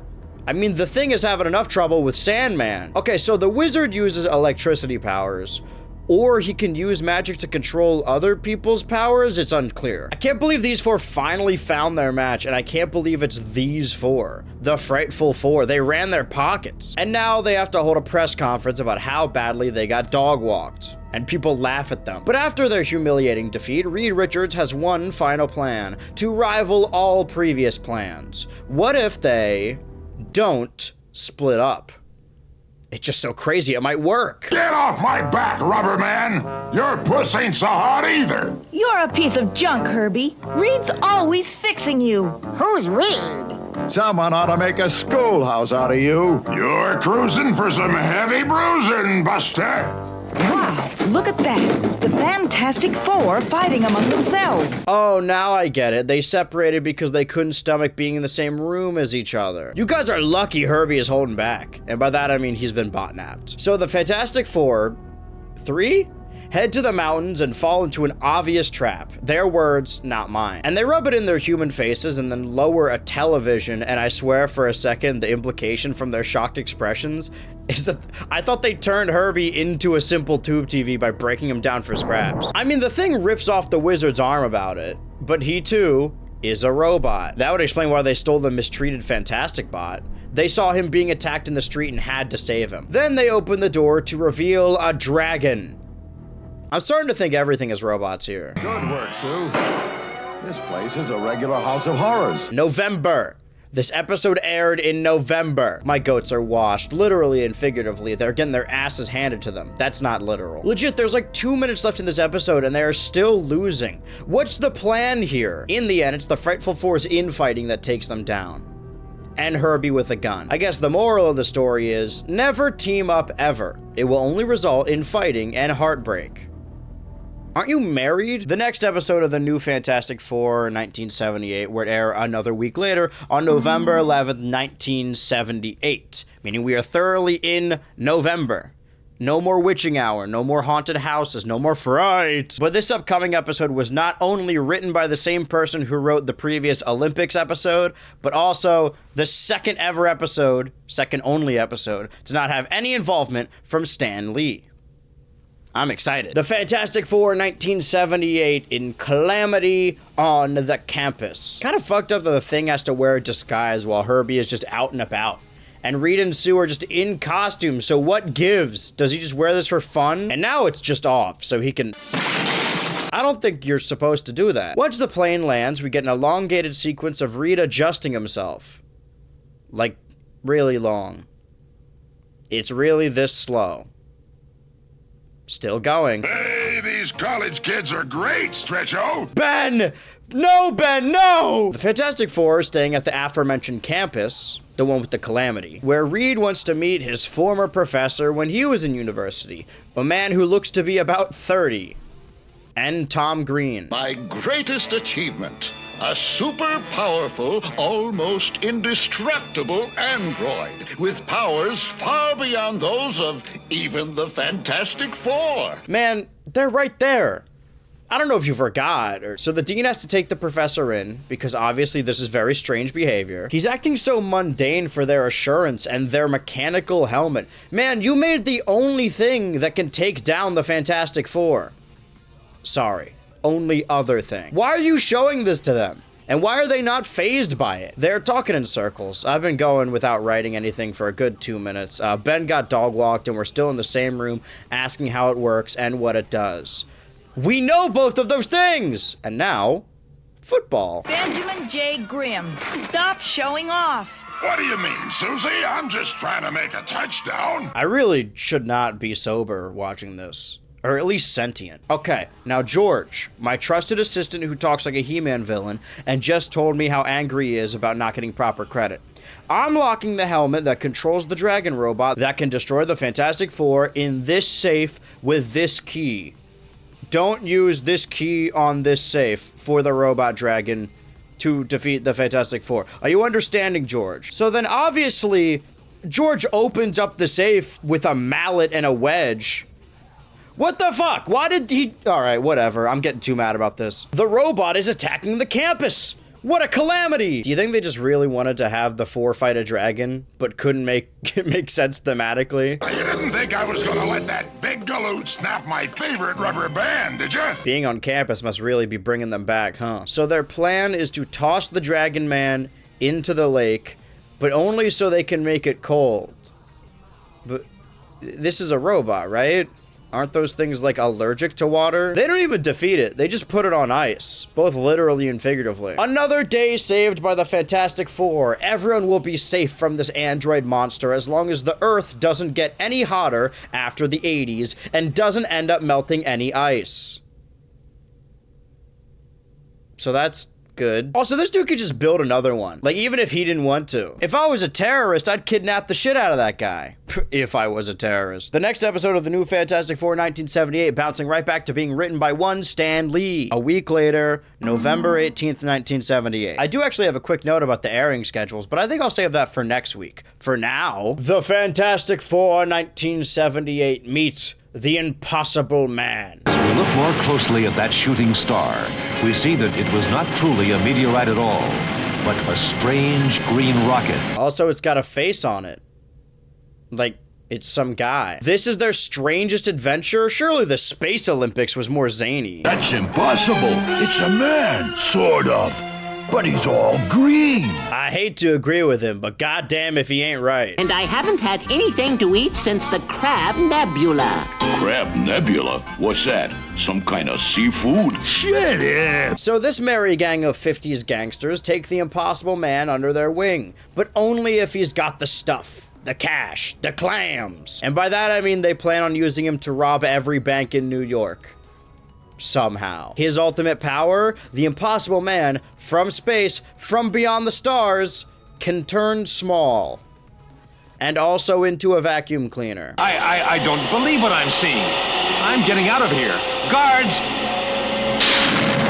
Stop him, man. He's right there. Wait, why does it matter that he's green? Whoever that little green guy is, he's some kind of supervillain. That means this is a job for the Fantastic Four! I feel like I should mention, we are 9 minutes into this episode, and the Fantastic Four haven't appeared once yet. Okay, here we go. They live in a skyscraper with a robot, and fly to help in a flying car, after receiving a smoke signal from the police. Didn't they have a giant spotlight? It's supposed to be late at night throughout this episode, so they attempt to do some ambient lighting, but it results in it just being harder to see. Maybe this was never meant to be watched with modern eyes, on modern technology. Like a smoke signal. So the four make it to the Green Impossible Man. It's very important you remember he's green. But when they learn that he isn't bad, just misunderstood, they attempt to explain to this space alien from planet whatever the concept of morality. I'm not saying this to be contrarian or to make an exaggerated joke, but this exact same plotline happens in Steven Universe. Down to the alien being pointy and green. Green Man is given the chance to walk away, but he stays by his friend, the three men that taught him about money. As soon as he landed. He's loyal. Well, it seems as though the Fantastic Four finally met their match. Some guys and their friend in the shape of a plane. Boy, what a dum-dum that little green creep is. Yeah, he does all the work. We take all the loot. This episode is feeling more and more like a metaphor for my life? All this dude wanted to do was hang out and give you money, and you're talking smack behind his back. They want him dead. My, what a truly wonderful vacation I'm having. Holy fuck, I didn't know they wanted it that badly. In actuality, the Impossible Man is just lured into a fake bank created by the Fantastic Four, which is clearly choreographed by the fact that there's a grand opening sign on the outside. What kind of psycho hosts a grand opening for a bank? I know this is an action cartoon built for children to sell them toys and maybe cereal sometimes, but the resolution is the Green Impossible Green Man learning that his so-called friends aren't very good friends and have been talking behind his back. Like, these guys aren't even supervillains. And the Fantastic Four are just around for emotional support. You're finished, Grogan. We can take you in now for planning to get rid of Impy. Not for orchestrating several bank robberies. You can't even try Impy. That's short for Impossible Man. I call him Impy, by the way, for this crime, since he's not of this planet. So once the human gangsters are dealt with handily, because they are simply just men, they don't even have guns. The rest of the plan is to trick Green, the Green Impossible Green Man Green, into believing that he's losing his powers of transforming by taking him into a house of illusionary mirrors. But, like, surely he could just look down at his body or notice that you're not any lower to the ground. And in this one, I'm 5 times as wide as I want to be. And now they're giving Impy dysphoria. Man, you don't think an impressionable alien of this power level would be more useful on Earth, on your side? You don't know what shit is out there in space. He won't survive. What if they make him do a Space Olympics? In the end, the Green Man leaves Earth in rocket mode while the Fantastic Four, who he believes to be his friends, laugh about him behind his back, proving that all human adults are evil actually, and you can't trust a single one. Huh. Thanks, Stan. Every episode up until that point aired on a weekly schedule, every week from September to November. And now, with only 2+ episodes left for the new Fantastic Four, we now get a 3+ week gap hiatus. And for any other show, for any other property, that wouldn't mean anything. It would not be a cause for worry. But the last Fantastic Four cartoon we watched, the first Fantastic Four cartoon, also went on a substantial hiatus before coming back with 2 new episodes. And both of those episodes were clip shows. Reused animation and recycled clips. So I am very much dreading what these next episodes could be. The Fantastic Four, 1978, in the final victory of Dr. Doom. We begin as our incredible tale opens up on the kingdom of Latveria. I do prefer how this Doom looks, but he sounds like someone's wise grandpa.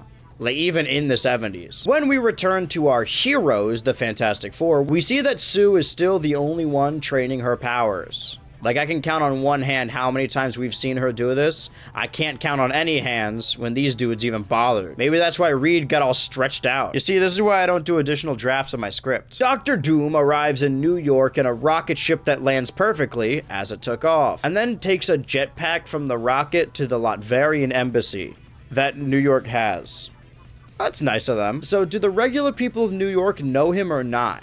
Do they know he's after them? Or is he just a chill guy who happens to wear a metallic mask?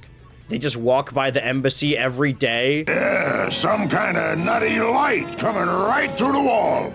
Hey, did some wise guy steal my little Spider-Man flashlight? All right, man. I know the new Fantastic Four know Doom. He sent them back in time for Blackbeard's treasure. That one time. And then returned home in defeat, presumably? His ingenious plan this time is to project his image into the Baxter building, and then project to get the final word in, and then leave. This goes to prove my theory, and maybe my headcanon, that he doesn't actually want to hurt the Four. He just really wants to rub his genius in Reed's face. It's cute that the Thing is protective of Herbie like an older brother, or a remarkably older coworker that you happen to be friends with when no one else is around. But now they have to actually find Doom. Let's go. Yahoo! If a man made of rocks was barreling towards me, belting out Yahoo, I would collapse into the fetal position. In hunting down the Doomman, Sue Storm encounters 2 suspicious individuals with an alien future ray gun from the future and also space. You know they're dangerous because of how nonchalant this guy is about an alien space gun being pointed right at his chest. Pointed straight at my gut hole. I don't have a gut hole. Well, this'll make one, brother. Say goodnight. Don't make a false move. It's Sue Storm, the invisible girl. And she's got a gun. Herbie alerts the others with some sort of Fantastic Four alert that I don't even think I should show you. Or at least at a normal speed. It's quick flashing red and white light. They sent Porygon to the gulag for the same thing. I found some secret signals. Billy Lance Jones, Jimmy and the Jets, you're driving the straight at tomorrow, 9:40 on the radio dial. KQ, Quillas 9, 795. Now stay tuned. We'll be right back after this word from Billy Johnson. Okay. Well, we failed. You know, maybe Dr. Doom isn't even around. What if this is another elaborate prank? Like when he sent us to the past or ordered all those pizzas to the building. The next step of the elaborate prank, Dr. Doom, who has an army of loyal New Yorkers at his disposal, puts red dots to bar the Fantastic Four from the local Chuck E. Cheese, but wearing a rubber human mask over top his heavy metallic mask. Who am I to argue with genius? Okay, so what I was describing Doom's schemes as childish pranks as a joke before, but how else would you describe this sequence of events? Like, he's not hurting the Four, he's just embarrassing them individually and costing Reed an academic award. By the way, this was so very confusing. Dr. Doom says he's releasing his Doom bots, but are they meant to look exactly like the Thing? Is my mind auto-completing? These are supposed to be Doom bots, no? Why don't they look like you? Why the fuck do you look like me? It would be less weird if they all looked like Reed or even Herbie. The Thing is like 2 degrees of separation. Doom knows him. He's a friend of his greatest enemy. Why are you even here in New York? And what's even crazier, they clock him immediately. They're all slightly annoyed by the Thing-shaped floats. And when they gather together, Reed instantly is like, oh, he must have been pretending to be the elevator man. That wouldn't even be my 5th or 6th guess. This petty bitch shut down all the power in America, or all of New York, it's unclear. Everything up to his Y2K-esque attack could be filed under mild annoyance. But the Fantastic Four chase after him, sneaking into the underbelly of Doom's ship. And you know what? I think this needs to be seen to be believed. Look out! The Four! Ben, grab hold of something. I've got to save Sue. Keep hovering with your jets, Herbie. Hang in there, Ben. We'll make it. Grab hold, Ben. You too, Herbie. We made it. Okay. So, Reed grabs Sue, wrapping her in one arm, and then it cuts to Ben, who's pulling himself across the arm like it's horizontal, and then he makes his way through a door, and Sue is already outside of it. This man bent the laws of the universe to his will, and then he has the gall to smile at the camera? Just like in the movies. But sure. Doom responds by reversing gravity on the lower floors. Have they even been in the same room as Doom in this episode? Okay, now here we go. Now we got an episode. Anyone can fight with normal weapons, but I challenge you to a greater battle. The greatest battle of all. What do you mean? I challenge you to a battle of wits. Yeah, that's cool and all, Reed. Did you use your immerse intelligence to shrink the thing down to travel size? I'm starting to think this entire world might be a world of Reed's creation, which is why this version of Doom is wildly incompetent, which could be the case if this isn't the same dude who used his time machine to hunt for pirate treasure. Where is the time machine? The resolution to this nuisance is a battle of the minds. And you may hear battle of the minds and think a chess match, maybe a Sudoku showdown, even some Scrabble. But instead what happens is Reed makes a machine to test their intelligence by calculating how many brain waves they have, which kills him. And then Doom just leaves, never to return. Except in actuality, it was a fake machine made by Reed to trick the brilliant Dr. Doom into leaving New York forever? If you really think about it, this is the perfect test of intelligence. It proves that this Doom is dumb as bricks for falling for this dumb shit. No offense. Was that episode good? A good Dr. Doom episode? Well, no, but at least it wasn't a clip show. So the bar is on the floor. Not that it's any competition, but we have now made it to the end of the new Fantastic Four 1978. The finale airing a week after the one we just watched, December 16th, 1978. All of that to say, the Fantastic Four 1978 in Blastaar, the Living Bomb Burst. They went with this over Doom? Fuck it, bring back the Moleman. For the first 3 minutes, I was so lost. Up until the title card dropped at the 3-minute mark, did I believe I was watching the correct episode. Because the episode begins with the members of the Fantastic Four being really bored that there's no crime going on, as the Thing bickers with Herbie. Now, if you've been paying attention, that's the description of at least 2 other episodes, which doesn't sound like a lot, but there are 13 episodes in this show in total. And this is the 13th. All this exercise and no crime is getting me down. If we don't get some action soon, I'm gonna go out with a wrecking crews and demolish a couple of buildings. How often are these guys bored that there's no crime? You guys don't have hobbies aside from attacking aliens and beating up bank robbers? Evidently, Reed Richards is engaging with his favorite hobby, discovering a new universe. I think I've found the existence of a new world that lies parallel to Earth. It's another dimension, which I've named the Negative Zone. I know, he's been sitting on that name for years. He's been trying to discover something just so he could paste it over. So what's going on in the Negative Zone? I've got a surprise for you. Say hello to Lockjaw, our new pet watchdog. That's a watchdog? Where'd you get him, Sue? I borrowed him from Medusa. Lockjaw? Watchdog? Medusa? You mean the same Medusa who tried to kill you guys not once but twice? More times than Dr. Doom tried to? That Medusa? What do you mean you borrowed him? Okay, so Lockjaw is just here so they can teleport to this newly named Negative Zone, and to the quote-unquote Negative Zone half the team goes. They do their best to fend off the demons, who are in fact demons, by the way. Like hell demons? But Sue thinks Lockjaw is going too far against the demons? So wait, you just wanted to scare them off? They're demons! Also, his name is literally Lockjaw. I don't know what you expected. Is this dog really just here to get them to the Negative Zone? Like, it can't be to add an additional member of the team. This is the final episode. Also, that's the crux of the show. Did they already sour on Herbie? Well, that was the Negative Zone. So what happens in this episode? The episode titled Blastaar, the Living Bomb Burst. 12 minutes into it, by the way. Reed Richards, the smartest man on the planet, orders his team members to bring back the cocoon the flying demons from a different dimension were guarding into their home. Then they immediately leave for dinner, leaving the dog they do not know. The only thing you do know is that it used to belong to, in this continuity, your greatest enemy, and they leave that dog alone in the home with the demon cocoon from a dimension they just discovered.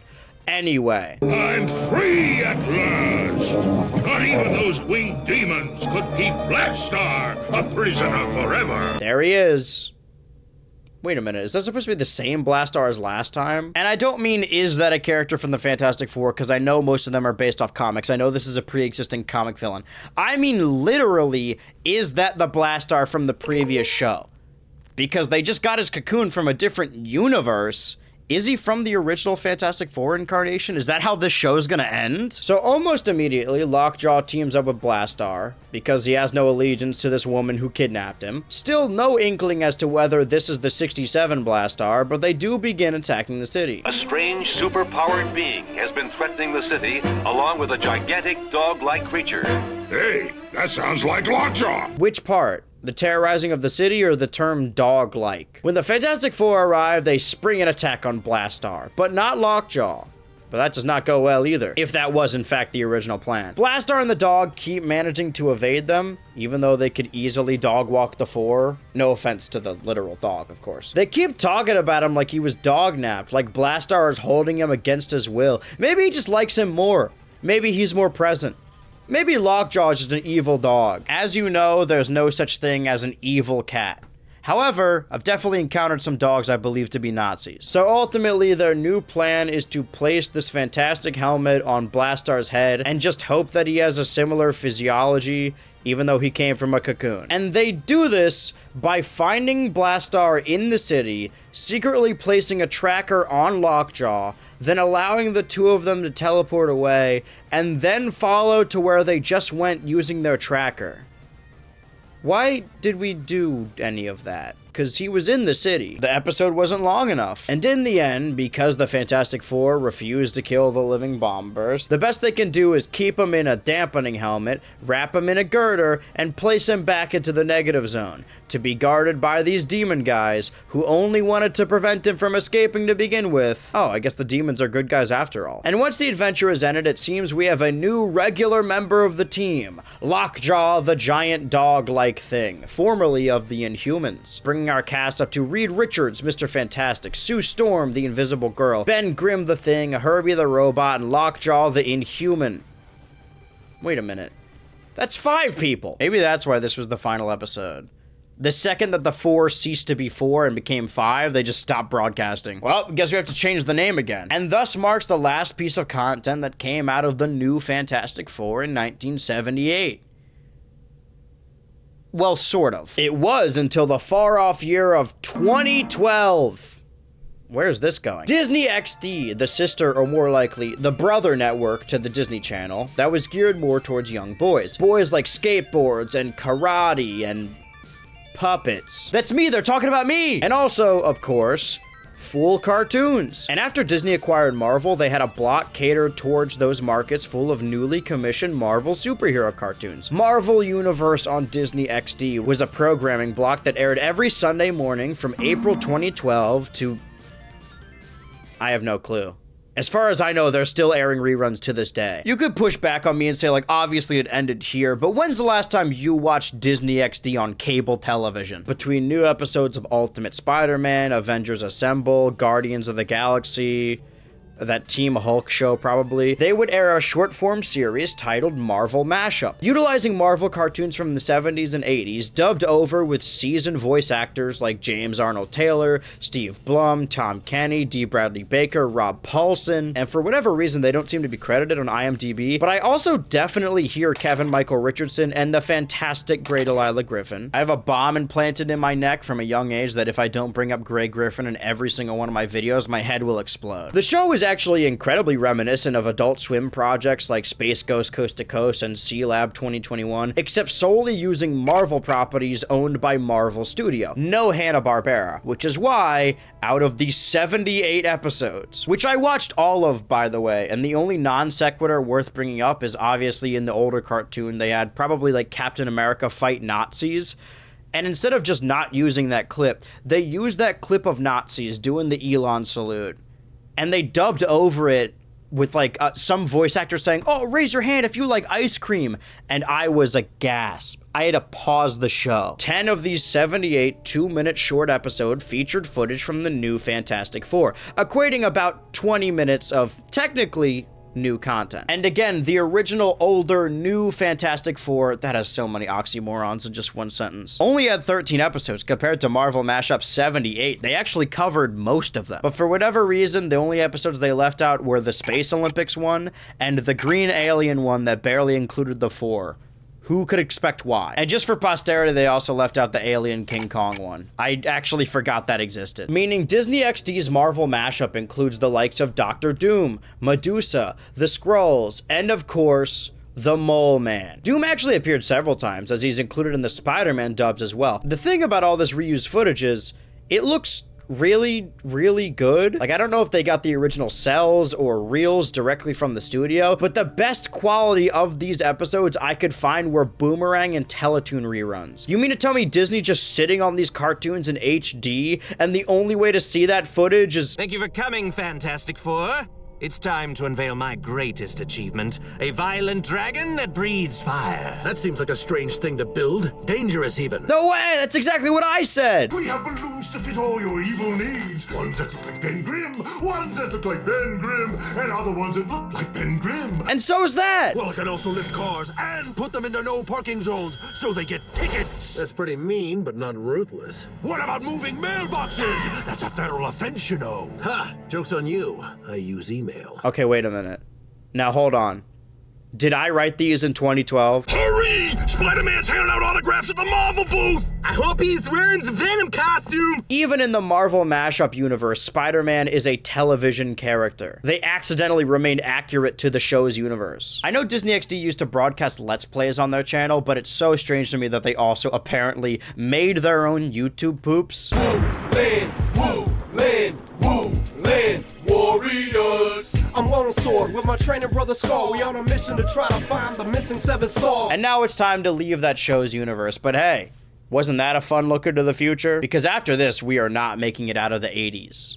Maybe like early 90s. So far, we have seen 2 distinct cartoons following the triumphs and adventures of the Fantastic Four. And outside of the comics, that's all there was for a while. No video games and certainly no movies. Unless you count this. A year later, after leaving hard-to-pronounce cartoon manufacturer, soon-to-be Marvel Productions, that one I can pronounce, the property of the Fantastic Four would return to really the only destination for cartoons. Returning, hat in hand, solemnly to Hanna-Barbera. Now, Hanna-Barbera hadn't had a new hit since the Super Friends.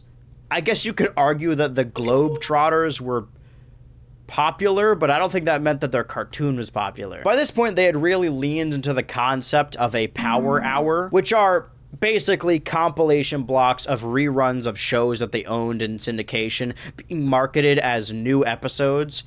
In some situations, they went up to 6 different shows in one block. Who could forget classics like Yogi's Space Race, combining shows like Galaxy Goof-Ups, Buford and the Galloping Ghost, a show where Yogi Bear goes to space, I think, and the Godzilla Power Hour, a combination of Godzilla and Jaina of the Jungle. What did these 2 shows have in common that they needed to air like this together?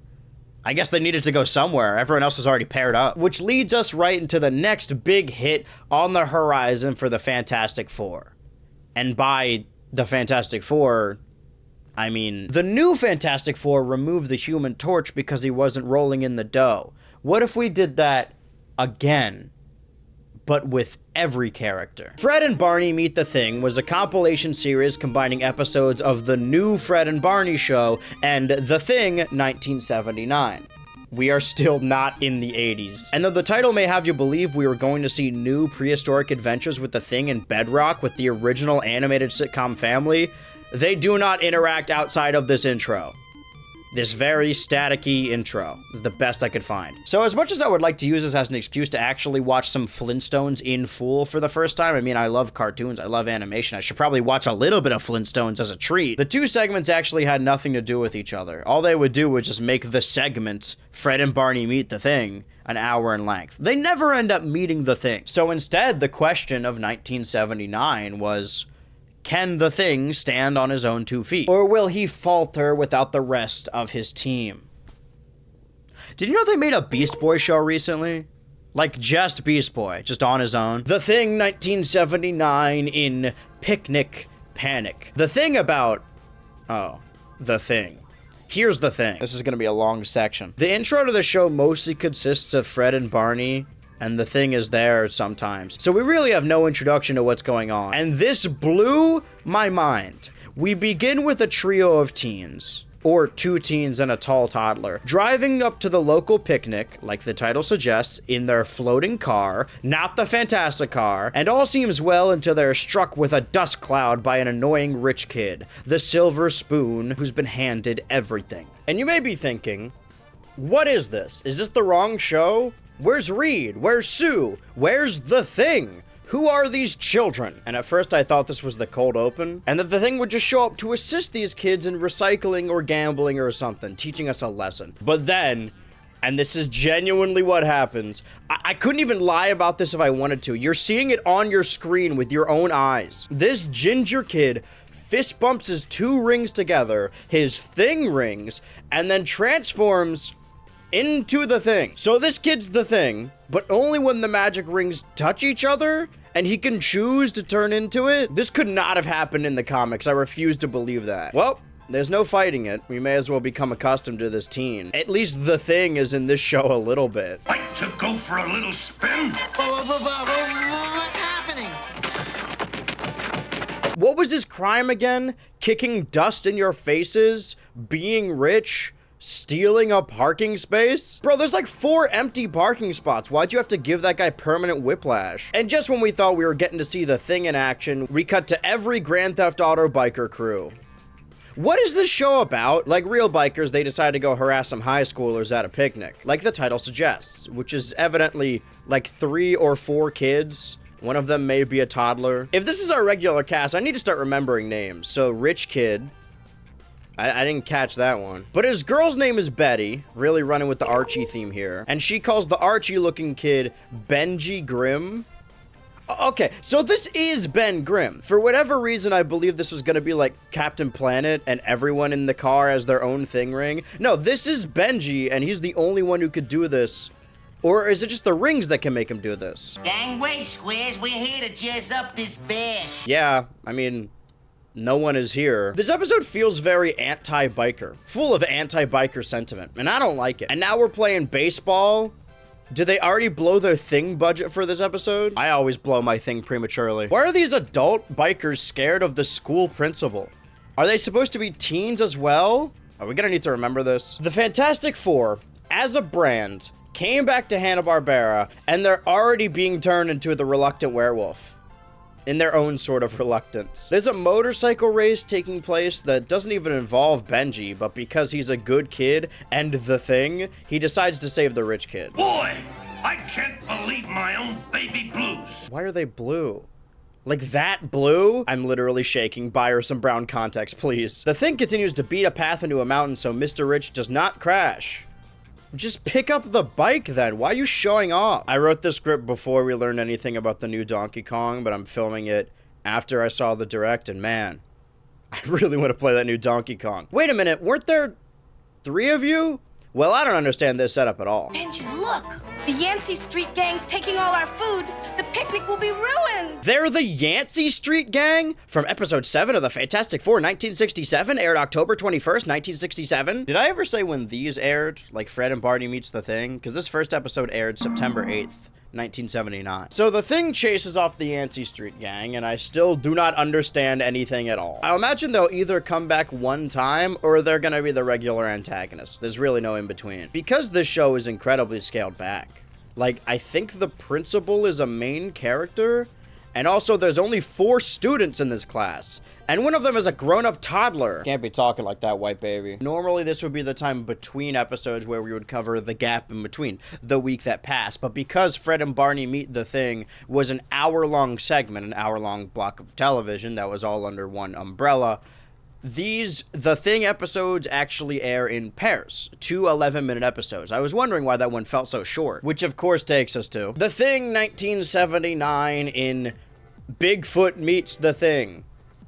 That title doesn't really make sense in that order. I like that the title implies that Bigfoot meeting the Thing is a greater enigma than the other way around. Like, yeah, man, everyone knows Bigfoot. Who's this rock guy? Little peek behind the curtain. I've been writing this video and the Barnyard video at the same time, so watching these shows together, and I've legitimately started mixing them up. You'll never guess which of these two shows had more mole people. Benji's feeling a little insecure about his thingliness before running out the door to hop in the car with Fancy Pants. His name's Ronnie, you're gonna need to remember that. I would have asked why Benji decides to hang out with this douchehole, but as we know, there are only 3 other kids in this town. I think, one of them might be a toddler. Because the rest are all bikers. There's no such thing as Bigfoot. And nobody but an ignorant bunch of sprocket heads like you are dumb enough to believe in Bigfoot. Famous last words. I get it, all morals go out the window when an annoying rich guy offers you a vacation. Even if it is the slopes. Wouldn't that make the Bigfoot more of a Yeti? I never celebrated this show for its historical accuracy. You know, for made-up history. Oh no! He's gone over the cliff! He's gone over the cliff! Yeah, Benji, this would definitely be the perfect time to go thing mode. Are you all right? Ah, relax. The kid's okay. No thanks to you, cabbage head. Okay, so do only his friends in the whole wide world know he's the Thing? Or does he keep it a secret? Because they don't seem shocked that the Thing is here. Not even shocked by his powerful blowing power.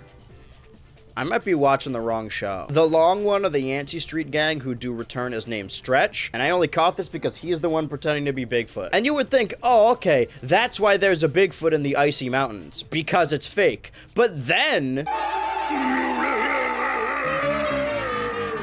Yikes!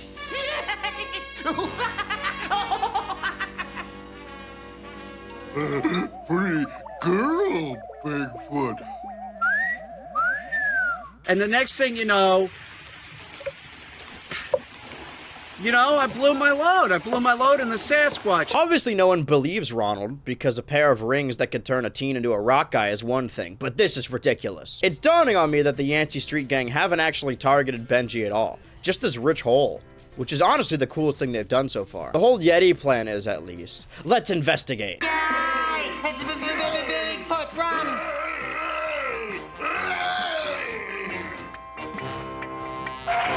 Going somewhere? Ultimately, I'm glad we're back to Hanna-Barbera if it means I get to hear that sound every episode. Why is every show they make either Wacky Races or Scooby-Doo? Sometimes both. Oh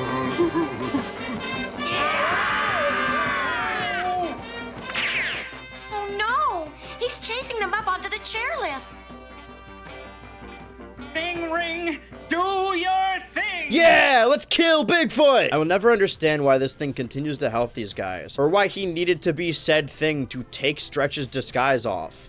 It's like everyone who isn't Ben lacks basic motor functions. In the end, the teen team filled the suit with snow and send it off to have the Bigfoot chase after it. The only partnership he will ever find. A snowy doll. Full of melting nothingness. That's some of y'all out there. The next pair of episodes aired a week later, September 15th, 1979. I'm gonna be saying that a lot.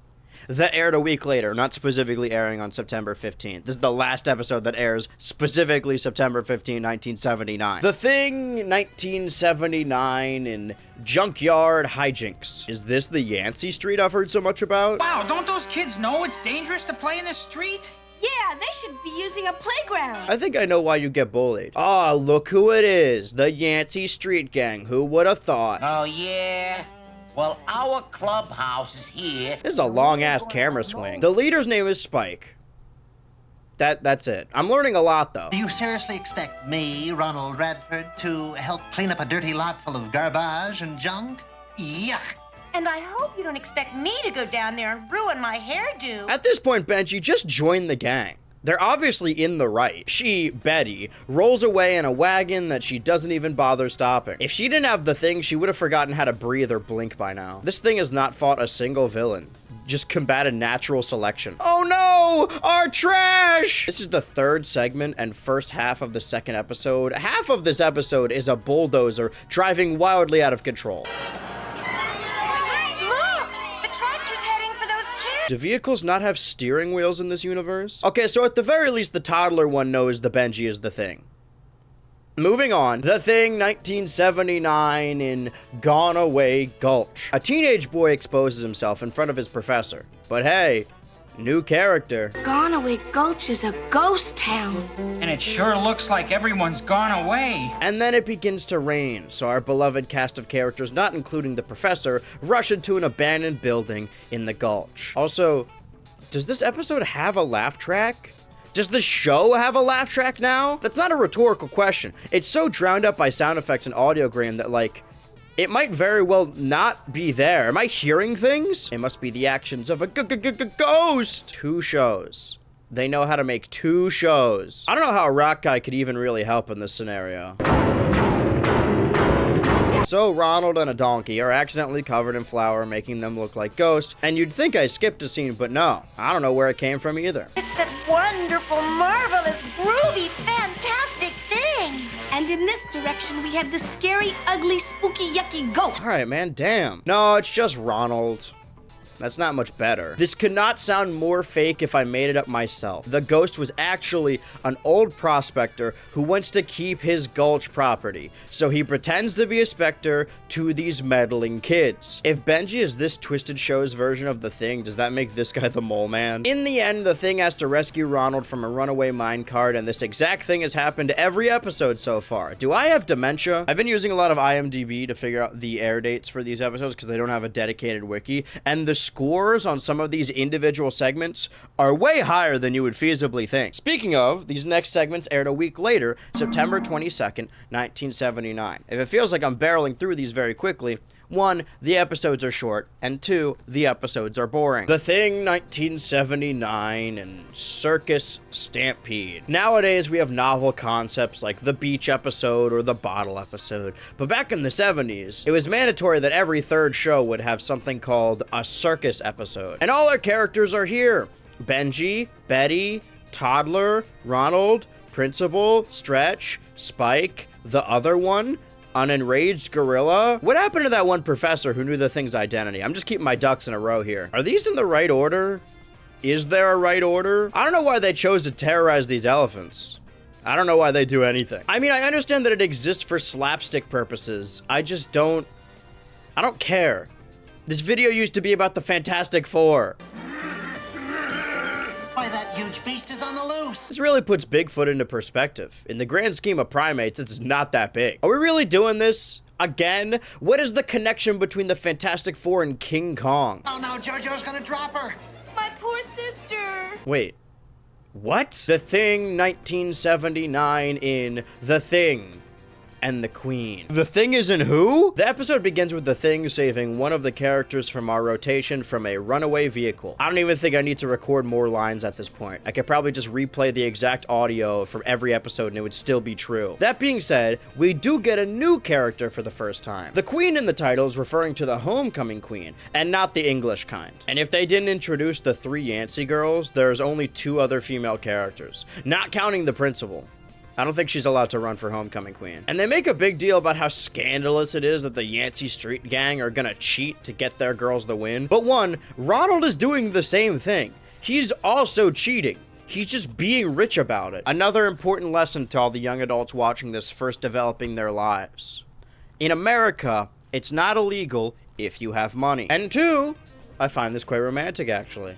These guys are way more compelling. If you're gonna make up a story that isn't even the Fantastic Four anyway, why not just fucking make them bikers? Who cares? This rich guy's making everyone's lives worse with his campaign, polluting the air, disrupting traffic, keeping people up. If anything, those bikers are revolutionaries.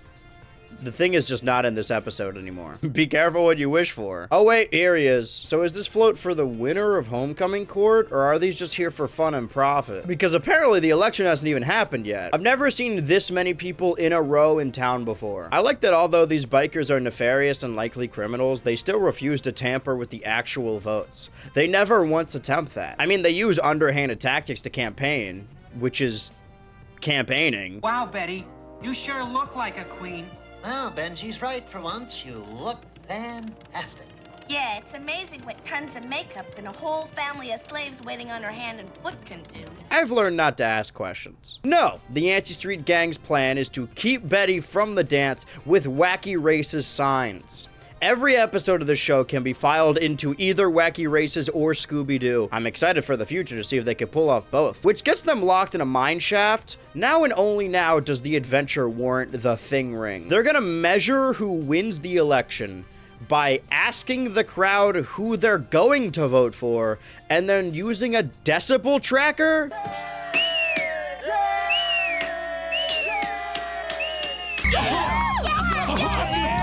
Betty makes it in time for the vote, thanks to the Thing, which shatters the audience-o-meter, or the audience-o-meter. Thanks, Thing. Speaking of the Thing, man, these transitions are easy. Another 7 days pass, and yet we're still in September. I don't pretend to understand how it works, but I'm looking into it. Yeah, September 22nd, 1979. Episode 4. Feels way longer when they're in short segments. The Thing 1979 in Carnival Caper. Thanks for the cotton candy, Kelly. I'm so broke my pockets have cobwebs. I'm gonna get a lot of mileage out of this one, I think. I think it's going in my joke folder. Like I said earlier to myself, just as an aside, not in the script, I'm filming this now after I have my hands on the Switch 2, and pray for me. Hey, you should subscribe to the Patreon, or just watch this video like a million times. That'd be good.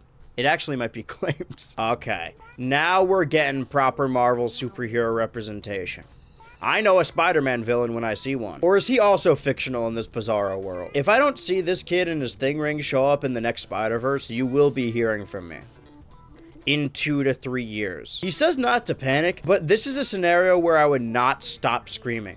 Forget it flying off the handle. I'd be screaming even if the Ferris wheel didn't break. Do you know how high up those things go? This feat of strength sets off this P.T. Barnum Sir Topham Hat motherfucker and his talking bird. Like, way more than birds normally talk. I think we're going off of Scooby rules. Anyway, he wants to get the Thing in his traveling circus. That's great, Benji. Yeah, now we can earn some money for your dad's present. We shall discuss monetary matters at a later date. You're about to learn the definition of the term carny. I can understand why he would have a moral objection to using the Thing for money, but one, it isn't even genetic or a deformation. He just has a magic ring. Wait a minute, why doesn't the carnival barker just steal the ring? Why doesn't anyone steal the ring? I'm glad he has to do contract negotiations as the Thing. This is the circus in the 70s. I don't think Benji needs to worry about child safety laws. Going somewhere, PT? He tried to steal our $10. This adventure isn't great, but it is different. I'll take the circus and I'll take the monkeys. We didn't even have to rescue a runaway vehicle this time. Unless the Ferris wheel counts. Also, you know, Ronald isn't in this one. And in the end, the present Benji got for his toddler friend's dad is the talking bird he wrapped in a cardboard gift box. Gotta be one of the worst presents ever. If you gift an adult a living, breathing being that they need to take care of that they did not know about prior, and it's an exotic bird, this should be illegal. What does this guy know about taking care of a bird? Also, why is the only people at his birthday celebration his own kid and this boy? The Thing 1979 in The Thing blanks out. See, the last episode, from the title, I knew what I was getting into. This truly means nothing to me. Either way, it was nice while it lasted. All my favorites, Ronnie, Betty, Principal who was on their yacht trip with kids for some reason, the laugh track. As I was watching the previous segment, I thought I was genuinely losing my mind because the laugh track wasn't there. But then it does come back in this one and in the previous set. Why is there only a laugh track sometimes? The drawbridge is down. We'll crash into it. Stop the engines. It's too late. Then blow the whistle, quick. Whistle? Oh, the whistle. Yeah, well, it must be here someplace. Benji, you better... I know. I better do my thing. Now is not the time to get cute.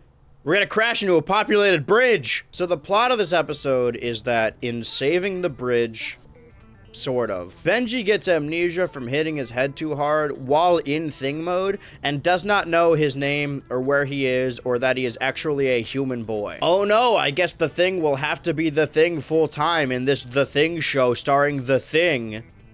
Oh no! Who cares about that? Let's cut back to your Ronald Yacht subplot. When it begins to rain, as the toddler finds the brain damaged rock guy in the woods, they run inside. The Thing must have been hurt, Daddy. His memory's completely gone. Wait a minute. The professor from before's her dad? That does make more sense. Why does he work in an evil scientist lab? Did he make the Thing ring? Why did he entrust it to a child? Like, this isn't a Shazam situation where it happened to get a kid. You could just take the ring from him, it comes off. I wish I knew what I am. I can't remember. Maybe I'm one of those.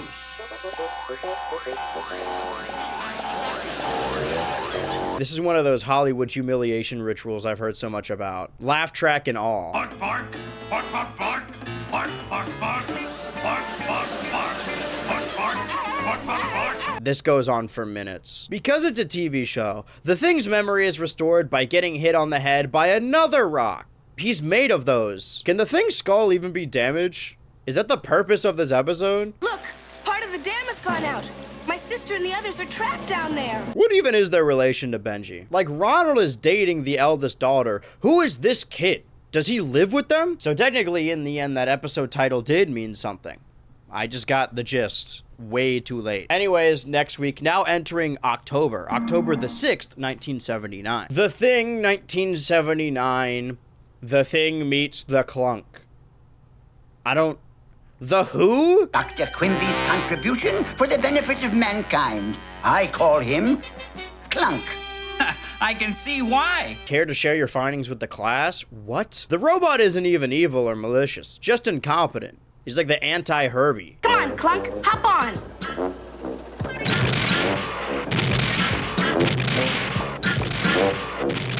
Like, he means well, I presume. The kids catch up with the Clunk, but because everyone is robot racist, they struggle to catch a ride. What is this? Star Wars? I get it now. This The Thing universe all exists inside the original Ben Grimm's mind. He's imagining himself as a teenager, and everyone in this world hates robots. They're bummed that they have to make it back to the lab on foot, but you are the Thing. You could transform into... Did you forget? There are only so many accidents one can cause before it has to be filed under malicious law. Now and only now does Benji believe it's a good time to go Thing mode, because he definitely attempts to throw the Thing into the drink. The Thing meets the drink. Come see the new, totally safe Clunk. What was that last one called? So he's still awful at his job, but now it's voice activated. I think you guys should probably destroy this thing for the greater good. It doesn't have feelings. The Thing 1979 in Beach Party Crashers. The kids are driving down to the beach for their day off with their principal. Forget Benji. What is her relation to these children? I'm starting to suspect malfeasance. I don't think we've even seen an episode with the Yancy Street gang without the old broad. Something is afoot. I just can't put my finger on it. Because they have returned. Ironic, as the Thing wrestles a sea monster and says his classic catchphrase he stole from a professional wrestler, "It's clobbering time." This is the most Thing the Thing 1979 has been. And it's the beach episode. Granted, I have never read a Fantastic Four comic, and as of filming this video, I've never seen a Fantastic Four movie. So the character I'm comparing Benji Grimm to is, granted, the previous two cartoon incarnations. You never really know what you have until it's gone. At least they did something in those shows. I just realized this episode has been running in the background the whole time I've been writing. Luckily, absolutely nothing worth talking about has happened. They're fighting over hot dogs. Actually, I take it back. This is worth mentioning. Dude putting mayonnaise on his hot dog. You don't mind, do you? But Ronald... Yeah! What kind of soda was that? Soda? You just drank my suntan lotion. And who knows what used to be in that in the 70s. Shit's probably made of lead and aspartame. Red 40, purple stuff. How much of this beach episode is eating hot dogs? My guiltiest food pleasure is not like anything you could order at a restaurant, but it's specifically eating sandwiches on the beach, and then when you got your hands on the ground and then you're raising the sandwich up to your mouth, you get a little bit of crunch in there because of the sand grains. A little bit, not too much. You're not eating sand, but just a little bit of that atmosphere. I have very little to say about the Thing hot dog episode. The Yancy Street gang are abandoned by their leader, left to drift out to sea while being surrounded by bloodthirsty sharks. Episode over. We're not even halfway through this show and I've already given up. Like, if the purpose of this video is to see how the Fantastic Four have changed throughout their representation outside of comics, I get the gist. They changed by not being in this fucking show. Like, every week, every segment, every episode of the show ranges from the same shit over and over again, done into the dirt, to insane shit that nobody else has ever thought of ever. Next week, episode 6 aired in 2 segments, October 13th, 1979. The Thing 1979 meets Decepto The Great. Something tells me this guy isn't from the comics. Decepto the Great drives the van that says Decepto the Great on the side of the Decepto the Great vehicle, and his wife berates him for not being so great. Good to see Benji has taken an interest in birds after trapping that talking one in a cardboard box. It's something. Ronald, they ought to call you Mr. Dictionary. Mr. Dictionary? Why? Because words can't describe you. Oh, really? Thank you. Hey, was that an insult? That's honestly a pretty good question. Benji has promised all his fellow students, all 3 of them, one of them's a toddler, that the Thing would attend the fundraiser, so he slinks off to an empty room to, quote, do his thing. But instead, he continues to thing form back and forth to prevent the school janitor from either exposing his secret or dropping dead in abject fear. Thinging back and forth like this over the span of a handful of minutes cannot be good for your skin or your heart. While Benji is occupied with shenanigans, the Great Decepto steals all the funds raised for the benefit. Maybe you shouldn't have hired a guy named the Great Decepto. Oh, it's one of those ironic names. The Thing and the toddler pogo after the escape vehicle of the magician and his wife who hates him. Decepto the magician uses his powers of deception and also magic. Did an AI write this? You can rest easy knowing that every segment, every episode, every tangent, every rant, even about shows that I clearly don't care about at all, were all written entirely by me, by hand, on my computer, for better or for worse. Oh man, I was too busy being self-indulgent that I missed the conflict resolution. I have to assume violence is involved somehow. The Thing 1979 in The Things, The Play. I don't have a great grasp on the whole concept of words quite yet, but I'm getting there. This doesn't seem right. Ronald wheels out his personal chef.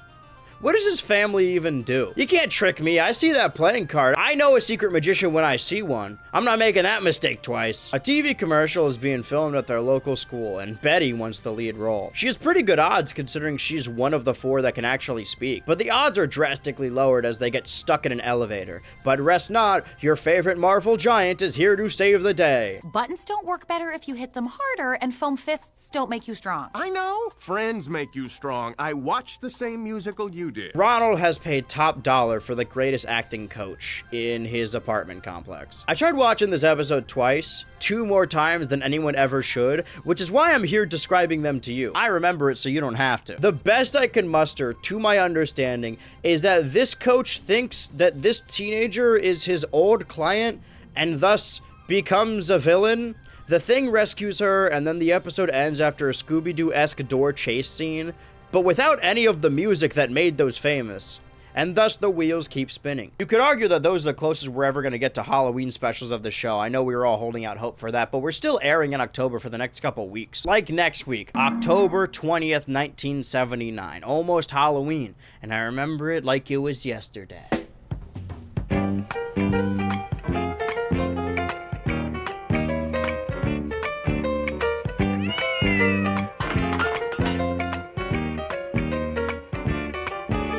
Wait a minute, that didn't happen to me. The Thing 1979 in Double Trouble for the Thing. There's 2 of them! The implication of this episode is, to smoke it bluntly, insane. The Thing is fed up with the transformations, living a double life, and asks the Professor Dad, not his father, mind you, just a Professor Dad, to experiment on him to undo this deformation. But he does not say, I want to permanently be the Thing, or I want to be a normal kid. He says, I've had it being Benji or Boulders. I want to be me again. Test pilot Ben Grimm. I'm sorry.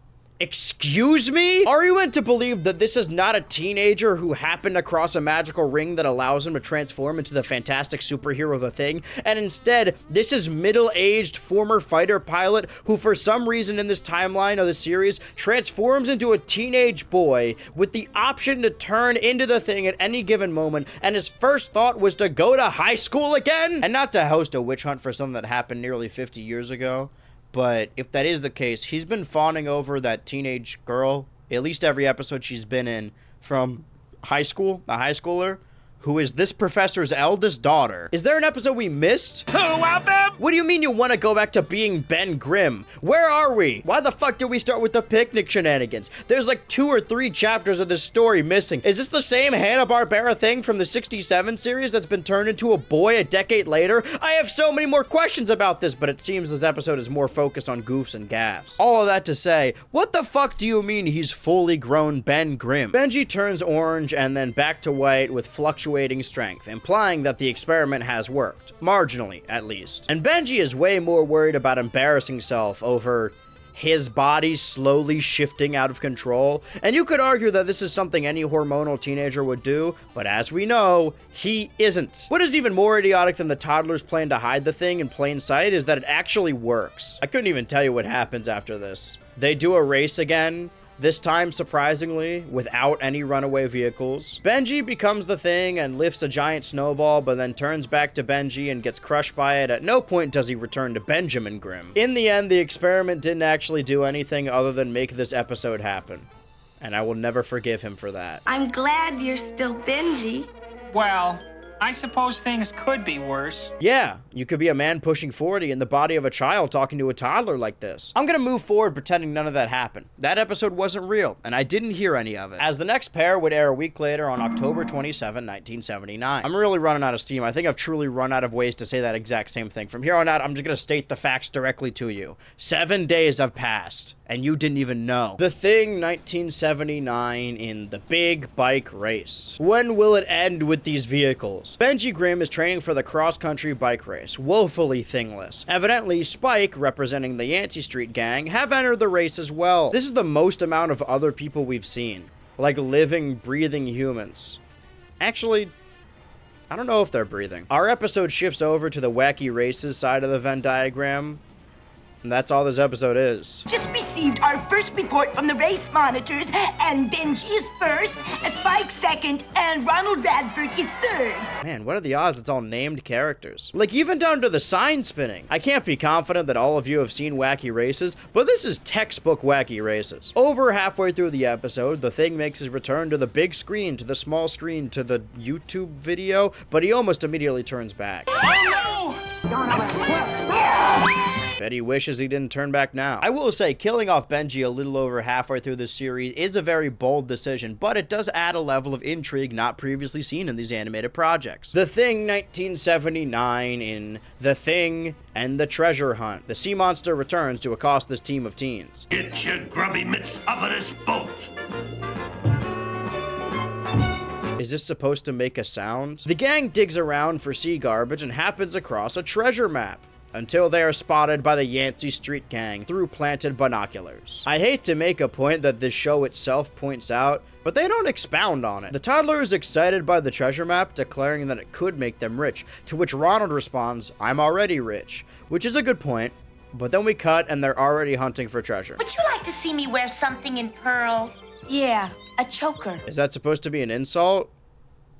Like in the 70s, was that something else? New theory alert. I think Dr. Doom sent Ben Grimm back in time in a child's body to find Blackbeard's secret whatever. But the Yancy Street gang, or at least one of them, are carried off by a condor that the show calls an eagle. This was what the American dream used to represent. Then they hit rough waves, then they find the treasure, then they get caved in, and then they are rescued by the Thing. Then they place the treasure money found in the stolen money detector. I would argue they're archaeologists, not thieves, but I'm not trying to skim through these episodes. I'm trying to talk about members of the Fantastic Four. It just so happens that they're not very present in this show. Maybe next week will be different. Maybe one of these days. The next pair of episodes aired November 3rd, 1979, and thank God we're out of October. I never thought we'd escape that haunted house. The Thing 1979 in Out to Launch. Either we're about to see this version of the Thing's backstory, or we're about to witness bullshit that is impossible to comprehend until nearly 50 years after. Okay, so no, they are instead preparing for the launch of a water ship. I believe they call them boats. Meanwhile, the mayor gets a concerning call from a genuine villain. This guy looks like he's from a completely different superhero cartoon. An actual superhero cartoon, which requires the Thing to actually do something that matters. Thank the stars. While the kids deal with the cop, the villain slinks into the mayor's office. His power is making things fall apart. Like, at first I assumed this phone booth and water tower were because he unscrewed bolts with as many wrenches, but this suit just tears. Is he magic? So his two crimes are a prank on the mayor that doesn't hurt anybody, and dropping a water tower on several neighborhoods. The kids are on the run. We won't get half a block before we... Whoa! Stop the car! I can't. The brakes just fell out. What are the odds? I hate to say it, I really do. Never thought I would, but I wish these episodes were longer. Like, they all sort of just end. The majority of the runtime is chase sequences or the Thing juggling. Like, way more often than you would think. He does this a lot. Wow, we really have a nut looser on the loose. What's a nut loser? Oh, you got me. Like, the Thing magnets the nut loser and gets his classic wrench, and then the episode ends. Well, we did defeat him. If he doesn't come back, I have to assume they killed him to death. While I dislike all of these episodes, and there would just be more episode if they were double length, there would be less episodes, conversely. The Thing 1979 in The Day the Ring Didn't Do a Thing. Thing ring, do your thing!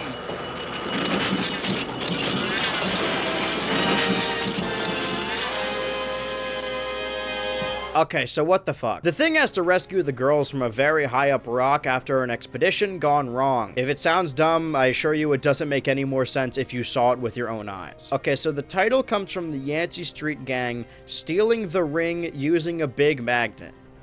This is what I said! And I'm still mad it took you this long! I know I said I wouldn't mention it again, but why did he want that professor to experiment on him if he could simply just fucking take the ring off? Two rings must join, but now that each side has one, they hold no power. No more Sorry. Why am I watching this? Like, at this point, why is this in the Fantastic Four video? This is the rich kid gang and the biker bunch. This is as Saturday morning as Saturday morning cartoons can get. Well, it's not like it can get any worse. Honorable Chopper will cover 100 miles without burning one single drop of gas. Hey, Spike, that's great. Yeah. Keep reading, please. Why will Honorable Chopper cover 100 miles without burning one drop of gas? Because Honorable Chopper will be on back of Honorable Tow Truck. That's it. Pack it in. I want this show over and I want that twink dead. With only 4 episodes left, so 8 segments overall. The next one aired November 10th, 1979. It never ends. The Thing 1979 in A Hot Fair Affair at the Fair. Are you trying to piss me off? Are fairs and carnivals even that different? Evidently so. I was unaware hot air balloon races was even an option. The state fair allows children to fly away in hot air balloons. Whether or not they fly into the sun is neither here nor there, which results in Benji almost dying several times over. Yet again, this race is a rivalry between the rich Silver Spoon Ronald and the degenerate Yancy Street Gang. Benji is also there somewhere. He involves himself regardless. Our ballast! He's trying to send us to the moon! No, the balloons fly into the sun. After becoming the Thing, he is simultaneously light enough to stand on a balloon and strong enough to catch lightning with his hands and throw them back. Ronald gets lunch delivered right to their aircraft, and I feel as though Betty is often set up as some kind of prize to be won. Like, as soon as Benji wins her over, they'll just work. But I think she's just as bad as this guy. She at the very least enables him and encourages him. These are the things we must discuss when the show goes into the sky. The Yancy Street Gang do some shenanigans. A lot of shenanigans. I know. Only the Thing can save them now. I feel like we're leaning on this thing far too often. Like, at this point, don't even bother with Benji. It's not like these are time or energy sensitive. In the end, the team of Benji and Toddler win as Betty and Ronald fly all the way up to avoid the power lines, freeze, and then drop down, and the Thing has to save them. I'm counting this as a runaway vehicle. Again, Betty seems way more interested in the Thing than Benji, and ultimately, the Yancy Street Gang float into the sun. I had to. The Thing 1979 in The Thing Goes to the Dogs. See, like, I recognize these words in order, in theory, on paper. I mean, there is a dog in this one. It does not speak. Whether or not it solves mysteries is unclear. For the first time, the Yancy Street Gang actually do something impressive or cool, like taking over an abandoned police office. I mean, overall, I'm glad I held my tongue because there's only so many variations of what is happening. This is strange. I can muster, but like, man. We gotta work this just right, so I brought along an old pal of ours from Yancy Street. Roscoe, come here. We're gonna run you to the caper. What the fuck is even happening anymore? Who is this? I hate watching this one way more than the others. Not because it's inaccurate, which it is, or because it's pointless, which it also is. There are 26 segments of this shit. And normally I would say, oh, they can't all be winners, but statistically one of them has to be a winner, right? Fuck this show. Show me the walking cat. Aha, there are 3 words. First word. Sounds like... I'm just entirely not here anymore. Second word. I'm shutting this shit off. In the end, luckily the cat was able to escape this horrifying nightmare of a show. Oh no, I must stay strong. There's only 3 episodes left of this show. I can make it over the goalpost. Granted, each of those episodes is 2 segments, so there's technically 6 more installments. If the purpose of this video was to make me a fan of the Fantastic Four, it's having the opposite effect. I'm sick of them. I'm overdosing on The Thing. You know the drill. A week later, November 14, 1979, fuck me. The Thing, 1979 in The Thing Goes Camping. What another thrilling adventure. Also, I know damn well this story will be about Benji camping. Not The Thing, mind you, and even worse, probably Ronald. Or his fucking dog. The dementia-ridden principal has taken the kids on a school project in the middle of the woods with only these 4 children. Sorry, 3 teenagers and 1 toddler. Like, if she was related to any of them, it would be one thing. Thing? Ding ring! Do your...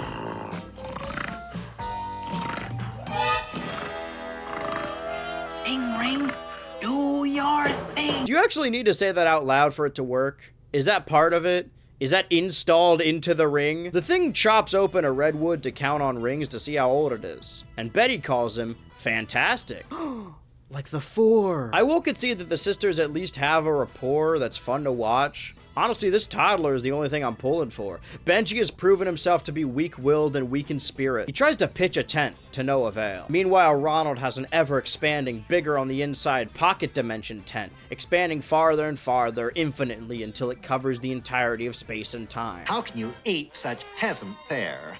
Besides, it's now 5:59, and my chef Andre should be arriving from home to serve us dinner in exactly 60 seconds. Dinner?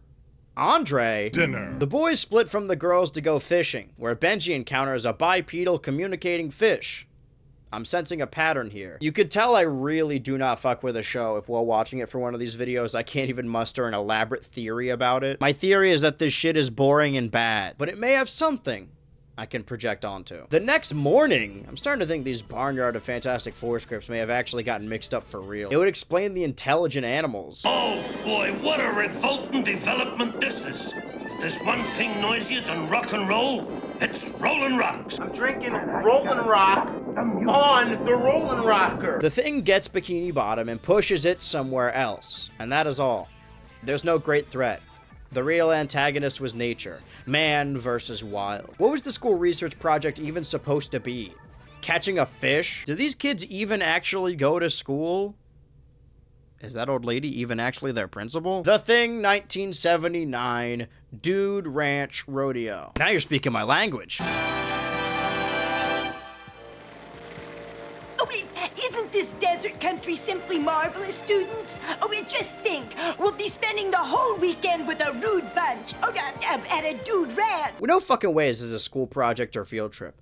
I'm way more concerned for these children now. Also, it has come to my attention that Dude Ranch does not in fact contain a bunch of guys. God forbid things be entertaining. Wait a minute.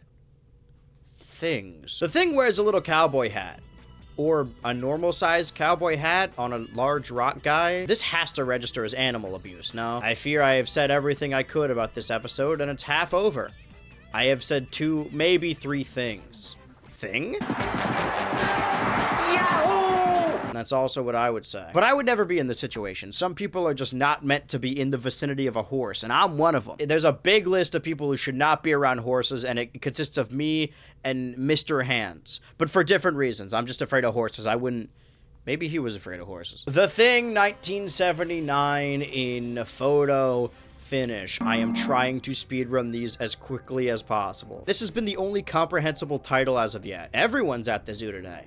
Benji Grimm, Betty, Ronald, Toddler, Spike, Stretch, the big one, and this time without any supervision. Unless these bikers are also adults. I like to believe they're still in high school, but got held back 5 times. The gang try and capture a photo of Marvel's the Rhino to win a zoo photography competition, just to spite Ronald. Like in any other scenario, they'd be doing anything else, implying they actually do anything else. But Benji goes Thing mode to save Spike from Marvel's the Rhino. If there was a ranking of who's been swiped by the Thing the most, it would have been the biker gang with flying colors. Are they friends? I know friendship is complicated, but I assume they thought these guys were violent criminals.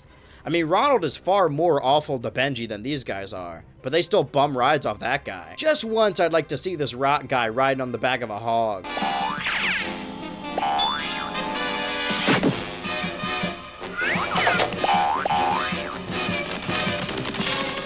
In any other show, I'd be having the time of my life right now. Back in the 70s, they could just let kids around all animals, endangered or not. The Thing goes to fight a gorilla before passing by more caged animals. I knew that last batch of crackers tasted funny. Wait a minute. Is that the same talking bird? Was that Decepto's bird? The one Benji gifted to his father figure? So he did realize he couldn't take care of it and donated it to the zoo? Yeah, man, maybe don't give someone a living animal. I do not fuck with Kanye. Even before he went nuclear, I thought he was a fucking dickhead and overrated. But that water bottle tweet is generational. The Thing, 1979. Lights. Action. Thing. I think we're missing some steps here. This is about the 3rd time this crew has been accosted by a giant squid. Was this more of a common occurrence back then? I will say, I don't believe anyone involved with this actually cared about the Fantastic Four at all. However, it does pop me every time an episode concept is, accidentally or otherwise, an adaptation of the previous story. Like, of the 3 shows, 4 shows? 3.5 shows? The Thing has fought a fake sea monster prop in 2 of them. It's like how the show has an underground adventure, an evil magician, a sentient robot that hurts its feelings. Anyway, Ronald wants to be a part in the movie they are filming and buys his way in, like most children of rich families. In this scene, Ronald saves Betty from a big windstorm. Are those their characters' names? Is Ronald playing Betty and Betty's playing Ronald? I don't know who this man is or why he's trying to sabotage the set. I have to assume he's this show's version of Dr. Doom. He must have been going for the same part as this Nepo baby. Oh my god! This must be their Charles Xavier! Man, I love Marvel comic books, and also every other Marvel side project. They're all equally good. If you genuinely think The Marvels is the worst MCU movie, then you might have brainworms, because I saw Thor 2 in theaters, and even as a kid, I was bored as hell. And finally, after all this time, much quicker of a time than anything else I've covered, the final week of Fred and Barney Meet the Thing, a pair of episodes over an hour-long segment that aired December 1st, 1979. We're never gonna get out of the fucking 70s. The Thing, 1979 in The Thing and the Captain's Ghost. The more changes, the more stays the same. This is the final episode, the penultimate segment. We have gone through stories, episodes, weeks, months without it reoccurring, and now the laugh track is back! Maybe the live studio audience has actually been there for every episode, but only finds some of these segments funny, when actually none of them are funny. And I was about to postulate that maybe it has something to do with this show on Boomerang specifically, but like 2 minutes into the episode, the laugh track ceases, which is also the point where the Thing shows up. Hey, ain't you kids a little old to be playing in the sandbox? Hey man, you know these guys. And now is the last time for jokes. All the while, the 2 teen teams are investigating a supposedly haunted swamp.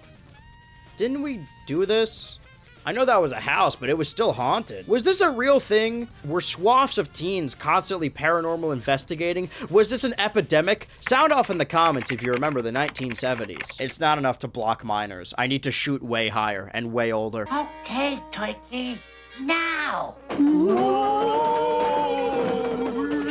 This is how Mormons have sex. In the end, it's revealed that the haunting was actually clever special effects and rubber costumes, and I feel as though I've seen this story somewhere before, and yet I can't put my finger on it. Now you look like the real ghost of Captain Yancy, Ronald. Ahoy, slaves! I don't think you can... The 70s were a different time. and we almost escaped it. The Thing 1979 in The Thing and the Absent-Minded Inventor. Is this how they'll introduce Reed Richards? Oh, good morning, Fudge. Judge. I'm Fenwick Silly Caboose. Oh, Fenwilly's Noose. Fenwick Twilly's niece? Oh, that's what I said. This has to constitute as some kind of medieval torture. Despite this episode being lackluster, at least it does finally give us some answers, as we now know the purpose of the invention that disfigured Dr. Doom. It's a makeup chair. That's ironic. Unfortunately, the principal fell into the crushing machine, and even more unfortunately, the Thing saves her. We cut to a scientist mixing green in a test tube, who immediately goes to drink said green liquid. Perhaps a little sodium chloride will do the trick. Dude, that would be salt. You're Uncle Fenwick? No, you are. Well, I'm your nice father's bride. Your niece on my father's side. Oh, wonderful. I always wanted a sister, an aunt, whatever you are. This sorry Mr. Magoo motherfucker wades his way through a construction site, and just if you thought it couldn't get more dangerous, time for Rock Guy. A living legend is now a real swinger. Don't you need a partner for that? Science Guy makes it to the adult science fair to show off his groundbreaking invention. In a vacuum. A big vacuum, but a vacuum nevertheless. Does making a thing that exists, but bigger and more dangerous, constitute as a new invention? I feel like it shouldn't. I mean, if you think about it, a car is just a bigger wheel. It's very derivative. Wait, did somebody say big wheel? The Thing leaps into action, and he must stop this liberal vacuum from tearing down any more statues of predators or murderers or whatever old people are mad about on Fox News nowadays. And in the end, the Thing the Science Guy wins the invention award. I assume by default, as we didn't see any other entries. And I wish I derived any purpose from this final episode, that I could tell you it was all worth it, that the ending tells us something profound, but ultimately it just ends anticlimactically on a bad joke parade and canned laughter. But honestly, if that isn't an honest glimpse into what this show was, I don't know what is. Barney Rubble wasn't in that at all. Like I said, the purpose of this project was to chart the change and growth of the Fantastic Four and extended media outside of the comics. Because in all sincerity, it's likely how most people were introduced to these characters. I did this because, spoilers, there's a new Fantastic Four film releasing in theaters mere weeks after this video goes up. Or days. That barnyard thing really threw me off. After multiple attempts of trying to get the Fantastic Four to work, like the 2005 film, or the 2015 film. Wait a minute, do they do this every 10 years? 2025, 2015, 2005. What does this mean for 1995? Well, so far we have only covered cartoons, the several animated adventures of the Fantastic Four characters. That was entirely circumstantial. I wanted to cover everything that came out alongside the Fantastic Four. It just so happened that for decades it was just cartoons. I would have covered games if any games came out in that time. I mean, we've been stuck in the 60s and 70s this entire time, but E.T. got an Atari game. Why not the beloved Fantastic Four? It's always fun to go back to licensed games for series still actively being supported. I've been mentioning this throughout multiple videos this year, but last month I decided to watch back through all of the Karate Kid films and all the Jurassic Park films because there were new films in that series coming out in theaters. I also did this with Mission Impossible and Final Destination, but that's not really tied to my point. I just wanted to tell you because, I mean, we're best friends, right? You know me personally. Because films like that, despite understanding that they are from the 80s and 90s, sometimes just age really well. They don't wear their age at all. I feel like for the most part, if a film isn't literally in black and white, it could have come out today. Because, I'm gonna go on the same tangent I go on every time. This isn't even in my script. I'm going off script here. Fuck it, we'll do it live! Practical effects used in the 70s, 80s, 90s, and early 2000s age way better than like mid to late 2000s computer-generated effects. When that character is lying on top of the dinosaur and it's breathing, it feels real because it was real. It's a little different though, because every movie nowadays looks like a commercial. But for that same reason, it's sometimes fun to go back to NES or even Atari games that were tied to those series. It's like taking a step back into the past and experiencing that movie. Like the Karate Kid, that's a perfect example. Oh boy, I hate this game. I mean, it makes me want to kill myself. Questprobe was a series of graphic adventure video games for the Commodore 64, MS-DOS, and really any computer that could run applications at the time. Developed by Adventure International, which went bankrupt in 1986. A year after this game released. A trilogy of choose-your-own-adventure games commissioned by Marvel Comics. So much so that they released a 12-issue miniseries to tie into this series of games. Oh, wait, no, sorry. They only released 3 of these issues because the company went bankrupt immediately following. The 4th issue was planned to tie into a canceled X-Men Questprobe game, but the aforementioned bankruptcy, meaning that the only 3 of these graphic adventure games that were released were Questprobe featuring the Hulk, Questprobe featuring Spider-Man, and Questprobe featuring the Human Torch and the Thing. Oh! Questprobe 3, Fantastic Four, Chapter 1 by Scott Adams, dedicated Keith Campbell. Thing, Human Torch, Chief Examiner, Ringmaster, Fire Eater, Livewire. Hold on, I'm getting a little lost here. I'm in a small office, and I see here Chief Examiner. Editor, just cover up that too. I want you. Die. I don't know how to die something. Try again, please. I want you to talk. Okay, I want you to talk. In this test, you must free Alicia Masters from Dr. Doom. You'll have to Masters. Just get the audio clip of me saying Masters before. The powers of 2 Marvel superheroes. Trademark. You'll be able to switch your point of view at any time. Good luck. I'm in a valley surrounded by hills, and I see here a giant tar pit and a shack. I see an exit east. Human Torch, I want you to flame on. Sorry, say again as flame on. Low, high, or nova. Flame on nova. Okay, flame on. Human Torch, I want you to fly up. Flames out. Wait. Torch falls. Human Torch dies from the fall. He shot into the sky, turned back human, and then died. Game is now over. Do you want to play again? Yes. Leave. How? Leave through door. I can't do that yet. Talk then. Jump into tar pit. Okay, I'm being sucked down by something. I'm in a tar pit, and I see here thing. Human Torch, I want you to greet thing. I don't know how to greet something. Try again, please. Kiss thing. I didn't completely understand your command. Hug thing. Talk thing. Okay, I'm being sucked down by something. I want you to flame on Nova. Yeah, in the tar pit. Okay, flame on. I'm being sucked down by something. Sorry, tar is burning. Sorry! Sorry, tar on thing is burning. Game's now over. What did you say? I want you to leave tar pit. Sorry, I'm sucked down. I can't do that yet. Go up? Up isn't a visible exit. Go down. Down isn't a visible exit. I want you to describe surroundings. Or no, okay. Describe. I'm in a tar pit. Look. I'm in a tar pit. Ask. Okay, I'm being sucked down by something. Investigate. I don't know how to investigate something. Please try again. Eat all of the tar. I can't do that yet.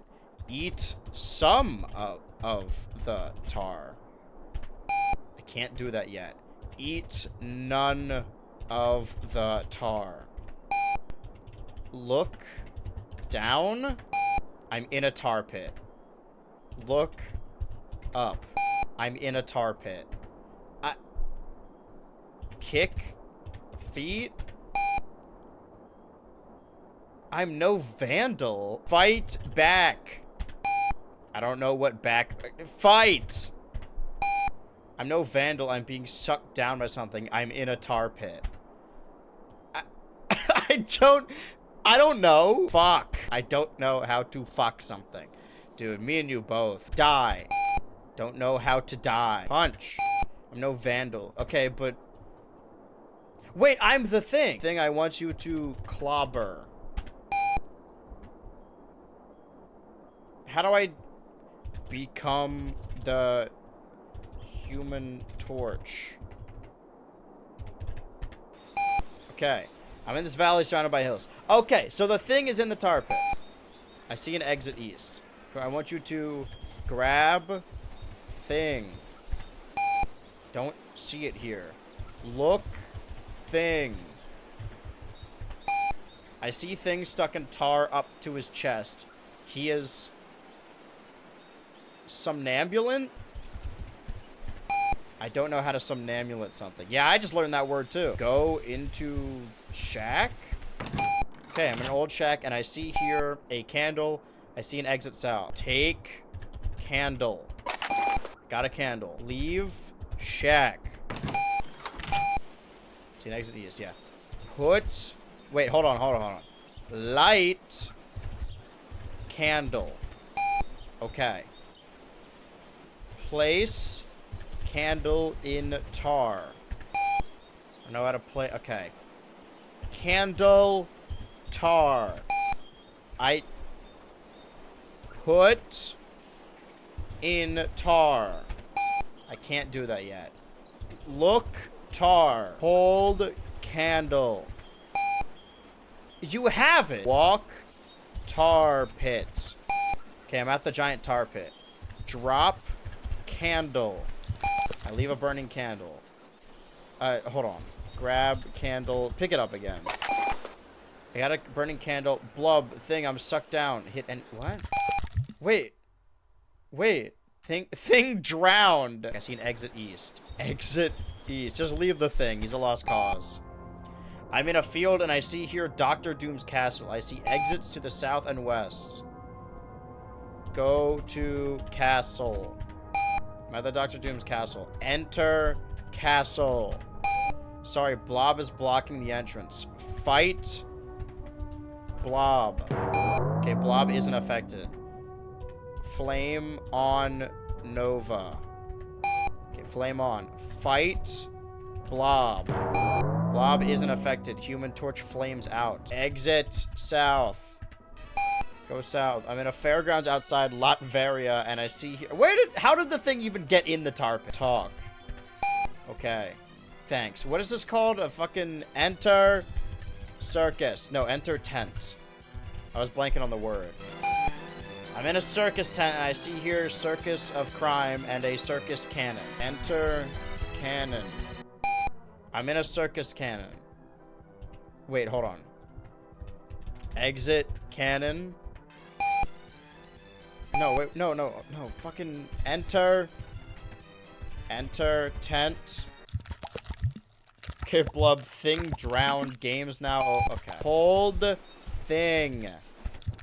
Got thing. I'm being sucked down by something. Flame on. Say again, flame on. Okay, let's do flame on low. So we don't kill anyone. Flame on low. Being sucked down by something flames out. Okay. Lift thing. Got thing. I'm being sucked down. Throw thing. Won't do that here. Okay. Kiss thing. I didn't completely understand your command. Yeah, I didn't think you would. Grab candle. Leave shack. Exit east. Exit south.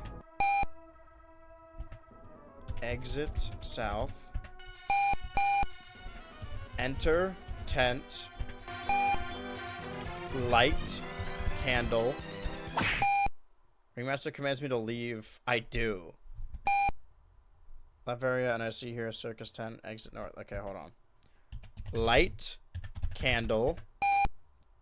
I don't see it. The candle's inside. Okay. Enter tent. Light cannon. Okay, sorry. Fire eater swallows flame. Okay, well, I guess he ate my candle then. Flame on low. Fly up. Flying. I'm being shot at by death ray from the castle. I'm in the air high above the valley, and I see here Doom's castle far below hills and a tar pit far below. Fly up. Okay, Blub, thing drowned. Game's now over. Want to use your old save game? Game is now over. Do you want to play again? No. Alright, I feel like I got the gist of that. Well, that's enough video games for one video. Like, there was a licensed game to tie into the 2005 film and its sequel, but those are the 2000s, and we just stepped foot into the 80s. Obviously, a character like Dr. Doom's longest-lasting legacy, music withheld. Granted, I do love the music. You could argue it's not even because of his comic appearances, or comic radio drama reading appearances. Wait, Princess, your voice sounds familiar. Well, it should. I used Dr. Doom's transmitting device a few times to try to warn you. You see, Dr. Doom wants me to marry him. What? After seeing what he has done to our peaceful world, I despise him, and that's why he keeps Father and I prisoner. He intends to destroy all of us if I persist in refusing him. Even now. No, the most important mark of the Fantastic Four's legacy to me was Dr. Doom's appearance in the Marvel vs. Capcom series. If Robert Downey Jr. does not do the foot dive one time in that movie, I will be trashing that theater like a crazed ape. In the year 2026, we are still going to get Dr. Doom in a 2D fighting tag game. It's just not gonna be done by Capcom. When I saw Doom in that trailer, I punched my fist in the air. I was sitting alone in my bed. Nobody was watching me. Even still, to this day, the legacy is carried on as new audiences are introduced to the Fantastic Four through the Overwatch game that makes me want to rip my hair out. We covered the 60s and the 70s at length, but now the 80s come to a close, and really the only product that wasn't a comic worth talking about was the Questprobe game. And that wasn't very good. The 90s, specifically 94, was an era of rebirth for the Fantastic Four. Show that Johnny dancing gif next to me. You know the one. And then a licensed video game that was made to tie into that 94 cartoon that was actually surprisingly played on the interconnected web of BH Ultra content. Whoa, that's crazy. Check out this link to this video. What the fuck is that? Yo, what the fuck? Oh my God. Hey, can you do that again? Me? What? 1994, to be precise, was going to be their year. Not only with a new cartoon meant to introduce the characters to a new generation of children, a new video game on a hip video game console that most people actually had, but on top of all of that, in 1994, the Fantastic Four were slated to have their first ever theatrical film. Doomed, the untold story of Roger Corman's The Fantastic Four is a documentary about the Fantastic Four in 1994. It is a story of how every actor who was cast as the eponymous Fantastic Four characters in this film would slowly learn that, according to some higher-ups, it was never meant to come out. In 1992, Marvel Comics reached out to several studios and directors to make films based on their most popular characters, having directors and actors slated for Spider-Man, Doctor Strange, Black Panther, and the Fantastic Four. But juxtaposed to these other trusted studio heads, for the Fantastic Four 1994,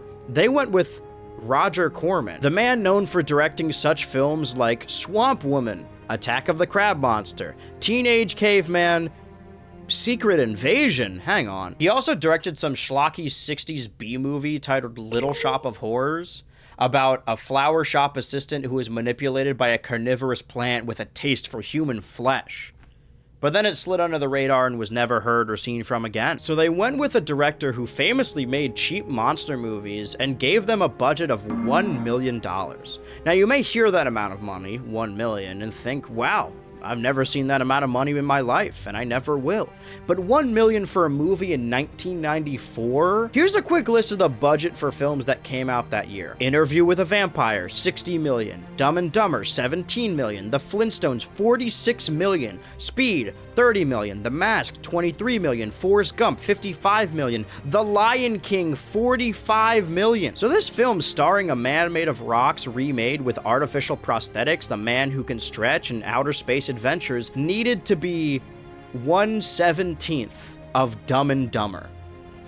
So, because it was low budget, the cast became so tightly knit. Very rarely on major productions do cast members have to spend all their time on set, but because this production was held together by sticks and glue, they all spent their time together. They auditioned names like Mark Ruffalo and Patrick Warburton.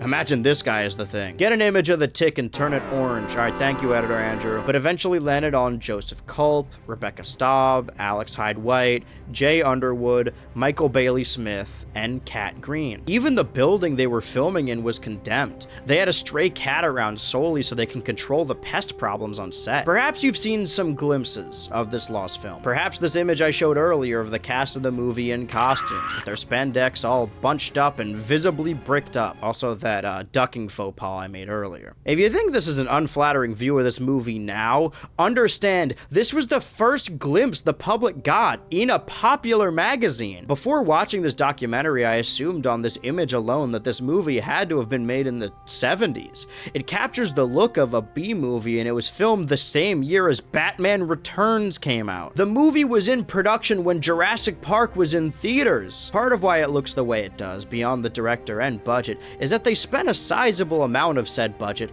on a visual effects guy who absolutely scammed them. Pulled the rug out from under them and gave them below average to abysmal visual effects. But the movie still trucked along. Some on the set were starting to hear rumblings that the film may never see the light of day. But by this point, the first trailer had been seen by human eyes, and they weren't even close to being done. Beyond the visual effects fiasco, instead of dubbing over Dr. Doom to begin with, they used the raw audio from the actor's muffled voice covered by the mask. Like, listen to the original recorded audio from Darth Vader. I'm a member of the Imperial Senate on a diplomatic... You are part of the Rebel Alliance and a traitor.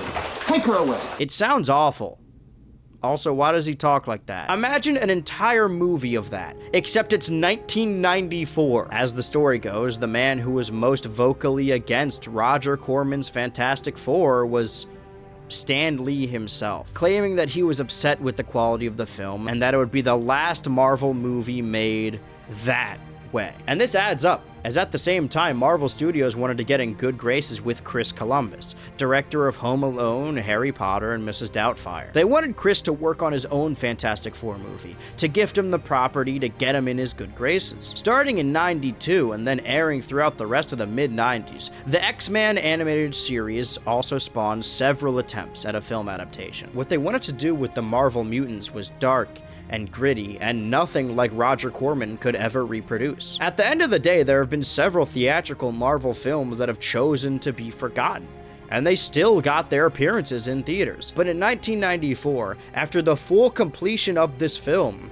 the Fantastic Four was gutted. Marvel vowed to never let this film see the light of day, even claiming that the movie was never meant to come out, that everyone knew it was just to keep the film rights, which is probably why they made one every decade. But even if that were true, it would mean every actor, writer, director, artist, and editor would lose years of their efforts. Sure, they can always tell future employers that they were meant to be in the Fantastic Four movie, but who would even believe that? For a long time, the film only survived in the dedicated cast asking for film prints, and instead only received about 1,000 stills. Most of the images you've seen today. And this story, a tale we all know unfortunately all too well, was set up to fade into obscurity as larger projects by 20th Century Fox and Sony would take center stage. But again, the cast was very dedicated. We still don't know exactly who, but at some point after the film shelving, someone somewhere asked for a work print of the movie to be saved to digital.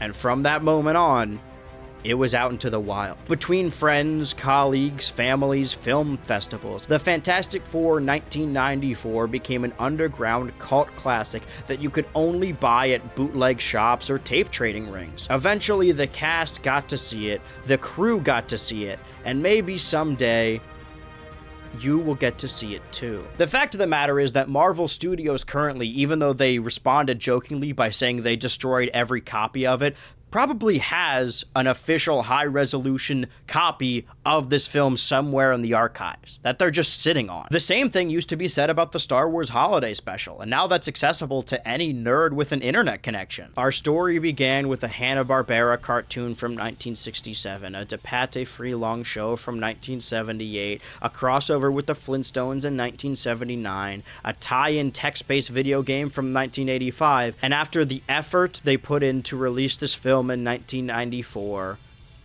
the gates were open once again. Cartoon in 94, live-action film in 2005, tie-in video game to that movie, sequel in 2007, tie-in video game sort of to that movie. There was another movie in 2015, leading us to this day today, in preparation for the new film. But you want to know the most interesting thing I learned from this documentary? The reason they used Dr. Doom as the primary antagonist in that film. The Fantastic Four's most famous adversary, most menacing foe, and a character that will tie together the most important stories of the Marvel Cinematic Universe after this for years to come. The reason they chose Dr. Doom in that movie is because they couldn't get the rights to the Moleman. That is not a joke. I did not make that up. Put the Moleman in the MCU.